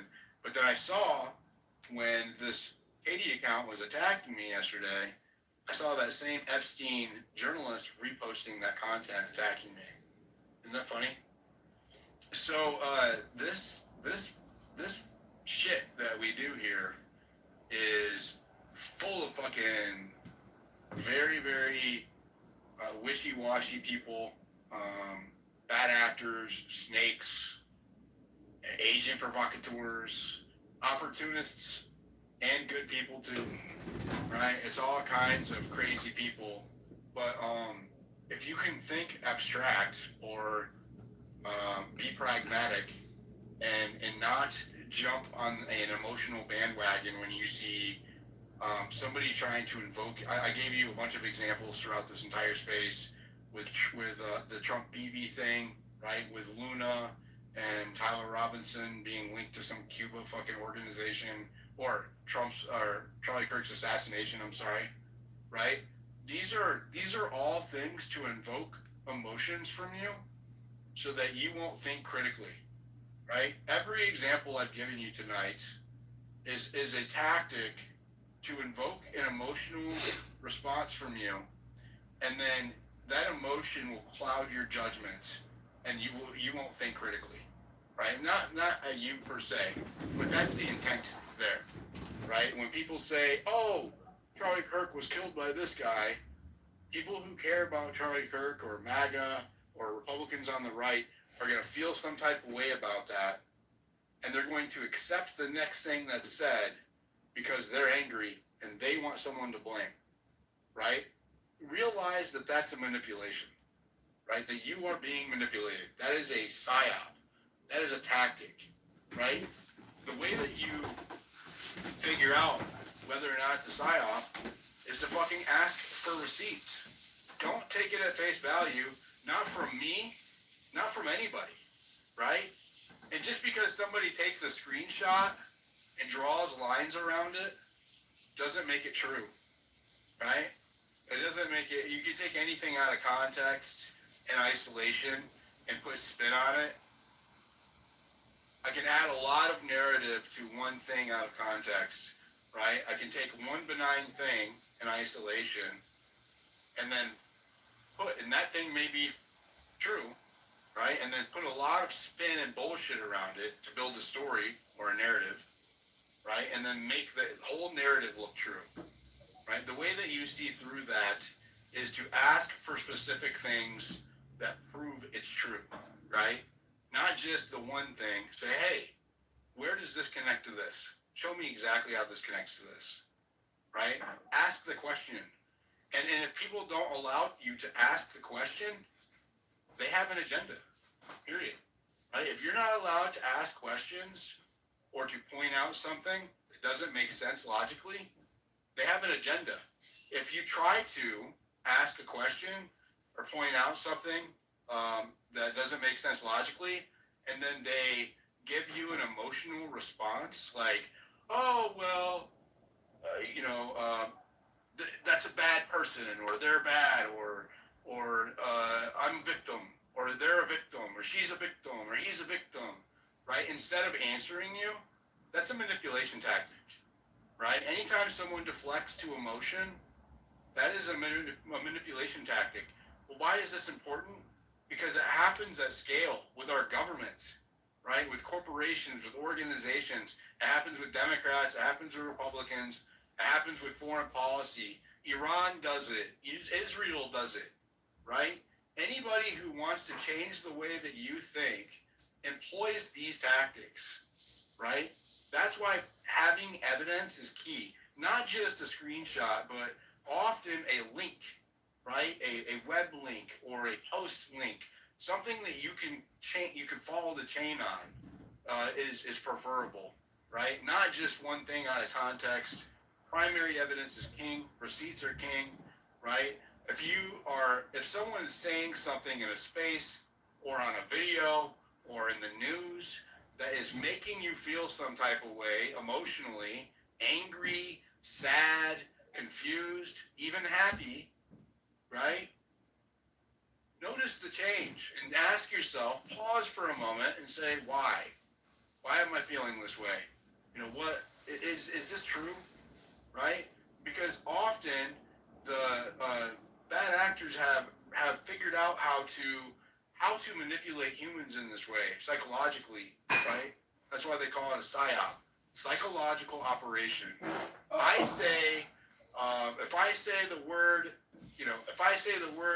let's just whatever, right? It doesn't matter whatever the word is. If I say a certain word that so and so doesn't like, or this person that Democrats don't like. Let's just say I say trans violence, right? Democrats, whatever, right? They might call me a bigot or whatever. That's I know, right? And so do actors know that's going to trigger them and piss them off. Well, if you get them in that state, there's a lot of things that you can do afterwards because you've altered their emotional and psychological state. This happens on the right. People who are beholden to Trump, if I talk shit about Trump, or if I bring up Epstein or a sore subject with them, it's going to trigger them. It's going to incite an emotional response, either on the left or the right. It doesn't matter. Any human. Realize that this happens on social media at scale, and there's a strategy behind it, right? You need to be able to identify whenever your emotions are getting triggered in spaces or on timeline, right? And everybody does this, and we do it because the only way that you can have a voice on here is if you use that, right? The whole thing is built on dopamine, right? The whole fucking social media model is built on dopamine, right? And using this to perpetuate information. The reason why I put you decide the narrative on my account is because I would rather focus on giving receipts to people. And this is why I love spaces, because we can decide together, right? And let them fucking decide. Do I have my own thoughts and opinions on shit? 100%. Do I have biases? 100%. I have biases, right? But people should be like, I will tell you that, right? A lot of people won't tell you that. They're not going to tell you that they're biased. They're going to tell you that they favor one side or one thing more than the other, right? They're going to tell you something as if it's objective truth, and act like they don't have a bias. This happened with the legacy media. It's happening with the new media, right? Some of them are getting paid and not telling you about it, right? Some of them you are. You decide. But maximum transparency is always the best approach, right? Asking for receipts, and not just screenshots, but actual receipts is always the best approach. You know, making sure that there's context around it. You know, don't just take everything that people say at face value. Not about me, not about anybody else either, right? Don't just take anything at face value. And make up your own fucking mind. Think critically. Like, don't be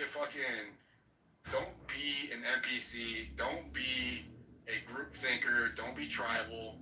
We are at a time where the system thrives on dividing us. Everything that puts out, I see right now is all culture war bullshit that I fed into for years without realizing it. Right? The whole fucking systemic racism shit, white versus black, black versus white, all of that shit, the feminism fights, all of the fucking culture war shit. I believe these are manufactured psyops meant to keep us occupied. Do they have real world consequences? 100%. 100%. Okay? So I'm not saying that they don't have an actual effect on us, but they also keep us busy fighting and not focusing on the corrupt motherfuckers at the top, right? And that's how the Congress with the highest fucking, or the lowest approval rating in history has a 90% re-election rate, right? How does that fucking work? Our representative, our Congress, has the lowest approval rating on both sides in history. It's below 40%. Yet they have a 90% re-election rate. Why? Because we're focused on bullshit, and it's not all our fault. They're manipulating us into focusing on bullshit, right? They're throwing out issues that we care about, you know, protecting our kids, and Democrats may want to protect their fucking neighbors or whatever, right? Whatever it is, they find something that you care about on either side, and they get you riled up about that, so that you're fighting that fight instead of focusing on them that are injecting that into the system and also benefiting from it monetarily, while they're not fucking arresting the Epstein pedophiles, right? They're not arresting his handlers in the government and the FBI and CIA, right? They're not fucking arresting the corrupt politicians that are selling us out, building data centers, right? Selling our drinking water, poisoning our kids, right? Poisoning just everything, right? They want us to fight each other so that we don't hold each other accountable. That's the fucking psyop. All of this shit, all built on the social media model. So, that's my rant. That's my speech. Can I say something? I'm sorry. Let me finish. That was beautiful. That's my rant. That's my speech. I hope I addressed everything. It's going to be on my YouTube. It is going to be on the space recording. I'll highlight it. If you want to see the things that I was showing earlier, watch the YouTube clip. That's on my profile. The link is also open in Jumbotron. We'll go to any speakers who want to talk, and then we'll wrap it up. Go ahead, Brittany. I'm sorry. That was really beautiful. That what you said. You pretty much hit on everything. You kind of like made my mind all scramble there because you're like hit on everything that I was like thinking about. I do want to ask the people that are on this space if they did hear about the Pope Leo conversation about the AI. I thought that was like very important and something to touch on, and I feel like not too many people are talking about it. He was kind of basically saying that we need to, not like disarm AI, but he was kind of saying that we need regulations on it. And I think that's so important to talk about right now because we really need to we really need regulations on the AI. We need to stop it because we really need to have human interaction. Like people need jobs, okay? We need to have a human life. Like we can't just have AI do everything. Yes, AI is very helpful for us, but we don't need to extend it anymore. And I was wondering if the people here on the space would like to talk about that more. And if anybody else would like to talk about that, I'd really appreciate hearing anybody else's input on it. And that's it. Well, maybe later on this week. I need to look more into it. I don't know enough about it to speak on it with. Okay. Yep. I just thought that maybe if you could look into it too. Pope Leo, he came up with one of the people. I don't know the name of it, but I don't have to pronounce it. Apparently, one of the people I just called out said in the space that she works at the Pentagon. I can't make this shit up. Oh wow. Wait, what happened? People can figure it out. Can you explain it? I'm sorry. Did I miss something? Yeah, you missed it. It's before you came in. I don't know. I'm sorry. You said go ahead? I'll mute my mic. Sorry. Thank you. Go ahead, Coyote. Yeah, so Brett, I'm with you on that. Like we have to figure out how to do this right now. It's like this is a PSYOP, bro. It is boring. Our government's not supposed to be able to do this to us, but who knows? They're letting it anyway. It's a problem, but we'll get through it because we always adapt. That's the thing about it. Like we adapt, we come to terms, we say we got to get out of the PSYOP because we will, and that's how it goes. But we can do it a lot faster if people would talk to each other. This tribal shit, like looking at it now, bro, like actually kind of sitting down. Sometimes when you get stung, you can see things from a different lens. This is a problem. We're fighting people that we like. We share the same values. And when I looked at the whole SAVE Act, and that's the thing. It's like people want to fight you just for saying that. Just breaking it down and understanding that you can do this at a state level. You don't have to have it at a federal level. That gives people, they get pissed or whatever, and they're willing to give their state right away to do that, knowing that basically it goes to the filibuster. But nor here nor there, man. We got to get to that point. I wanted to say why I did that with that as far as this. It's the Spaces host. I've always believed that I mean, it's never had a chance really because people get attacked, and I get it, but I don't. But Dilly, he backed me up one time whenever I was kind of going through a little bit at the same time.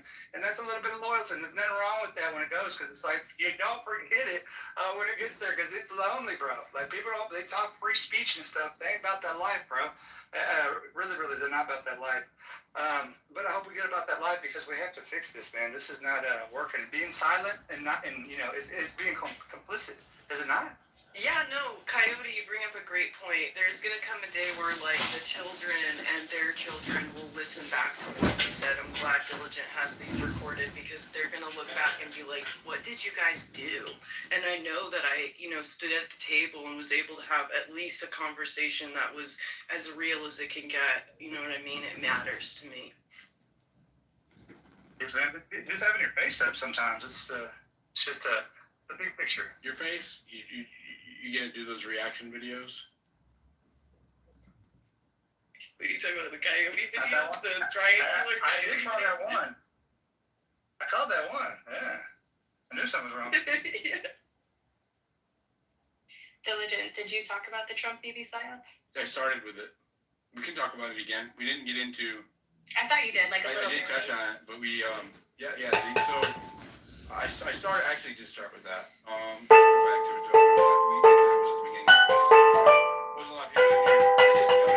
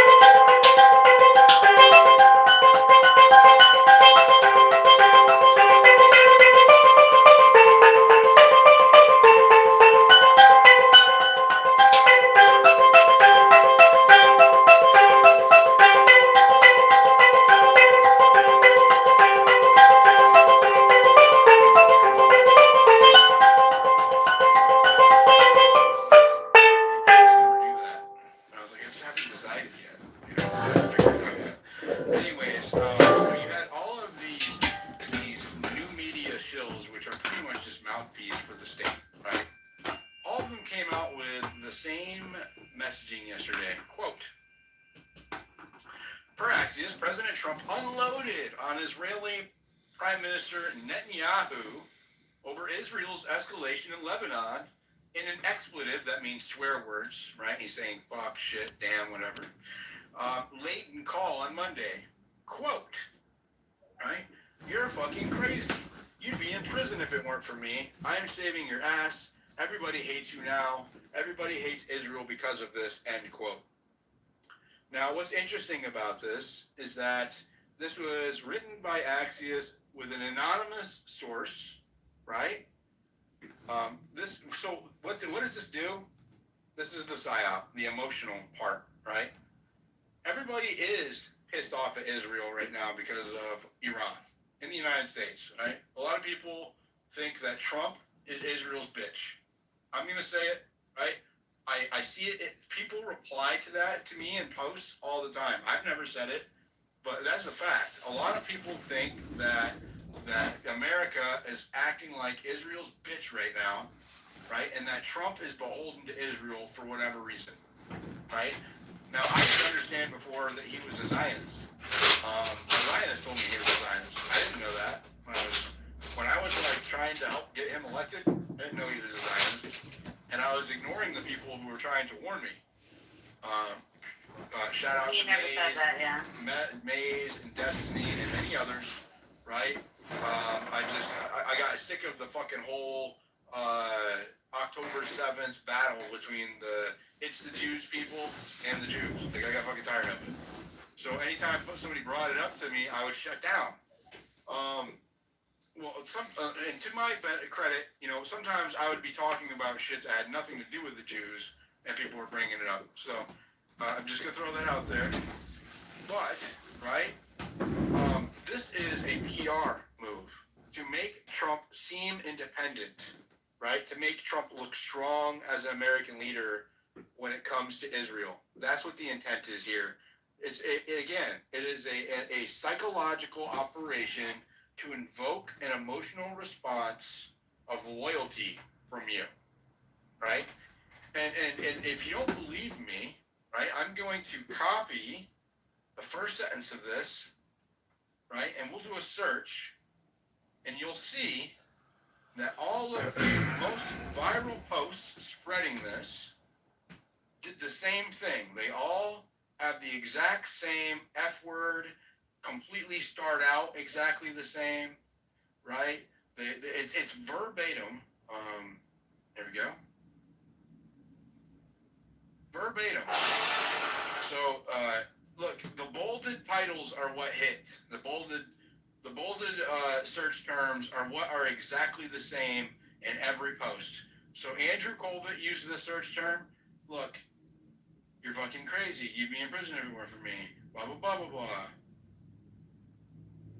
Jackson Hinkle is saying it, right? These are people who are opposed, typically.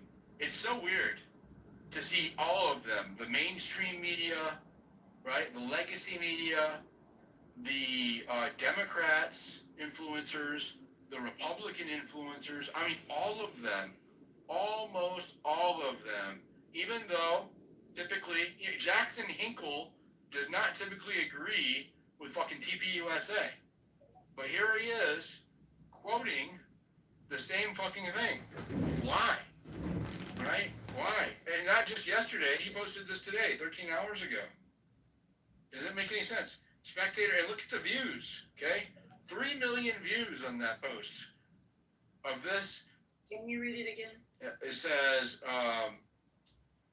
Axios reports that the Trump told Netanyahu in their latest phone call, look, it's bolded. It's the same script, okay?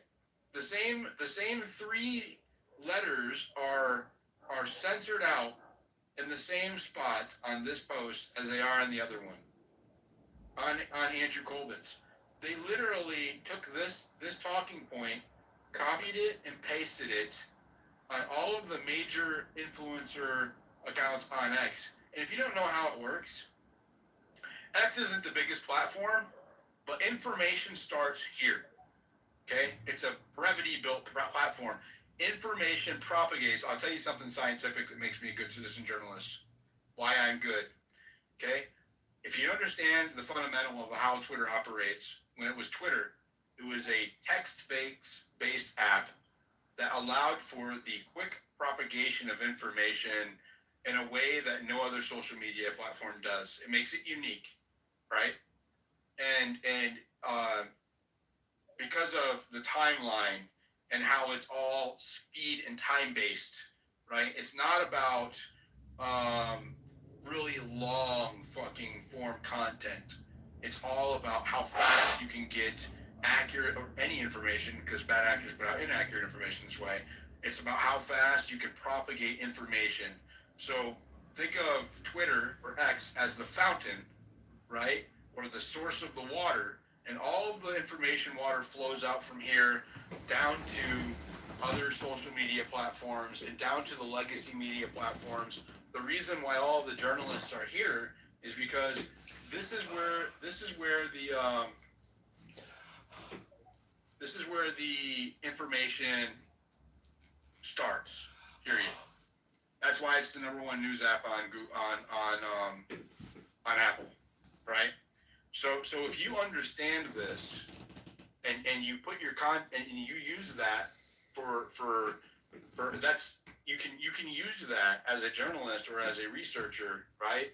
To understand how to propagate information or understand how the information propagates, you can see the psyops, right? And that's what I was saying.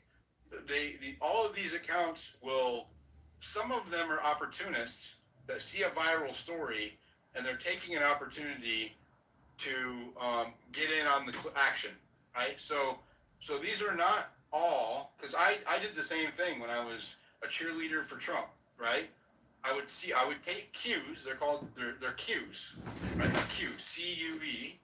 I would see an account post that I followed that was really accurate most of the time and really fast, right? And I would take that cue and then I would put my own style on it and that information, so I'm not just copying, plagiarizing somebody, right? And put my opinion on it, whatever, right? Maybe change the imagery up. This one's got a one picture, a fucking Wikipedia picture of Netanyahu and Trump, for example, right? And then I would post it and try to race everybody, right? So some of this is a rat race. Some of this, at the core of it, are intelligence or think tank operators or corporate operators or political movement operators that understand how this works, right? So they'll take something that is very, very emotionally provoking, right? Like this story about Netanyahu and Trump, right? You're like, oh my God, Trump told Netanyahu he's fucking crazy, right? That's emotion provoking in a lot of ways for many different people.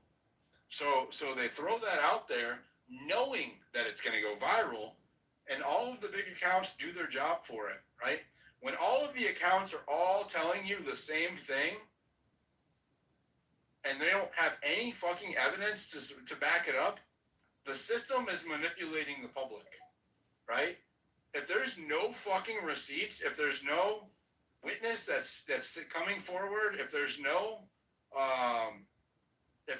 recording, there's no transcript, and we're talking about 2 state level actors. These are the presidents of their respective countries, right? There's no fucking audio, there's no video, there's no transcript, there's no nothing. Just trust me, bro. And you have the legacy media, the new media, the fucking all of it, all singing the same tune with no receipts. That's an operation, okay? Ask for the receipts. Where? Show me when he said that. Otherwise, go fuck yourself. That's where I'm at, right? I have to see the fucking receipts. We were duped through COVID, duped through 2020, time after time after time after time, election after election after election, manipulated with shit just like this. Time to fucking wake up, right? All of us. Because they are building an authoritarian system with mass surveillance, weaponized drones, and fucking scenario, Terminator. Does your memory accurately match what you see on YouTube? We're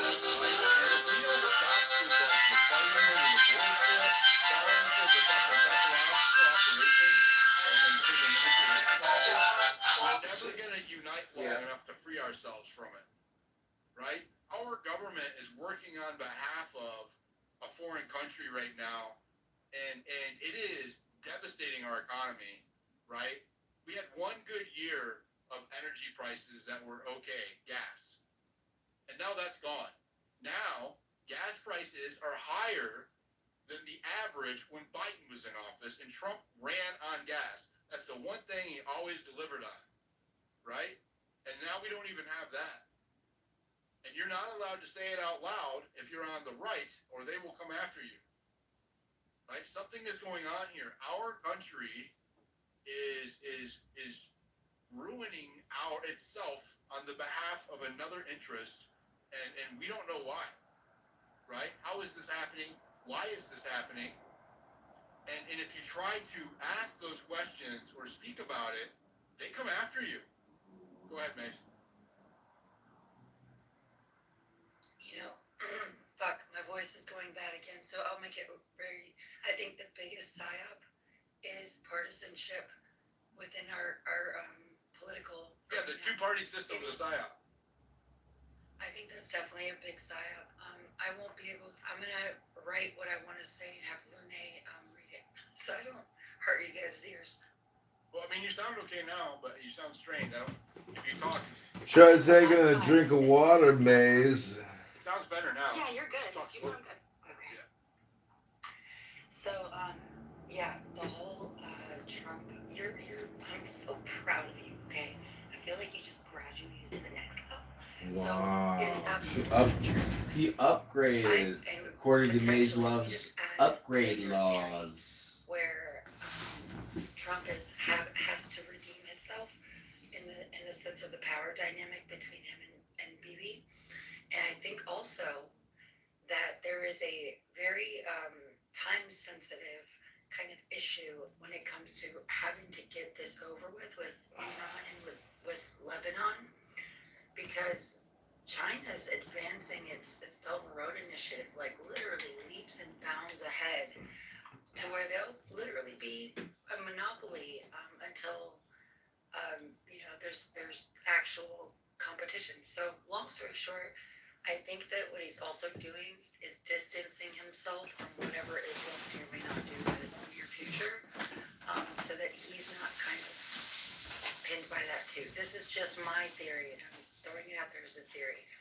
Just really quickly on the military merging, I think this is very important for people to understand. My biggest issue with this is that you can't moonwalk out of this, guys. Like, this is building a relationship that is, it's like a marriage. You can't divorce. Once you merge these things, essentially, you start building these dependencies. They're putting Israeli tech into America's critical supply chains, right? This is where it creates these permanent dependencies. And what happens then is that Israel, let's just say, begins to want to do whatever it wants to do that maybe we personally don't agree with as allies. We shouldn't have to be forced into participating in whatever they want to do, because if they're merging all of these things, it is here's another piece to it. That also aids them in doing that, and we could be held accountable, I think, with any other country that kind of puts us side by side when they're rogue, right? Here's another thing. Lastly, and I'll land here, is that when it comes to the money around this, it's different, because when you are moving the relationship out of a transparent annual aid votes, right, where Congress can debate these things, they have a cap on the amount, they put conditions on whether or not to support it. Like, now it's like an opaque machinery. I feel like they're taking over the military, Dilly. this is what's happening. They've taken over the political shit. Now they're taking over our military. They're making it sound like a merger. I think that we saw how effective the Israeli lobby has been when it comes to obviously, navigating and taking over a lot of the most important parts of foreign policy and whatnot. This is going to be one of those things where there'll be no more decisions for the voter representatives. It will now allow all decisions, what voters used to be able to do, to go through this very narrow, centralized point, and be shared. It's going to be all covered up. It's going to be like domestic infrastructure. Let me say, like, you wouldn't on one thing. Like, you can't do it. It's for sovereign country. Anybody's cooked out of their minds to think that this is actually even a thing. Because I see people entertain it, like, even like, oh, well, with this now, man. And it's crazy. I know how you feel, Mace, because it's like that. You can't do this. You can't even think like that. You can't even begin to think like that. It just can't happen unless you're cooked out. What they're referring to is the merging of, we talked about this earlier in the space, for those who aren't following along, that the merging of the military intelligence apparatus and the tech apparatus, we covered that earlier, between Israel. It's in the new National Defense Authorization Act, which is under review right now. It has a markup tomorrow where they can add or remove things before it goes to the House floor. And there's a portion of that bill, and I'll look for it here. It's Section 224 of the House version for fiscal year 2027 National Defense Authorization Act, called the United States-Israel Defense Technology Cooperation Initiative. It requires the defense to appoint the Secretary of Defense to a Secretary of War, actually. Well, I guess on paper it still is defense. That's not actually all the way through, so this is accurate. To appoint one executive agent to coordinate and accelerate joint work between the United States and Israel on defense tech. Things like research, development, testing, co-production, licensing, and this is the part that I have a problem with the most. And integrating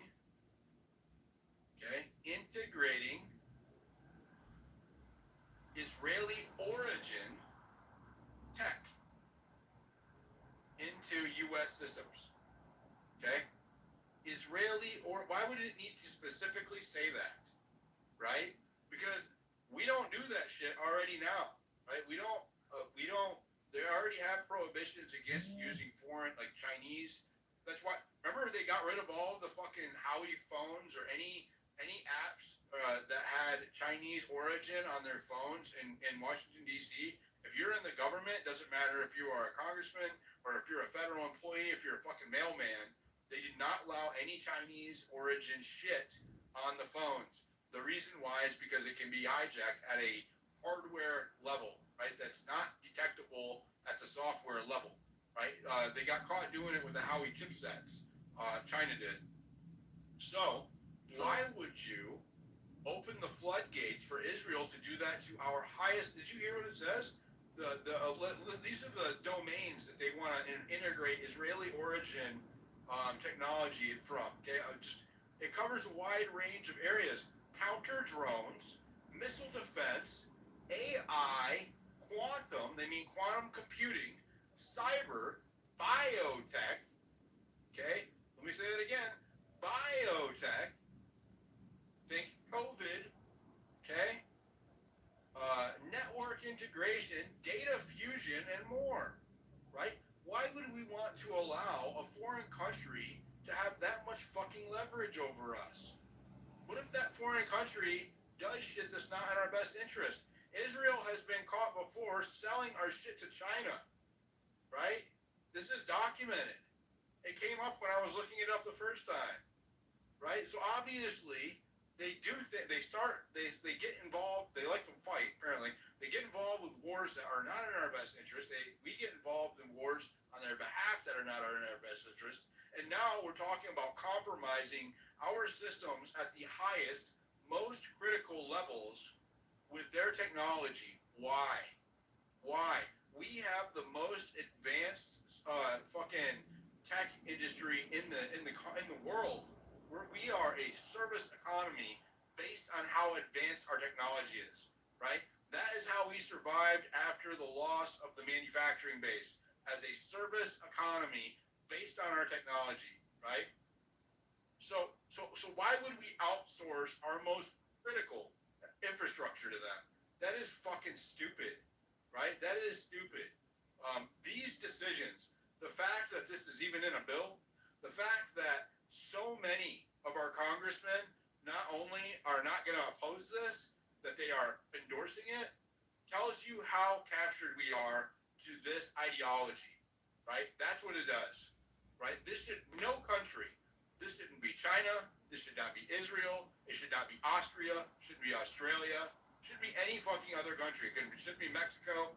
No other country should have access or this much leverage over our core infrastructure like this. What the hell is going on? Go ahead, Mace. Yes, I'm so glad you picked up on the very important points. One other thing to add in. It's pretty peculiar. They're going to have this executive agent. Who do you think they're going to pick to put in that role that decides what accelerates, what merges, what doesn't? Like, that's a very centralized position for all of the decisions to be made.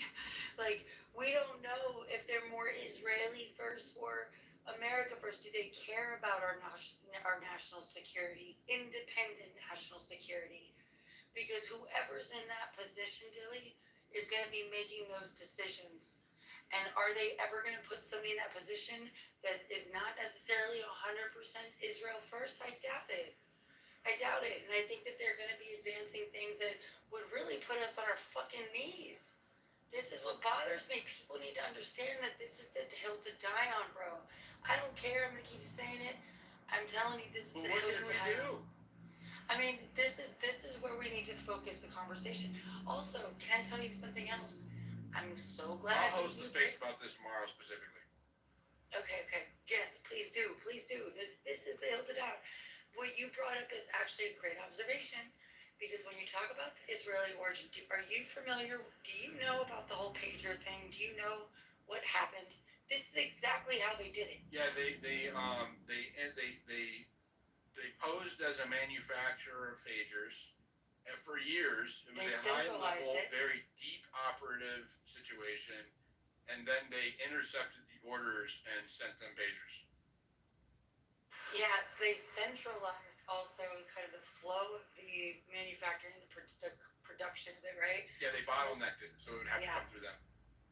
I mean, it's absolutely mind-boggling, and this is something that people, like, I don't, like, it's one of those things that all of the, like, these very last decisions that are made, like, when I say last decisions, they're getting more and more critical, right?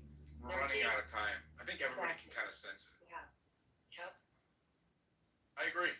Yeah, I've been saying this for months, right? That I think, do you not feel the tension, right? I can feel it when I talk to people in my real life, right? The uncertainty, right? The fear, right? That's another part of a psychological operation, right? That's uncertainty, the agitation, right? You're constantly bombarded with bad news, like what we're talking about, that makes you feel helpless, right? That makes you feel frustrated.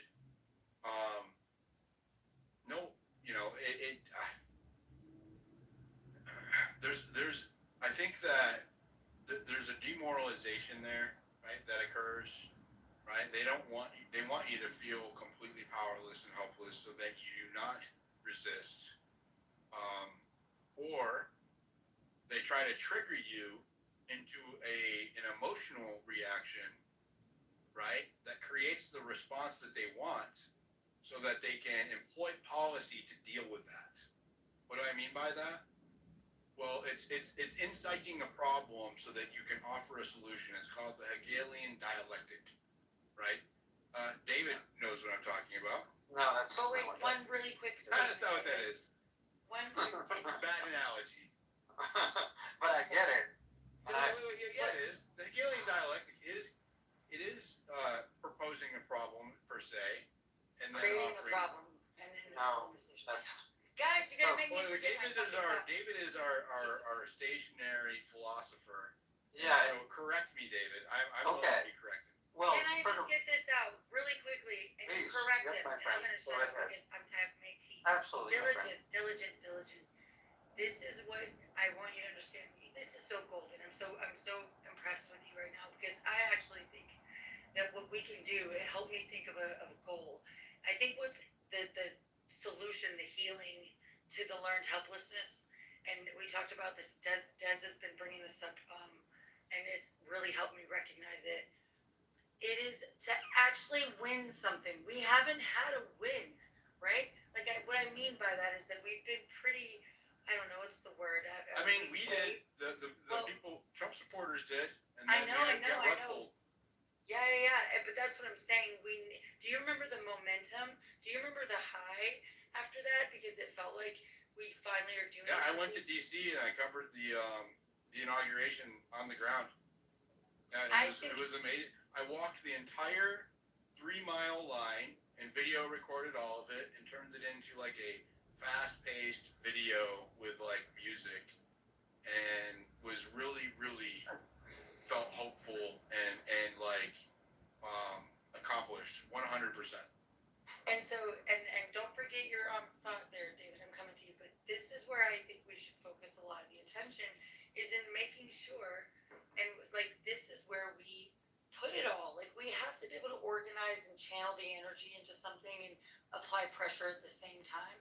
That type of power is what's going to wield success, and we just have to focus. I don't have it all the answers, but I do think that a little bit of the answer will be that a win. Go ahead, David. Sorry. Well, we're going to win. And we're going to do it by calling on the spirit of our forefathers. You know, Benjamin Franklin said it's a republic if you can keep it, and we've lost it. We have lost that republic. You know, when they openly bragged about conquering a little congressional seat in Kentucky, you knew, the fact that they can say it out loud, you know that when Benjamin Netanyahu can threaten all of Americans and say technology is the new weapon of war, and then we're talking about them merging with our military, and make no mistake, that is taking over our military. If you take over the brain, the intelligence of our military, and all of the things that extenuate from that, including monitoring citizens in America, the very citizens that he threatened, he spit on the graves of acres of men buried in Arlington and said, your free speech is no longer a thing. You're the enemy, and we're coming after you. And our president sat by his side and said, yes, I will join you in declaring war on Americans and our principle. Well, let me tell you, my friends, these people are going down. We're going to crush them because every lie has an expiration date and the truth lasts forever. Our great republic was founded upon these wonderful principles of freedoms, the rights of the individual, liberalism, kindness, generosity, and of course, these people oppose all of this. These are avaricious men that control and own our government. So yes, our republic is over, but where are we going to go from here? Well, I will tell you why we're going to win. The Great Awakening is happening, and I am so proud of my brothers and sisters. You're right, Diligent. It cannot be one where we're motivated by vengeance or hatred or even war. There are no pitchforks to be dragged out in the field to fight anybody, because we're talking about an infinitesimally small group of horrible people that wish to extract our wealth and reduce us to servitude in the process, and this is happening very quickly, just as you said. But, in the words of John F. Kennedy, they can all take 2 running jumps and go to hell. They are not going to win, because we've learned that it's not Muslim against Christian. We've learned that. Stop playing that game. Not black versus white, not gay versus straight, not white collar versus blue collar. We don't care what color shirt you wear anymore.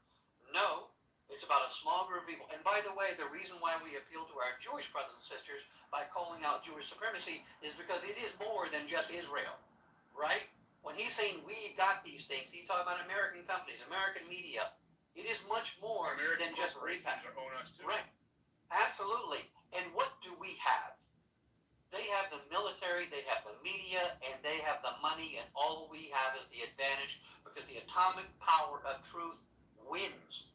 The atomic power of people throughout the history of civilization that just want to be free, that just laissez-faire, leave us be, want to be left alone. And what do these people say? You may not have your freedom. You may not be left alone. We're going to tell you what to do, how to raise your kids, what you're allowed to say, what you're allowed to think. We're going to control every facet of your life, submit to us or die.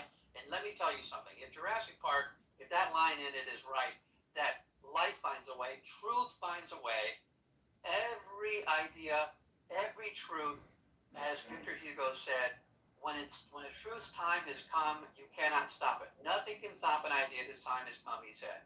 Even militaries, he said specifically, cannot stop that idea. And that idea is freedom. And by the way, I'm talking about everybody in the world, not just Americans, because freedom is not just our right as a people, it's our destiny as a species. And these horrible people have been drugged. Thank you, Thomas Massey, for the Epstein files, because you made this happen.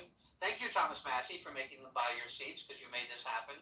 These people have been drugged out into the noonday sun, and we see them for all their horrific splendor. We see them for what they are, and we're going to win. They're You know more what, of us David? than them. The DOJ said they don't have time to really investigate the Epstein thing because they're going on a 15-state anti-Semitism awareness tour. Yeah. And that's Yeah, what's really funny is the first these part. people so control the language that we are talking about the most anti-Semitic country in the world, Israel, that kills all the Semites around them, that will never stop killing them, by the way. No, will never stop. There's no stopping this thing. They're Arabs, they're not Semites. Yeah, no, they're Semites. Incorrect. Sorry. False. But when someone says they're anti-Semitic, they don't Yeah, mean sorry, they're Semites. You're just wrong. That's just factually incorrect. They're Semites. And by the way, this is the same when people say this as when Joe Biden said, "If you don't vote for me, you ain't black." Let's keep You it don't on the get to- let's keep it on the psyops angle Okay. though. You can keep But it on the very, PSYOP very angle, married to it. okay, good, let's do that. But on the PSYOP angle, what she just said, where they're saying you can't talk about this anymore, it doesn't matter. Because if I tell everybody that there's one thing that you can't talk about, if I tell everybody nobody's allowed to think or mention pink elephants, they're going to think and talk about pink elephants. But this is way worse. They're telling us one thing we can't talk about. You know, come on, Voltaire, everybody else told you this, that the people that you can't talk about are the ones that rule you. Everybody knows this is all very intuitive, and they're going to try to stop us in every way. Here's the problem. You cannot dam up half the river.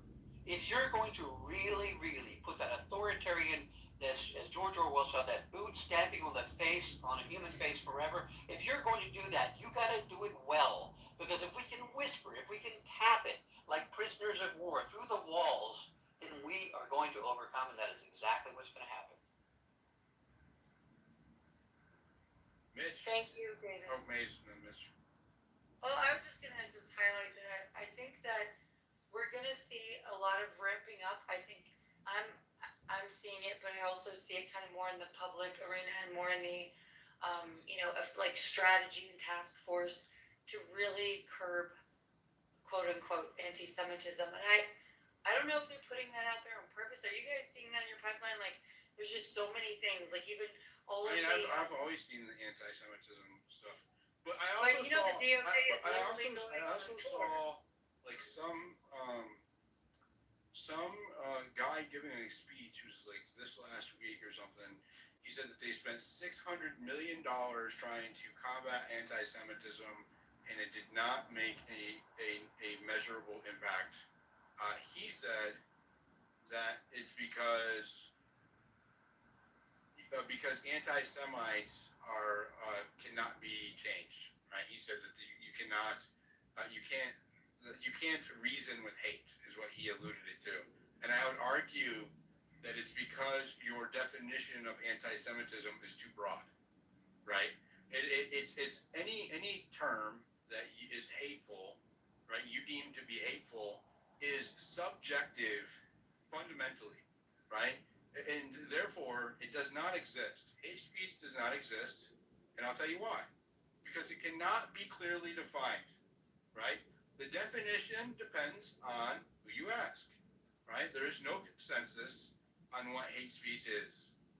And so you can't enforce right? An idea. You cannot, we already know this is antithetical to human nature. Human nature is always going to win, especially at scale.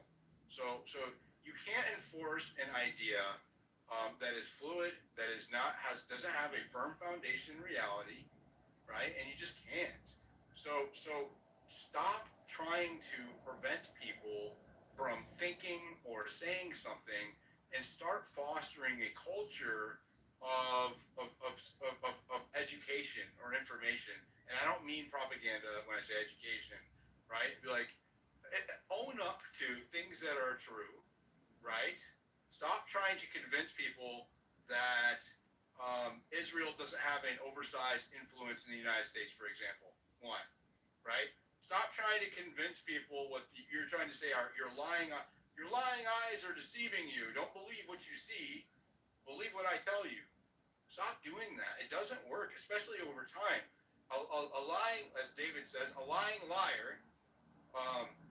They have the story becomes less believable over time. A lying liar lying through their lie hole. There you go. Lying liar lying through their lie hole. Thank you, David. It becomes harder to maintain the lie consistently over time, right? And that deviation is noticeable from people who are already jaded, that have been lied to over a long period of time. I personally don't blame the Jews for everything, right? And I don't really care what Israel does as long as it doesn't involve us. Now, that's probably a more pragmatic approach to them than Mays or David have. They have an ideological position on Gaza, right? I don't. That's a human thing, right? It's not ideological at all. Well, I mean, it's your own belief, right? You have your own position, right? What do you mean? Everybody has to fucking care about the goddamn Holocaust. But I don't have to care. Exactly. I don't really have a position on the Holocaust either.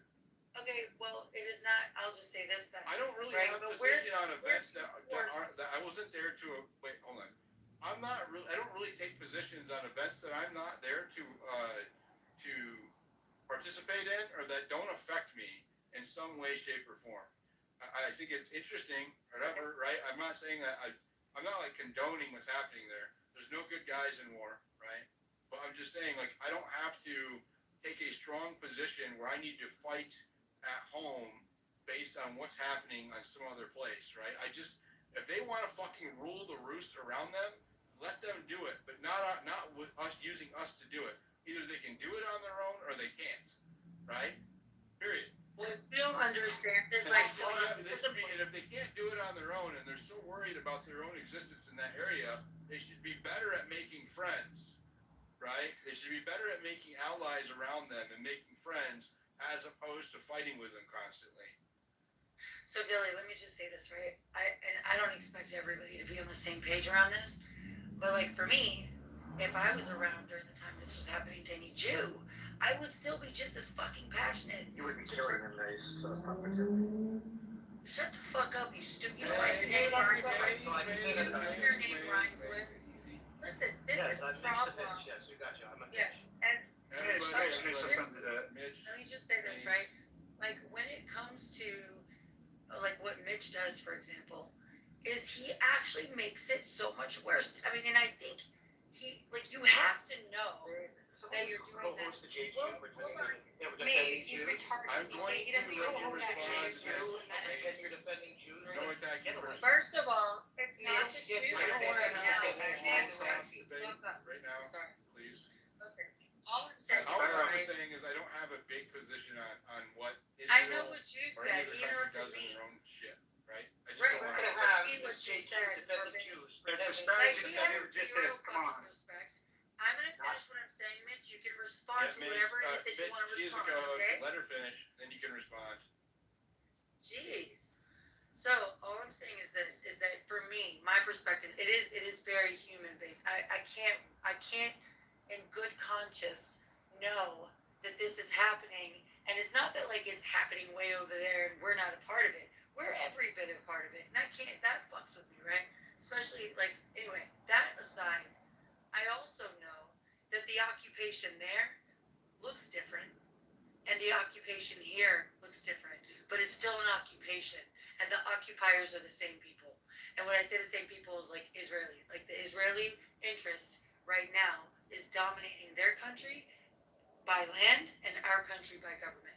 And we're seeing it, obviously. Do you know what they said the day after Massey was primary? They said, you can disagree with us, but not for long. This is what AIPAC does. AIPAC did. Yeah, and I would say that I agree with Mays also that it doesn't require any ideology at all to care about the children buried under the rubble in Gaza. You don't. It's You not know, like you're just obsessed with Jews and hold stuff on, and hold give a on. shit about their. It's because we're just support Jesus. It's just Hold our on. Mute up.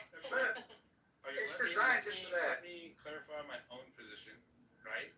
Is that it's not that I celebrate or am okay with kids dying, right? But there are horrible atrocities occurring simultaneously all over the world, all of the time, right?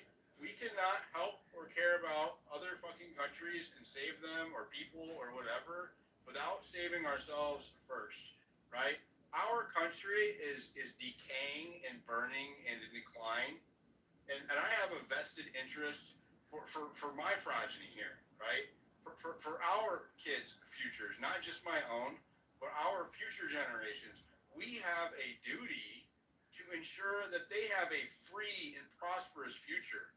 I cannot go worry about Gaza or Africa or any of these other countries where atrocities are occurring, right? I cannot spend a lot of attention or time on those things when my own ship is going down. When you are on an airplane and the plane is crashing, all of the respirators drop down at the same time. What do they tell you? Do they say put the respirator on the person next to you, even if it's a kid or your wife or an elderly person? No, they say put your own mask on first. Why? Because dead people cannot save anyone else. That's why, right? And we are dying. We have got to save ourselves. I am not going to spend any time fighting other people's wars. And that goes either way, right? That means that I am not going to go fight Gaza's war. I'm not going to go fight Iran's war. I'm not going to go fight Israel's war. My position on this is unilateral. Okay, can I just highlight a perspective for you? And I think I agree with you. I just want to show you how what we're saying isn't that different. It's even if putting your mask on first means taking care of America first, you would be saving the Gazans too. Do you understand? Like, this is where my I guess urgency comes. Yes, I am definitely much more connected to this situation. I feel very deep. What I was trying to say. Yes, I do. But what I'm also telling you is it is because Americans have been just kind of, me included, until this happened, me too, right? Have been completely unaware of what is happening because we have completely let go. Like we don't even know what to do. We can't even we're scrambling to find a remediation pathway. And it's doesn't matter if it's the person putting the mask on himself first and then can save the child. There's still a terrorist inside of the damn pilot cockpit, right? And all I'm saying is they're in Hamas. They're not in the cockpit. The cockpit is the idea.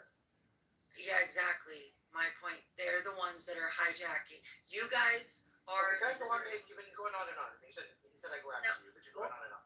What's our stance on a political? But this is like the the Jewish foreign supremacy that right now. David was talking about. He just comes up here and wields Well, it it. is the foreign shit. No, he said I'd go next, and you're just going on and on. I'm not even disrespecting. It doesn't He actually matter. said that. I am having a conversation. I am Okay, so get a speaking podcast. for someone's turn. I'm gonna yield it to you in just a second. If You jump on. you can land it, and then we'll go to Mitch.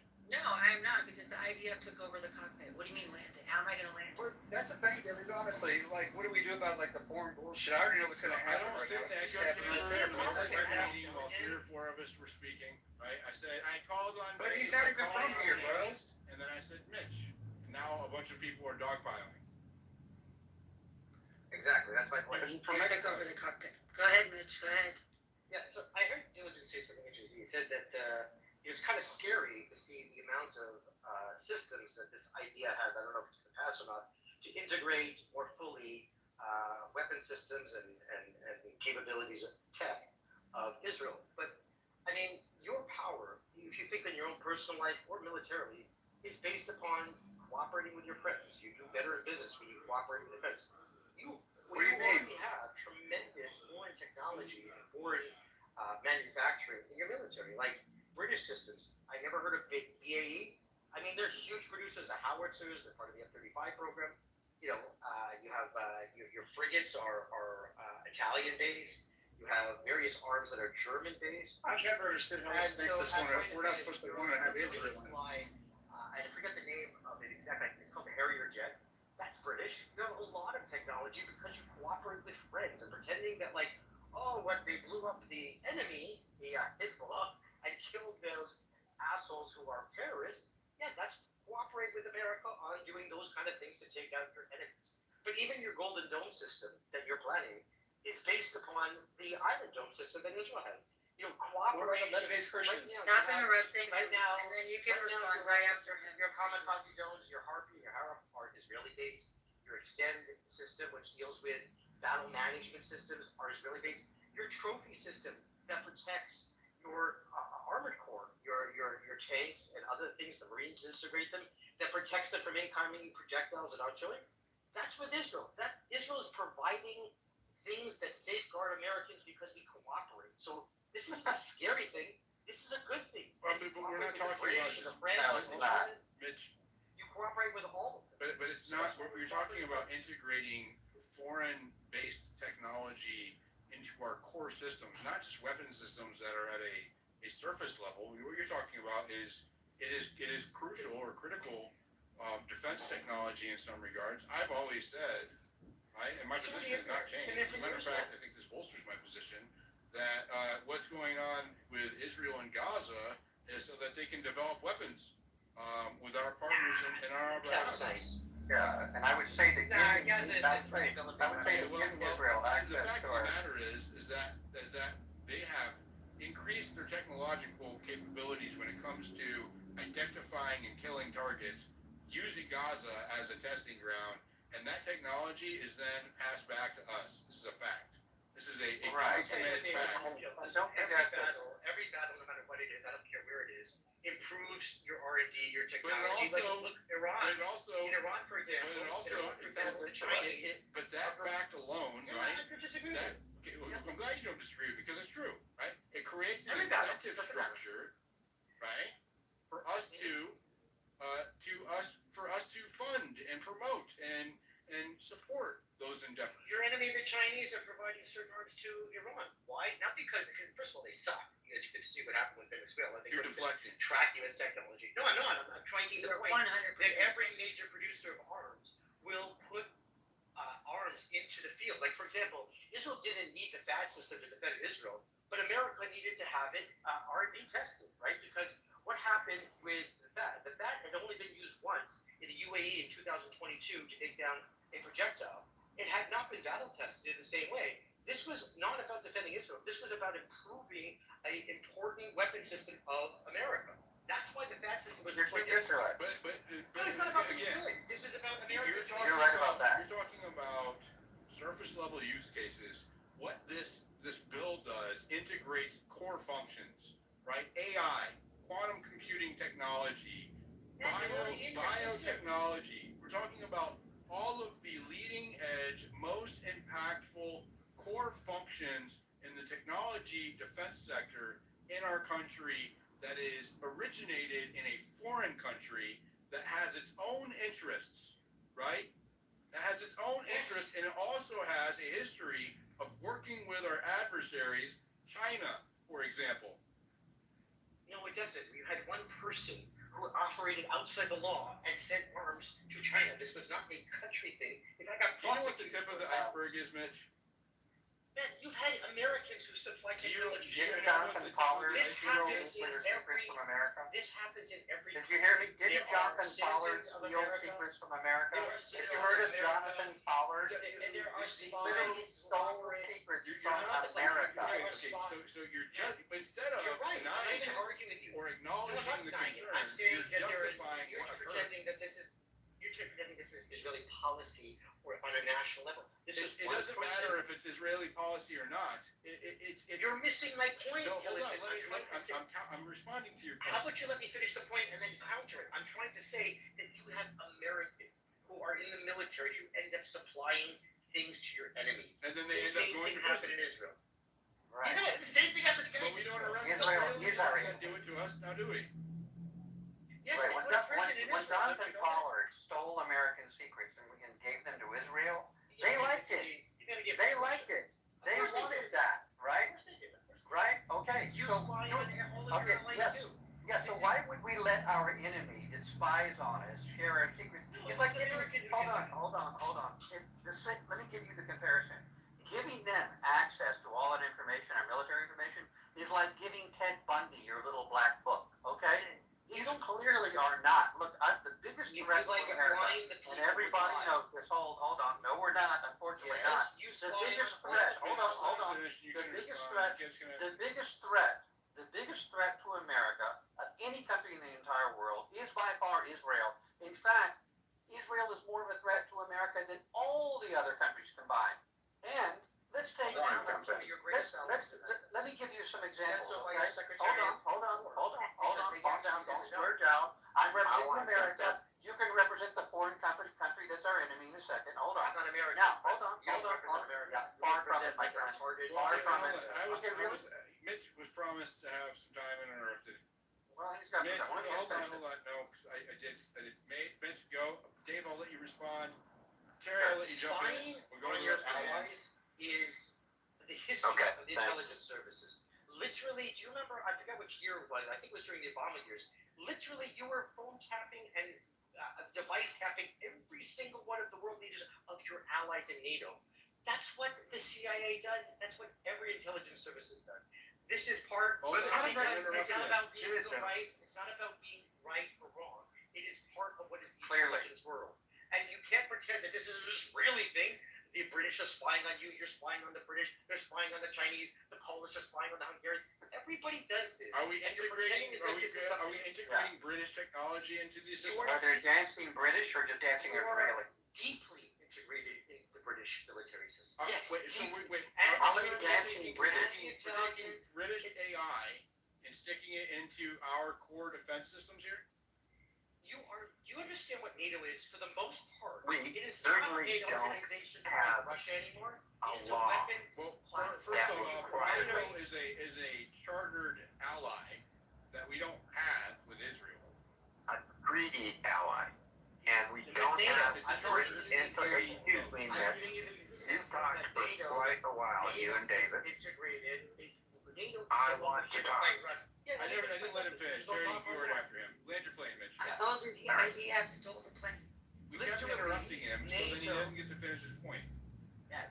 He's had a lot more time than anybody, bro. All agree. He's the only one Are who you playing disagrees. fucking ping pong? Yeah, but dude, he's pushing bullshit. That's what everybody's saying. Ping pong here, like I'm a ping pong ball back and forth with the fucking paddle. Let me It's finish my fine. fucking sentence. Go support out. No, you're probably getting out of the room. I'm giving Go you ahead. perspective of You can reality as defeat opposed his to idea like. with better. You Yeah, defeat his you can speech fight with my more idea. speech.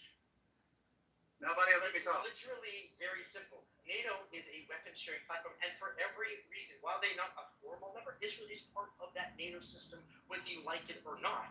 And you are all integrated. The AI, cyber, military equipment systems, they are just part of that NATO system without being a formal member of NATO, whether you like that or not. You wouldn't have an F-35 functioning without Israel. But they're also There's a they reason don't why they they don't have also the go technological they don't have veto on that have the same level of accountability, right, or processes You're with that a NATO NATO ally F-35, does, one which of is the most why it's not important okay. weapons platforms. It's not okay One of for the them, most important- Mitch. I let you finish. It's not okay for them to act like and to get the benefits of and have the trust of an ally which has a vested interest in us that can suffer consequences that are clearly laid out in a treaty, right? That's the difference. They are getting all of the inside the inside hookup, right? The homie hookup. They get the homie hookup from the United States, but without having to own up to any of it, right? They And are so the when ones they act in their own sacrificing interests their that are lives. against our interests, like Man, there's starting all your shit NATO with their allies. neighbors and getting us all your NATO involved or allies. influencing all our your NATO politics and unseating a sitting congressman and bragging about it, right? Or multiple sitting congressmen signaling if you oppose us, if you oppose this idea, if you oppose the pro-Israel ideology, we will get rid of you, right? AIPAC bragging about it. These are real things, right? So Thomas You don't have Germany doing that. You don't have Poland doing that. Thomas Massey You don't have unseated Austria himself. doing that. You His don't have district- England doing that. No other country is impacting our politics, both foreign and domestic, and bragging about it the way that Israel is. That Thomas is a fact. Massey unseated himself. He has the Redirected. largest number of veterans, and he was partnering with Ryan Mata, who is proudly I got a calling sticker for here. the death He of didn't American partner with soldiers. Ryan Let Madden. me roll here. Literally one. That's what he wants. That's what he Literally wants, one of man. his Bill. Mitch, big Okay. Terry, go podcasters ahead. that he had, and literally Mitch, the man is calling Mitch, for I'll the come death back of to you. American soldiers. Terry, go ahead. You think a congressman who works with Ryan He's taking Mata it from is He can't lying stop. All right, calm down. I can't do this. He's impossible. You think he can Mitch, Okay. I don't want to have to drop you. So, Mitch and David, I disagree with both of you guys. David hides by his language of these people, and I don't say these people. I say Jewish supremacists. you Israeli say Jewish supremacists. what you I really call mean them is exactly. David Jews, and I you say hate Jewish Jews. supremacists. No, Excuse me, let me Slow, talk. man. No, You I'm not talk. gonna let you. I'm not gonna let you Non-stop. That's diligent. I'm not gonna have. This is the culture war shit that I think also is kind of a psyop, right? Like we are getting dragged into the culture war But I aspect think of you're this. just I think defending it's your Diligent. manufactured. It's a race war. I don't want to have it But on either diligent, you side. should defend me here. You know that I don't do this. I always appeal to our Hey, Jewish well, I brothers mean, and Terry sisters. is not. It's not fair to make his position for him. I always interrupt people and make sure that my position is clearly stated whenever they try to assert it for me. So you can say you perceive him to be, but don't declare his position for him. That's not fair. I'm gonna interrupt you too. That's just what I'm saying. So you're saying he hates Jews. Well, he didn't say that he hates Jews. You're asserting that he hates Jews based on your perception. I have always heard him say. I agree with that. I have always heard him That's a say. good. Let me finish. I've always heard him say Yep. Jewish supremacy is a problem. He actually says to my Jewish brothers and sisters in the room, I don't think you're the problem. Jewish supremacy is a problem. He always makes that statement constantly. I've heard it so many times that I just read it back to you about verbatim. The problem I see though is when you get down to it, who isn't a Jewish supremacist in David's mind? Dave Smith, Glenn Greenwald, I could name a million of them. There are People who millions are of not people. usually Jews, he calls Jews. This is They're hilarious. Jews. Those are Jews. Sax Blumenthal Yeah. is not a Jew. He's Do literally you brought up by have two to Protestant mention- parents. Oh, okay. Glenn Greenwald's a Jew. Mitch, why are you so riled up? Usually you're more Glenn calm. Greenwald's a Jew. Dave Smith is a Jew. Are you joking? Okay, Terry, finish your. And Finish. then I Terry Terry, said, finish. those are my Jewish Let's friends. let Terry. Oh, I love Mitch, those I don't want to have. They're not Jewish now? My favorite Jew is the fake Jew. You know, calm a guy down. like David and Mitch, they just roll. They just talk. I don't want to have to stop talking over everybody, Mitch. You guys too. Let's just reel it back in a little bit. I really want to have to drop you down. I will. You keep it up. Dr. Strange, go ahead. Sorry. Finish Derry. Then we'll go to Dr. Strange, and then you guys can open it up and have back and forth. Look, my view is this. You got 23 minutes, there and I'm doing are a subscriber space. The link is in the Jumbotron. There are definitely elements of Follow truth. Maze, follow Harmony, turn notifications on for me. Can I? subscribe if you Okay, can. Go ahead, Terry. fuck it. I'm gone. No, I'm don't here. go anywhere, Terry. He always does this to me too. I was just making sure they followed the co-host. I just so mad. You like told him to go and They just shut up. I'm sorry. I I'm do not that all the Terry. time. Terry. too bad. Yeah, can I get a word in then? Since you I guess so. Oh yeah, program. I was I just was trying to make sure that everybody was loving on my co-host. That's all. Yeah. Sorry, Terry. Look, I don't begrudge Israel for spying on the United States. I'm an American. The problem is when the United States opens the doors of its security to Israel. So I don't know if you guys remember when Fox News did the 4-part series on Israel having penetrated or be allowed into the U.S. security telecommunications infrastructure, in particular two companies, American Infosys and Converse, that are used by the FBI and federal agencies to do phone taps and to do phone logging. So those are Israeli companies. They could have been sending the data back to Israel, where they could be using data mining. They could have been using data mining algorithms to gain intelligence on Americans. It's not normal to open yourself up like that to a foreign country. Donald Rumsfeld talked about this, how the Mossad goes around the Pentagon, bossing people around like it's their country. Okay? We have anti-BDS laws in like 20 states. You're allowed to criticize any country in the world, even our own, according to these BDS laws, except Israel. So there's an incestuous, unnatural relationship that's been created by legislators with respect to a foreign country, like a perfect definition of what George Washington called a foreign entanglement. And the things that Israel does aren't just things that are happening. They are things that we are as complicit as possible in, and that makes it really relevant to the American voter. That they, for a lot of them, that want to put a stop to it, right? We don't just give them the 3.8 billion a year. There's another 700 million in the Pentagon line item budget. There's diplomatic protection at the Security Council with the UN. There's diplomatic protection in terms of intimidating other countries that may try to criticize Israel. The weapons, the ammo, all of that. So that makes us complicit. Now, whatever we may have done, for example, in My Lai in Vietnam or in Fallujah, that was before the age of social media. But this thing, we're seeing what's happening here. We're seeing war crimes on a massive scale.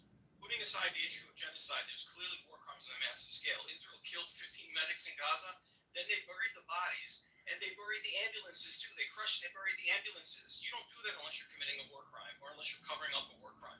And then they got caught in several lies, even by the New York Times. And now the New York Times has seen that the problem with Israel, with the way that Israeli prison services tortures and rapes their raped, no one's tortured, has these are gotten all so just fucking bad that lies. even the New York Sorry, Times we're getting away from even the New York Times has covered These are all it just now. claims and there's not total bullshit. I do want to reel it back Yeah, into the they're claims with a much better Zero standard of facts. evidence than the ones offered by Israel. When No, Israel Israel offers has claims actual often, footage. let me finish, Mitch. So Mitch, go on. this topic, Israel will Claims. the foreign aspect of it will hijack the space every single fucking time.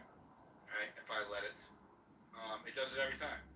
So here's what we're gonna do. We're gonna bring it back into the psychological operation aspect of it as it pertains, and it can be anything in the title that includes Israel, right? But you're gonna focus on the topic. I don't want to have the whole Israel-Gaza debate right now. I'm not doing it. So reel it in. We got 18 minutes. Go ahead, Dr. Strange. Do I get to finish a little bit to wrap it up? No, I just wrapped it up for you. If you want to bring it back to psyops, then yeah. Otherwise, I'm going to let Dr. Strange go. Yeah, I'll make one last comment about the funding. Okay, the funding is not just as you pointed out. It's the technological relationship is possibly being made a little too intimate, right? Or very much more intimate than it should be. But it's also a way to hide the funding, to take it away from the public appropriation that's made, to put it inside the Pentagon budget where it can be where basically we don't have the transparency that we have. So that's the other thing I wanted to say. Thanks for letting me finish. Yep, no problem. Go ahead, Dr. Strange. Thanks, Iljan. Appreciate it. Wonderful space. I appreciate you holding the space. I wish I could have been here earlier, but I'm traveling. Nevertheless, I do want to mention a couple of quick points regarding what you guys were talking about regarding Israel and how they've spied on the U.S. and shared sensitive technology to the Chinese. So I've said this before. You know, the former CIA director, James Woolsey, told the Senate Government Affairs Committee that Israel had been selling U.S. secrets to China for about a decade. And more than 12 years ago, the U.S. demanded that Israel cancel the contract which supplies China with Python 3 missiles, which included a number of other technology, and it went on and nothing happened. And then there was a U.S. investigation for a number of years where they proved that the Israelis were selling U.S. secret missile technology and electro-optics technology, which was transferred, not selling, was transferred to China, because Israel, what they do is they want to curry favors with everyone, whether it's Russia, whether it's China, whether it's India, because they're thinking long term. They don't care about their ally U.S. they want to make sure that tomorrow, when they've got to move away from the U.S. and move on, leech on to another country, they've got that opportunity to do so. And this is exactly what Roseanne Barr said. He's like, U.S. can go fuck itself. We'll just go over to India. That's the mindset. This is how they operate. They don't like rely on just one U.S. superpower, or one superpower. That being said, after the U.S. investigation found that they had passed technology, and under a lot of pressure, the Israeli defense minister had to resign, and again, this was after an investigation, a multi-decade investigation, and this was reported on an Israeli newspaper, Mayoral. So this is not, nobody's making this up. The irony is that the Chinese turned around and helped Iran with their missile technology, which Iran is now using against Israel, or have been in the past couple years. In addition, the Israelis, every U.S. tech that goes into Israel, they force them to have R&D there. And then not only do they force them to have their R&D, it's almost like put a lot of pressure on them. And then they basically want their secret sauce, the source code, as well as backdoor access. And they did this with WhatsApp. This was back in the early 2000s. I don't remember exactly when. So they took the backdoor access and they created an illegal product called Pegasus spyware. And the spyware basically targeted, they sold it around to various countries such as India and other authoritarian dictators all over the world. Again, to curry favors with them. They sold it to these countries, where these countries then use that technology, the backdoor access. You're talking about Pegasus? To spy on journalists, lawyers, human rights activists, and then Meta, the formerly known as Facebook, pursued a legal not case just state against actors, them but also high-level criminals. Yep. Actually, Jeff Bezos ended up being one of the individuals who was spied on through spyware that the Israelis sold. If you guys to don't the know, Saudis. Pegasus is an exploit developed for phones that is zero action. It means that you don't even get a text that you have to click on or anything like that. It can be married. It can be trojaned in with another type of data packet sent to your phone, and then it completely takes control of your phone. Clones the data, sends data back to a server. They can control it. They can see the different sensors, your microphone, your camera, all kinds of shit, all of your text messages, any of the keys that you put in there. If you type in a password, all of that shit. That's what he's talking about. Go ahead. Sorry, continue, Dr. Strange. Well, so there was a legal case for many years, and then the court finally basically ruled that the Israelis did exploit these WhatsApp's backdoor access, and they did install spyware to target your camera and microphone and access data, effectively turning the phone into a pocket spy. And then have that going again, with Carbine 911 right now. Yeah. So the reason why I'm bringing this up, because when you ally yourself with a country that will turn around and use that technology to spy on your own citizens for their own political agenda, I mean, you're basically feeding a snake that's going to turn around and basically bite you and bite your citizens. So why would you want to align yourself to that level where you're sharing everything, especially American data that should not be shared with anyone? We don't share that kind of information with any other ally. So this is why the NDAA, the Section 224, is so dangerous. Now, I bring this up because this has also an economic impact on us in the U.S. We are right now competing with China for consumers and raw material all over the world. Now, what's happened in the past few years is that because of our alignment with Israel and its genocide, a lot of countries are boycotting us. So instead of buying iPhones, they're going around and buying Huawei's phones. And this has a major impact on us long term. In addition, a lot of these countries, and I shared this with in another space. I feel like we're getting off into the weeds. I'll land it with this. Ultimately, all I'm trying to say is that this genocide in Israel, in Gaza, has an economic impact where a lot of countries in the global south and elsewhere is actually aligning themselves more with China, whereas 3 years ago they were not. They looked at more favorably to the US versus China, and this has an impact on us economically. Now, one last thing regarding what David was saying. David has always made a point that he's specifically mentioning Jewish supremacy, not Jews as a whole. So I want to make sure that I corroborate what you were saying, Diligent, and others. Regarding the PSYOP, look, I'll say one thing. It's a game of distraction. Whether it's the fucking UFOs that a lot of naive imbeciles fall victim to, whether it's entertainment that they push on you, every single thing that you possibly imagine that has no effect on your life, they will want you to get busy on, except the real stuff, except the actual stuff that matters to yourself. All this BS about Trump cursing out Netanyahu.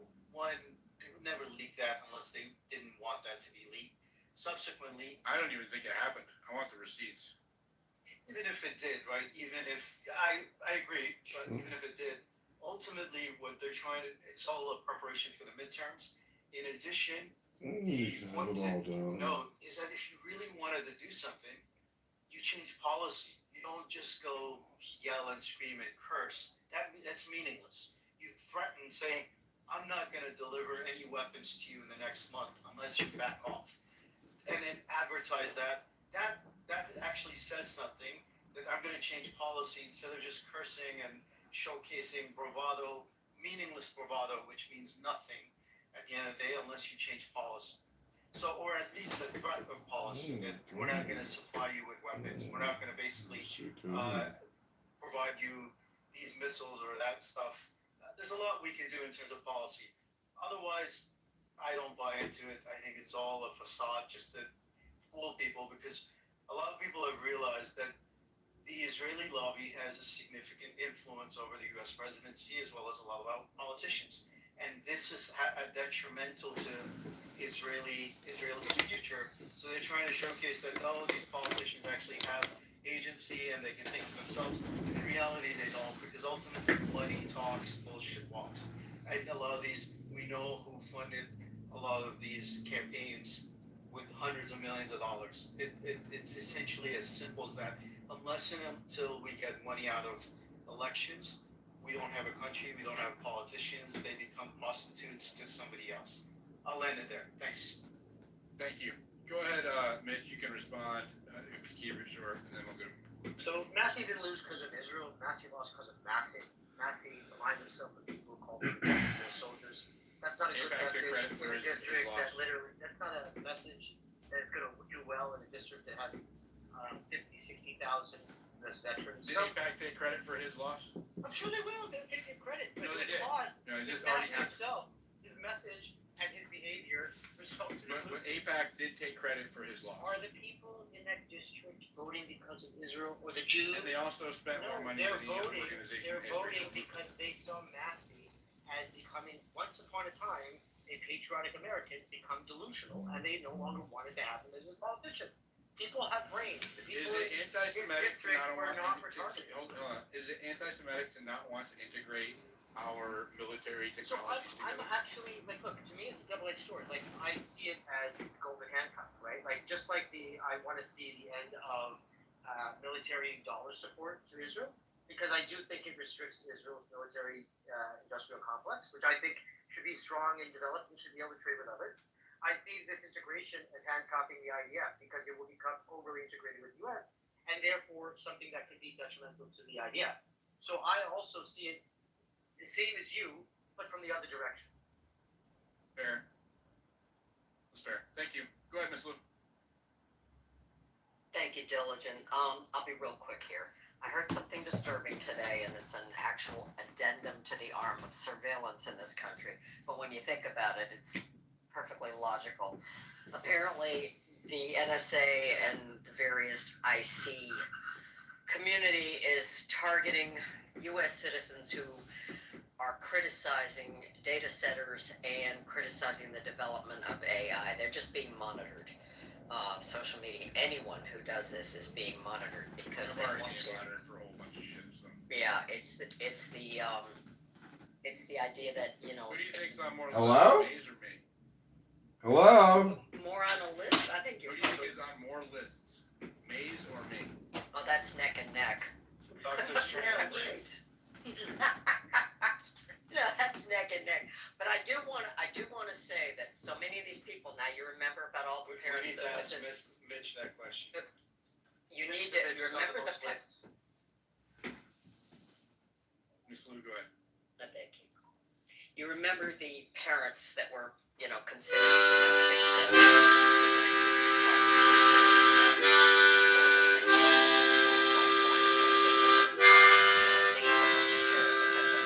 well, apparently, people who are showing up now to these town halls and stuff to protest, and a couple of them not many people based on obviously money and political money. So it's not like, I mean, AI is going to happen. It's not even that. It's just that people want to know there's going to be some education about it, some common sense, some guardrails, so that people feel comfortable with this huge change in technology that's going to affect all our lives. And right now, the problem with some of these centers is they're so big, so massive, you know, and, you know, people worry about water, they worry about, you know, the grids and all of that. I don't need to go into that, y'all know about it.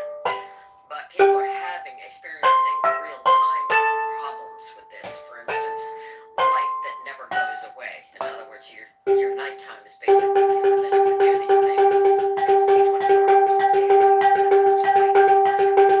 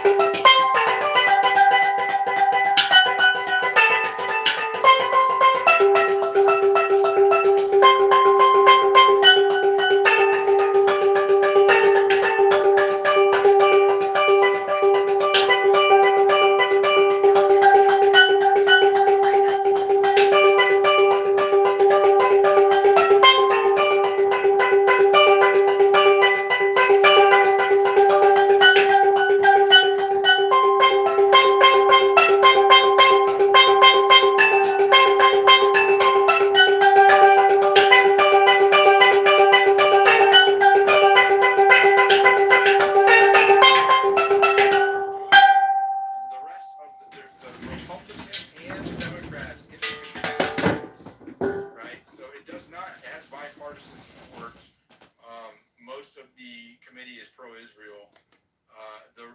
And also, so getting it removed before it hits the floor is very unlikely. And then it's going to go down to the House floor, and then it'll be up for a debate for everybody, where it has a more significant chance of either getting nerfed or stripped out or amended, right? So that it's changed a little bit. So it's not so invasive on U.S. Infrastructure. That's my concern. I don't really care as much about the rest of the stuff. My main concern is them having so much leverage over our infrastructure. So yeah, I'm going to read the bill. I'll read this section tomorrow morning, and then I'll educate myself with it, and then we can have a discussion on it tomorrow night. So I'll get that scheduled tomorrow. We'll have a debate on this particular issue. I know Maze wants to, other people as well. Maze is going to rest her throat, but that didn't sound good. Take some drinks of honey, and be easy. But help you heal, Maze. Thank you. Make sure you guys are following my lovely co-hosts, Maze, Harmony. Really appreciate you. The rest of our speakers, follow everybody up on stage. The best way that you can support me is by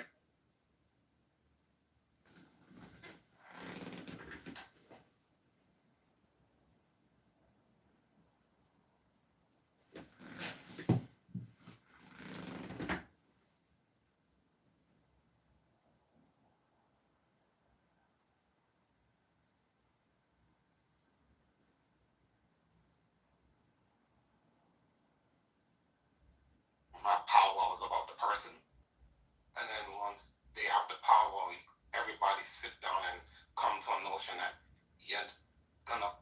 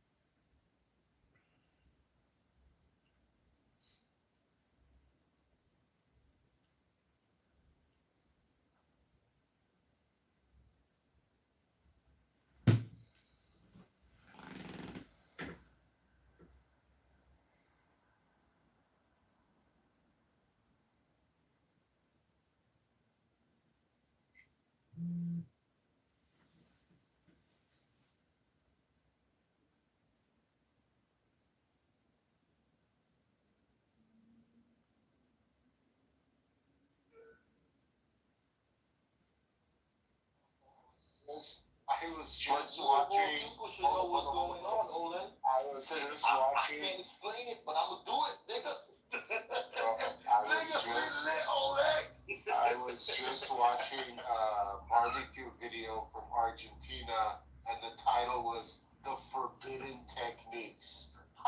Yo, this is gonna be Olin. I don't know what's going on. I'm Olin.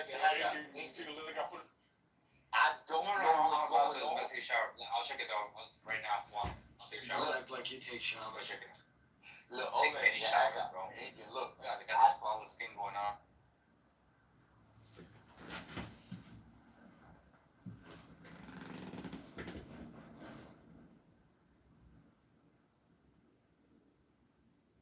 Can I ask a couple of questions for clarification? I got like, why are you using the word shouldn't, not couldn't? Let him do it. It's ought versus is. Things ought to be a certain way, or things are a certain way. Something, they are very, very different things. So like when God says, do this or lose this, you should do it or you could do it? You could do it, and you know what the consequence will be. You'll lose it. To lose it, all right. But if you want to keep it, could you do it? No. All right. Shed his skin, my nigga.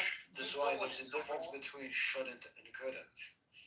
Right, and I thought that you, like, respectfully, bro, I thought you fumbled earlier when you understood the narrow scope of could she do this thing without violating her agreement? And the answer would absolutely be like, no. Right? Like, unequivocally, no. When you say 1,001, you're talking about like the practicality of if she could possibly do it, in her lifetime, like individually, but we're talking about the spirit of the union.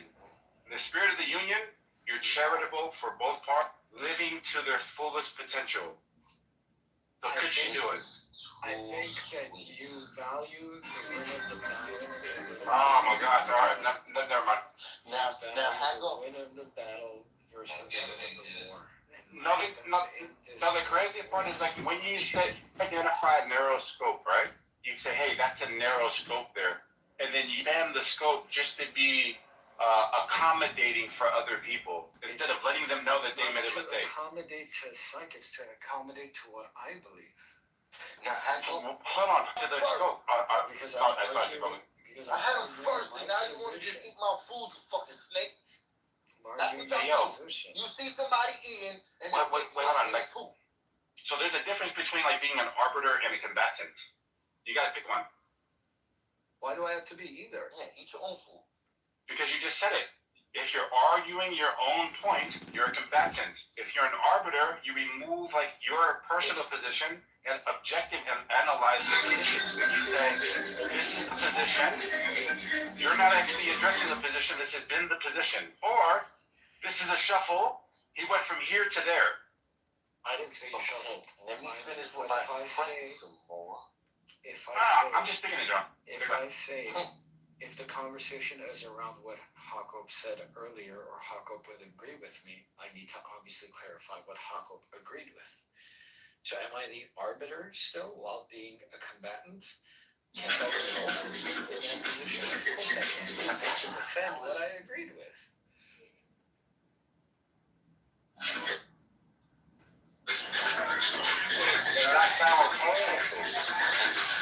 I think you can be.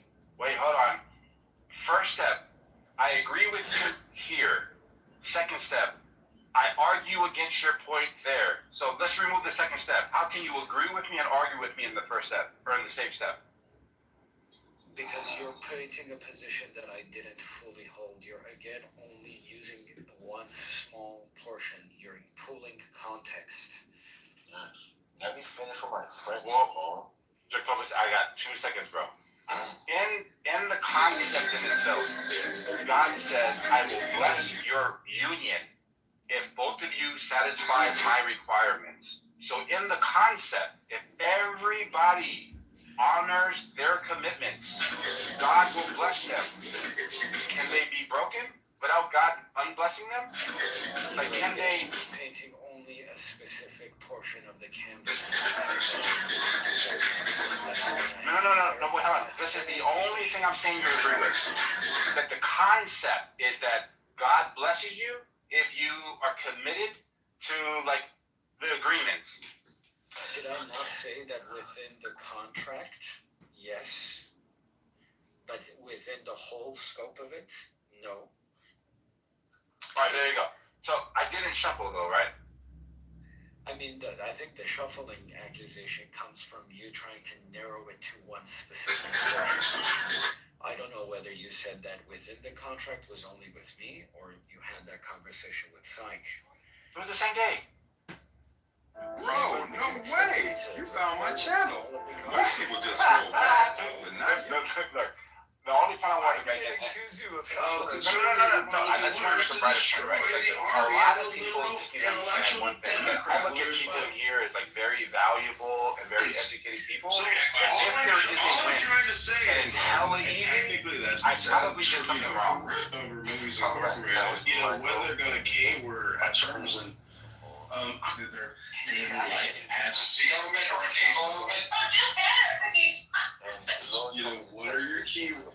And you're advertising. They don't do anything. Boundaries and time limitations. People going to play and dollar to get you on. I say, hey, if they get weeks and months on that. So our that's so beautiful. This is in here. Just bringing it, get it. I'm also ready for Chicago Public. Again, you're gonna have to ask what you just read. An offensive bar, which is not. You must finish using the No, that's a bar. Some things are too sweet to desire, of course. Right. Now, Samoa. Bro. $1 million. Bro. Now, Samoa. Samoa, look. The reason I'm telling him that. Okay, there is a siren. I- Let's just slow down and And pull when the over. us have that bread, and I just drink a cup of wine, and whatever It this looks like. is the most saddest story I ever heard in Genesis. Walk right off the right side. Go up and look at your wife differently. Even look at Matthew. It is not the So same. when I We're go here. back, I'm going to tell him what I saw.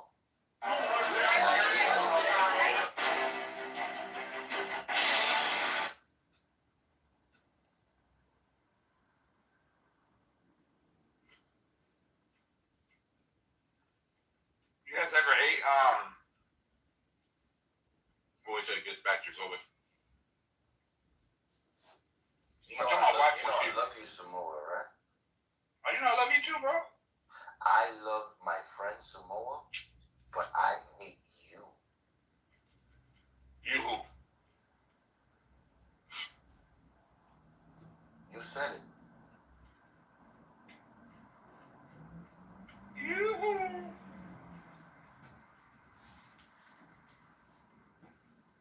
I was thinking about it today, Oleg. I was thinking about Oleg and not you.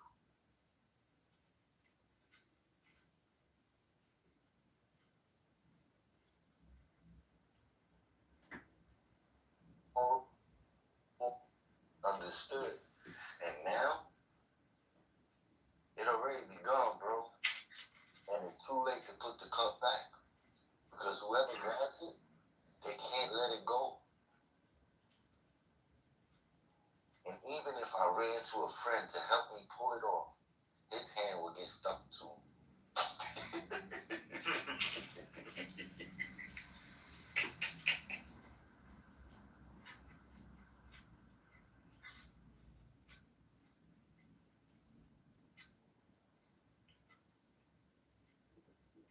It's crazy they ain't televising the trial, bro. Who's on trial?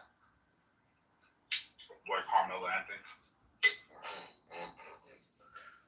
I thought he was on trial when he married his wife. That's a different Carmelo. Yeah, Oh, yeah, what? different one. Thank you, bro. I'm not aware of this world. Jacobus, tell us the story, bro. I want to hear the story. About what, bro? The one that you read in Genesis that messed you up. Oh, Or just give me the verse and I'll look it up. Concrete.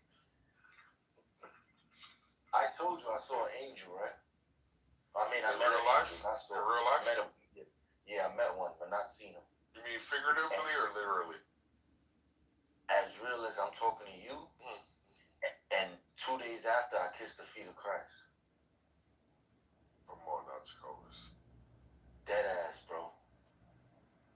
And if I'm lying, I'm ready to die right now for Jesus' name. I'm not saying you lying, but No, that's what it's I'm hard telling to you, bro. believe. But go ahead. And listen what I'm telling you. If I seen this, and knowing everything I ever knew, I don't think I'm supposed to say shut, bro. I don't think so. I want to, because I understand if I think what's going to happen. But if I don't think about it, it's going to happen.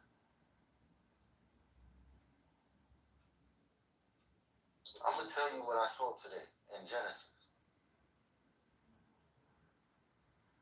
It was forbidden to eat from. It was forbidden to eat from the tree, right? Yes. That means eating is something we do.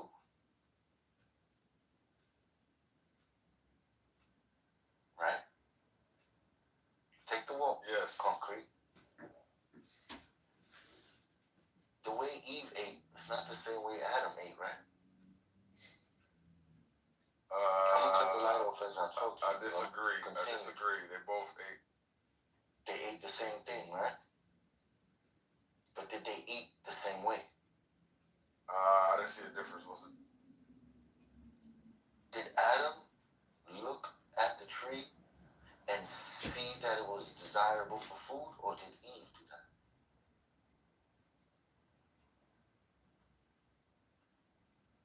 to me as fast as you did before. I'm scared. I haven't read it in a while, so. No, don't do that, Concrete. Listen, Jacobus, we gotta, choose our words. I know.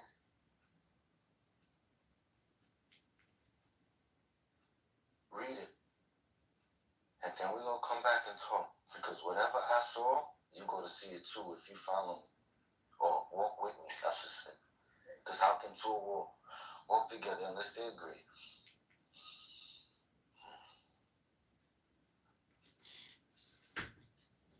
I don't like what I saw, Concrete.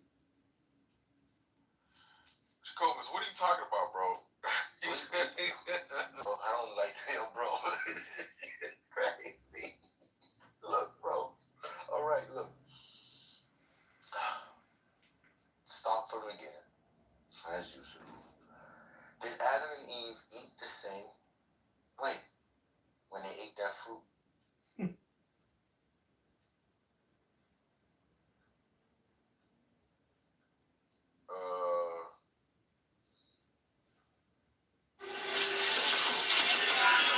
Did you see it?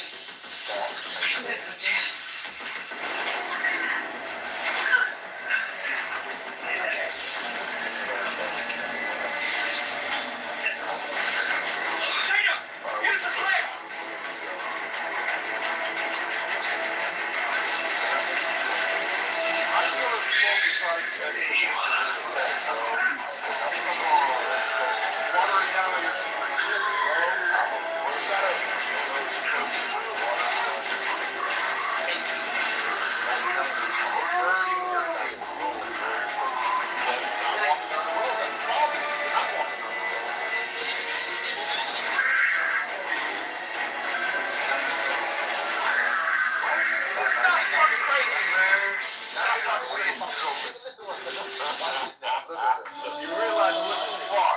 Now when time returns, does life repeat itself? Serious question. I gotta remember. All right, watch this, bro.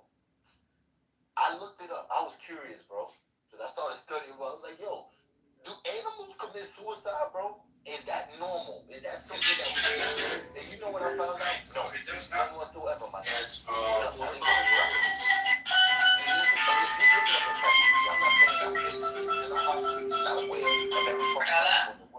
My friend owns that restaurant, but I think we could relaunch the vagina monologues for the eyes too. The other thing is intellectual perspective. Always the best option in that ideological propaganda. Even a bear can be taught to dance. If he were twice as smart, he'd be an idiot. So one part of them may live.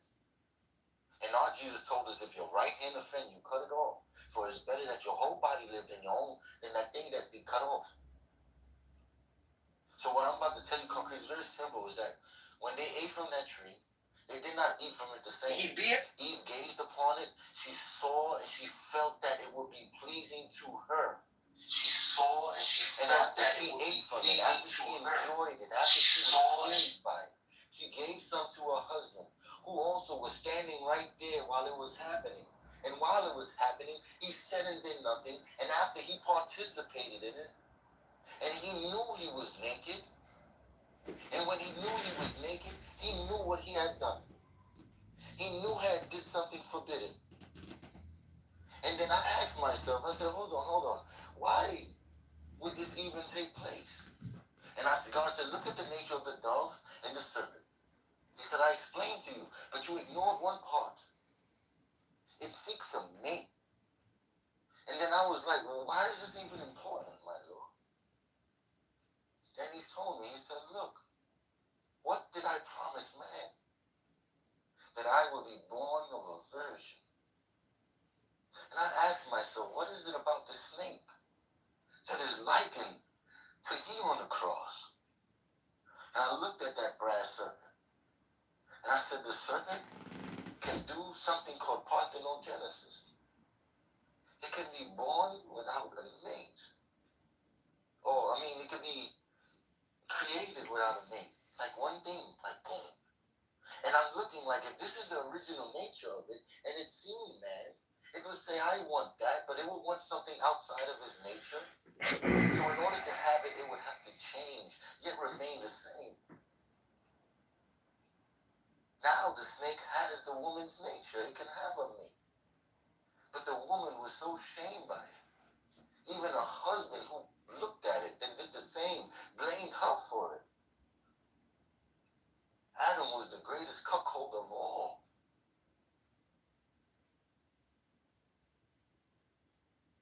What do you guys think makes the best barbecue in the world?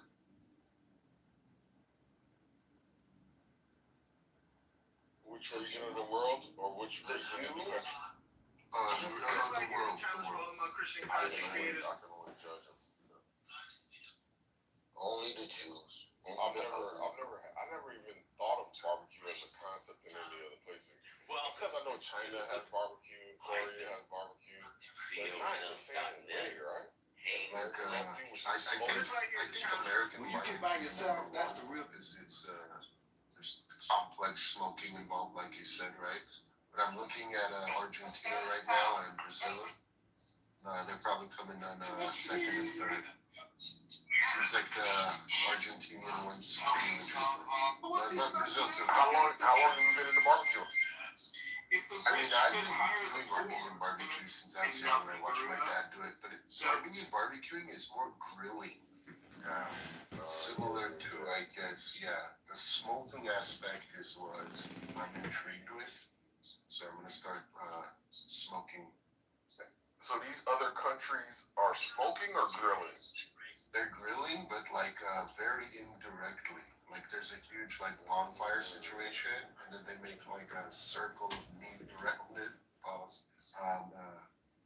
It looks intense. It looks like it takes a very long time as well. A lot of effort goes into it. Yeah, I like to go to different barbecue spots and see what they got going on. And it's really tough to get good barbecue. Most places are very mid. Yeah.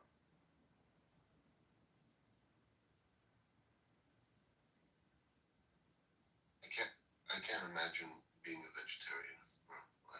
I can't do. Yeah. Didn't Jake say she's a vegetarian? Some whack ass vegan shit. Damn, bro. Free didn't do too good today, bro. Just saying. Oh, man. Free is the worst, bro. Samoa. Yeah, what's up, dog? Not as bad as Birdie. You know who's worse than Free? Birdie, bro. Oh my god, that nigga is the worst, bro. Oh, I haven't heard Birdie's perceptions yet. Birdie, see the problem with Birdie is Birdie, and that's the worst part about Birdie is Birdie. Is Birdie being Birdie? Birdie being Birdie is Birdie, bro. Being Birdie. What's up, Birdie? How you doing, bro? I'm doing okay. Just woke up. What's up, Birdie? I've never heard anything bad about you. What's going on? Someone made me second in command for their house, and I don't like it. Because when I try to start a room, everyone's like, "Where's the main guy?" And I'm just like, wait, what kind of room is it? What are y'all talking about? It's a spicy room. Spicy. Someone made me second. But I was trying to make it. I was trying to change it a little bit, and people were like, "He's changing the whole." Describe spicy, bro. You can't just say spicy. You gotta explain. So before, the conversation would be like, "What kind of dick do you like?" And I changed it to what do you do? How do you do shit? They were like, "What the fuck is this?" What type of room is this, bro? That's like this room. I was trying to get into my culture, so I went into a Nigerian room, but then it became more of a psychological room when I became second, and then now I think people don't like this shift. So Nigerians be talking wild like that?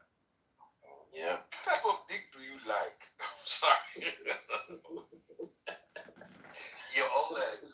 And the chicks in there talk, is Sugar Belly going there? No. Hello, Fifi. How you doing? Good evening. It's like a whole new group of people who have never been on this side of Clubhouse. Oh, okay. But like, there's like their rooms filled up to like hundreds, and so I was like, Y'all speaking in English or your country language? they speak in pidgin, but I understand it because my ears are just tuned into whatever my aunts and uncles used to talk about. Gotcha. But they speak in English. Yo, ping me in there, bro. I want to check it out. Okay. Oh my god, how gay. How was that No. gay? What are you talking about? Like the room I don't know what I'm talking about. I'm just being annoyed. Because you're a vegan? Yo, Birdie, Yeah. you want to hear something cool? What's up? Wait, James, why do you have a pink ticket? Why do you? Because I'm a cool kid. Hey, yo, Birdie, you want to hear something cool? Yeah. I'll tell you this, right? If the perfect nigga was standing right there, and the devil in his full glory was standing right there, a woman would choose that devil over that perfect nigga. What? See. Why do I say that? Mm-hmm. Because when you look at man compared to a serpent-like thing, that woman will always gravitate toward that thing. Okay. Does reality teach you otherwise? I don't even know. Why hesitate? For you see reality every day, right? I guess so. I think I showed you a dead body, my nigga.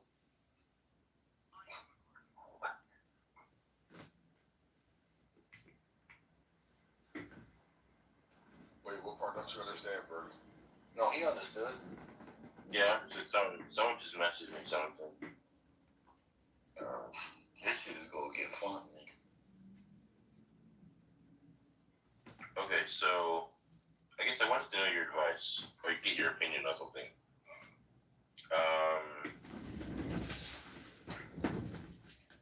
So the divorce is progressing. I know. Wait, what? I know, brother. Bro, fucking A, bro. Sorry. Hold on, Concrete, because this is about Hold on. Ask your question, brother. Hold on. Never Sorry, your question, brother. Hold on, Jacobus, let me talk, bro. No, you want to ask the question. Let him ask. Let me talk, Jacobus. You can talk to him. I just wanted to ask the question. And so I spoke to multiple of my pastors, and they gave me advice based on what she's been doing that they think I shouldn't get back involved in that relationship. Your pastors told you not to reconcile with your wife? They said, given what she's been doing, they said I'm no longer obligated because she's been in infidelity. Bro, so bro, I'm gonna give you the answer. Look, bro, I'm gonna give you the answer, and it's coming straight from the Lord.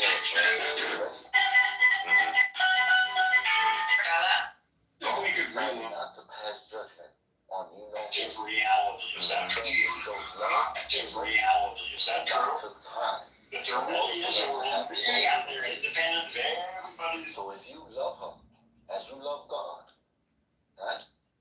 You must be willing to let her walk the path she walks so she can walk down the road of repentance. And you cannot do that for her. What you can do is remain where you are. So when she turns back, you are still there. Now, is this easy? No. Will you suffer? Yes. Will it feel like a punishment in the beginning? Of course. Will you see a reward at the end? Oh, certainly, money. But if you take the exterior terminus, the end of a reflection, as what it is, you never get to the source of the true light, my nigga. See, God is going to allow some people to see, some people to hear. Don't be one of those that have to feel. Because it's a terrible thing to fall into the hands of the Lord.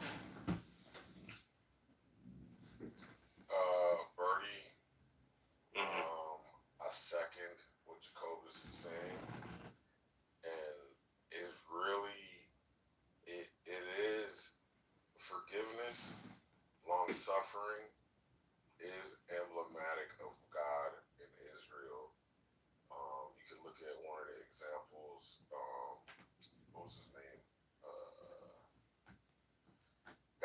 God used him as an example of his relationship with Israel, where he had Hosea.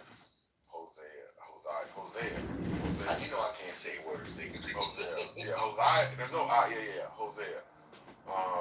Birdie, listen. I don't know what's going on with your pastors, bro.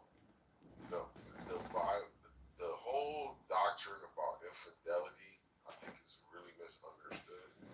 Because at the end of the day, Jesus says to forgive 7 times 77, right? And what God has put together, let no man put asunder. And when they talk about, but for it's not me initiating. No. I'm not saying you're cheating. I'm saying it's not me initiating. No, I understand. It's really because of the way the laws are. There's nothing you can do about it. They're just gonna. I would say it's cheaper to keep the marriage together because it's going to be very expensive. And if you're approved, you guys go to counseling, not with a pastor, but someone who can sit down with you. For the last 5 months, they've been trying to help in talking with her. So same with my family and friends who are also believers. And so now there's this unanimous disposition where they're saying they've talked to her one-on-one, and they've talked to me, and they've all talked about the situation, and they're all in the same unanimous outlook. My best man at our wedding, he talked to her, and he pretty much told her, he's like, look, everything you're doing and everything you've said has shown me that you're operating worse than an unbeliever. And he started reading her scriptures about how we shouldn't conduct ourselves. But he said for himself, he was reading scripture showing where he shouldn't conduct himself with someone who claims to be a believer but acts in such and such a way. Unequally yoked. Did he bring that up? Unequally yoked?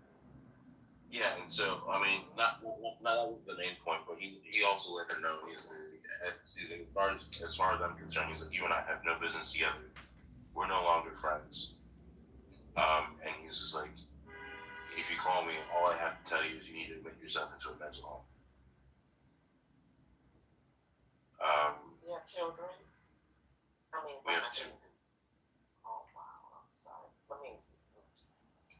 I'm just going to be quiet. I mean, definitely, you know. When we went to the pastor's wives, because the pastor's wives are involved, they tried to talk to her, they asked her about what God said about it, and she said, not really, not anymore. So Birdie, what I understood so far, not just with you, but with all of us, bro, we had to do evil to someone else, and we had to experience it done to us to truly understand it and discern it from something other than what it is. You and me, we had to do something bad, and something bad had to be done to us for me and you to truly say God is good. Now, as God, as you are made in his image, you must allow her to experience the wrong, and you must allow her to understand why it is wrong. Because once she done it to you, it must be done to her. And if she doesn't learn from then, you cannot save her. Who can save their spouse? It is your faith that she would turn back. Jesus had faith Peter would turn back after he did wrong. He didn't hope that God would do the work for him. So just be patient Be ready to be a light to her. Don't be angry. Don't remember what she's done. Because the moment you remember what she's done, she will not be able to get from under that bush. She will be so ashamed of herself. And a broken woman is no good to you, nor anyone else. So if you want her whole again, you're going to have to do what God did for you and let his hands mold you.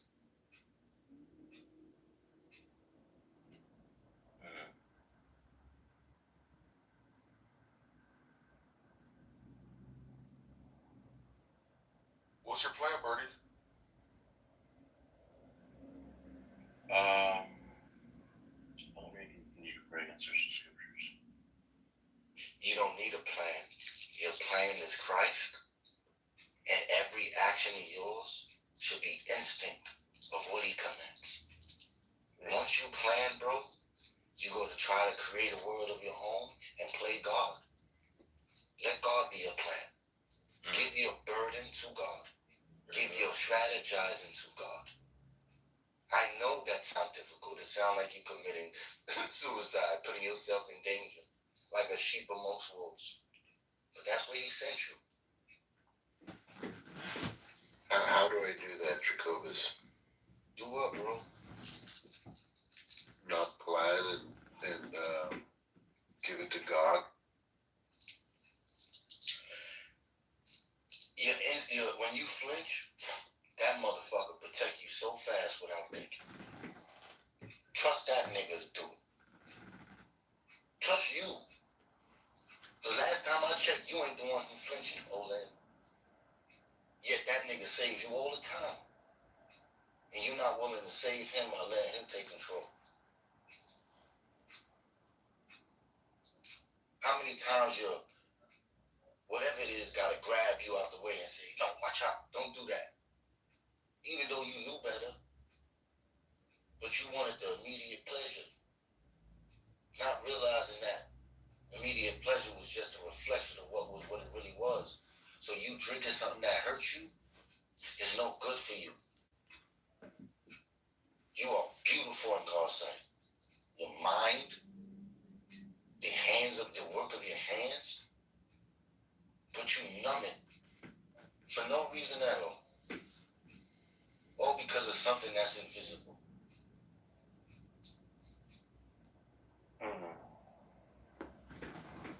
Look, Bernie. Don't try to drink it away. Don't try to smoke it away. Don't try to fuck it away. I can imagine the pain you're going through, barely. Just let it happen. It's happening. Don't try to numb it. Just let it make you powerful. Let it make you wise. And like Jacoba said, just stand strong. Be very forgiving. Just don't try to engineer, right? Just try to be available, forgiving, but don't try to force it. Can't, be available, but people have to make their own decisions. You can't coerce them. You can't, it's unfortunate, but I agree with you, but have faith. Let the Lord work it out. Just stand strong, healthy. Because right now, it's almost like somebody's trying to destroy you, and so you have to make sure you're not destroyed. You have to make sure that you don't lose it. And you can obviously have children that you could use as like a focal point for everything and anything as your focal point to stay healthy, to stay happy, to stay full, and to keep pushing forward. I think a little different, Concrete, when you're done. That was beautiful, brother Concrete. Thank you. Okay, I do, Bertie, if you don't mind. I do agree that you definitely put God first in this situation, and whatever that looks like for you. But you have children, two of them. And with mama parading around like that, when I say that, that's another word for whatever she's doing out there. But bringing it back to the home, that's that energy coming back into your home. She can bring into her to your home. You know what I mean? So some hard conversations have to be had because, like I said, I do agree with having God in this situation, but I do think that God will guide you in those hard I go after conversations. you, Miss Fifi. Okay, and that's all I have. So, it'll be okay. I'll say this, Miss Fifi. Your intuition is on spot on. You need to get this man home now. One thing they always taught me was whenever I say a word of God and not my own, I must try to get a nigga's hope. And watch what I'm gonna do. This is what I think is masterwork from the Lord. Whoever can answer this will be King Arthur, for he will lift the Excalibur. And the woman who helps them will be the Lady of the Lake. But the one who is strong enough to lift it, did not do it on his own. So the question is, when you doubt, who mind are you trying to change? The hope that he needs, Birdie, and I'm gonna let you go because you've heard it, both of us. The hope, Jacob, is his children, his legacy. That's the hope that he has to hold on to because she's out there doing Lord knows what, like I said, and just have hard conversations, and everybody in your union. That's kind of Bertie, your Lord told you you must be willing to hate your own spouse, your children, your mother, your father, your brother, your sister, for his sake. If not, you're not worthy to be a disciple. So that means he look at you more precious than a sparrow, more precious than a lowly sheep. So that means whatever you must do in this world and must not be done, you cannot sway for your brothers, you cannot sway for your sisters, let alone you cannot sway for your children or your spouse. For if you do, you will have failed where Job had stood.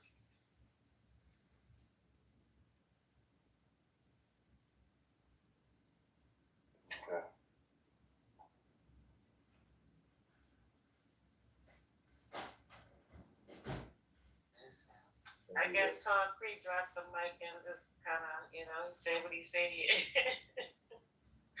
That nigga said amen and disappeared. Right, he's like, all right. That nigga scared the shit out of me, man. I'm telling you. No, that's all good. I just said they saw me, so that's why I'm kind of hanging out. You know who gives us rest? Say it again. Who gives us rest? Yes. Meaning, if you wanted to close your eyes, you can't put your senses. I know. Meaning, when you do close your eyes and you're in that darkness and you can't sleep, God is going to give you comfort in the dark, for He is that light. And the only thing that can ever give you comfort in the dark is the light, right? That's it. What's nothing bad? Nothing bad. Now, the light shineth, and the darkness comprehended not. Bernie, are you, excuse me, are you in the U.S.? Yeah, I am. Okay, so there are laws in place. Not saying that just, it's different on, I'm sure, in your country. Wait, what? Can you say it was Nigerian? Oh, I've been having to change my answer on that because okay. The Nigerians, when someone asks where you're from, they don't care about where you were born. They ask where your blood is. So it's, If you were born here, you're African American. So I just wanted to make. I just didn't know if there was some sort of culture involved. I've never even been in that group. So, It's all good, man. It's all good. yeah. I don't trip off of that. So, Mr. Green, I'm gonna shut up, but I just want to talk to you for a second. Not too much. I ain't gonna do nothing. No heavy lifting. No heavy lifting. It says, though I speak the tongues of men and of angels, but have not love.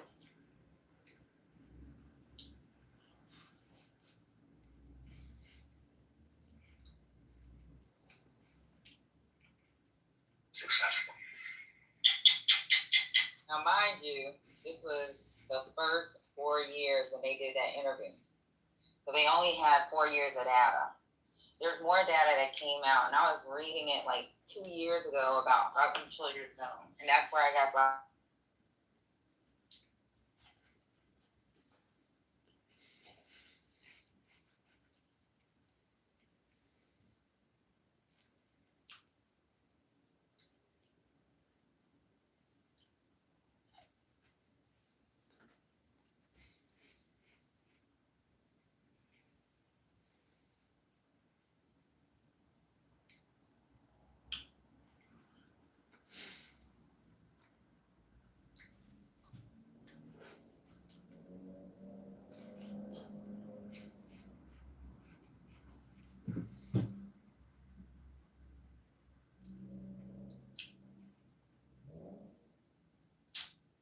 Tell them what else she said. Our president, what it hurts us. Tell them. No. Tell them. I mean, I don't expect. I know Sapien for the last 2 years. If I know, I think you gotta see this. He's not You going probably to change. remember it more than you probably remember this more than I do. This is a direct quote. That it hurts us that we're forced to kill children or something like that. What was that? I gotta find the direct quote. I think that was Golda Meir or Daniela. No, it's we will never forgive them for making us kill their kids. Yes. Yeah. For making us kill their kids, so we'll never forgive them. And you know what? I don't know, Ace, if you heard me speak about it. I did mention this a few days ago in this room. They have a minister called Itzhak. I work for the fucking government, bro. I'm good. Good, pal. Like, why? She has 13, bro. I don't have to fucking. Oh wow, that's pretty actually high. Yeah, dude. I'm good, man. And my job's gonna be remote anyway. What is GSK sex? No. No, it's not gay sex. That's fucking funny. No, I came in at 11, and then I got promoted to 12, and at 13 I got picked up. So it was really fast in 3 years. Now I'm going for 14. What's wrong, Cindy? Why are you sighing? How mad at you today? But yeah, I like Tampa. I wouldn't move down to Orlando or anything. Orlando's perfect. No, bro, what are you fucking nuts? You don't know anything about Florida, man. Man, my family lives in Jacksonville, and they live in Tampa. I looked all over Florida, and I'm gonna tell you this right now.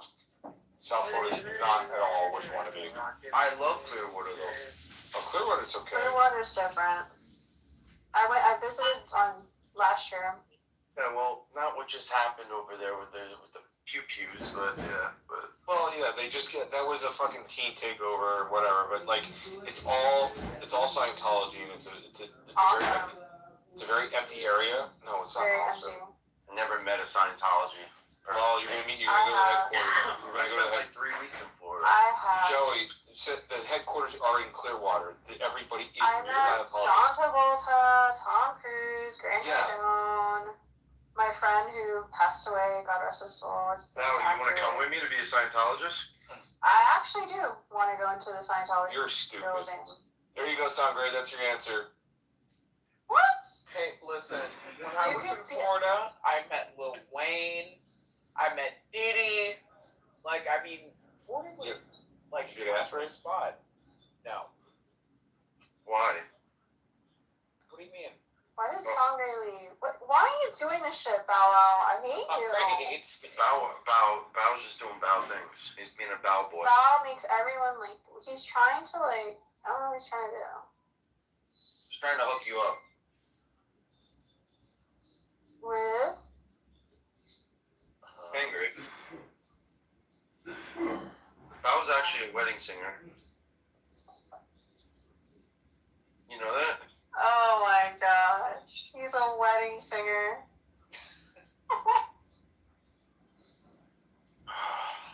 Wedding crasher. No, I doubt that.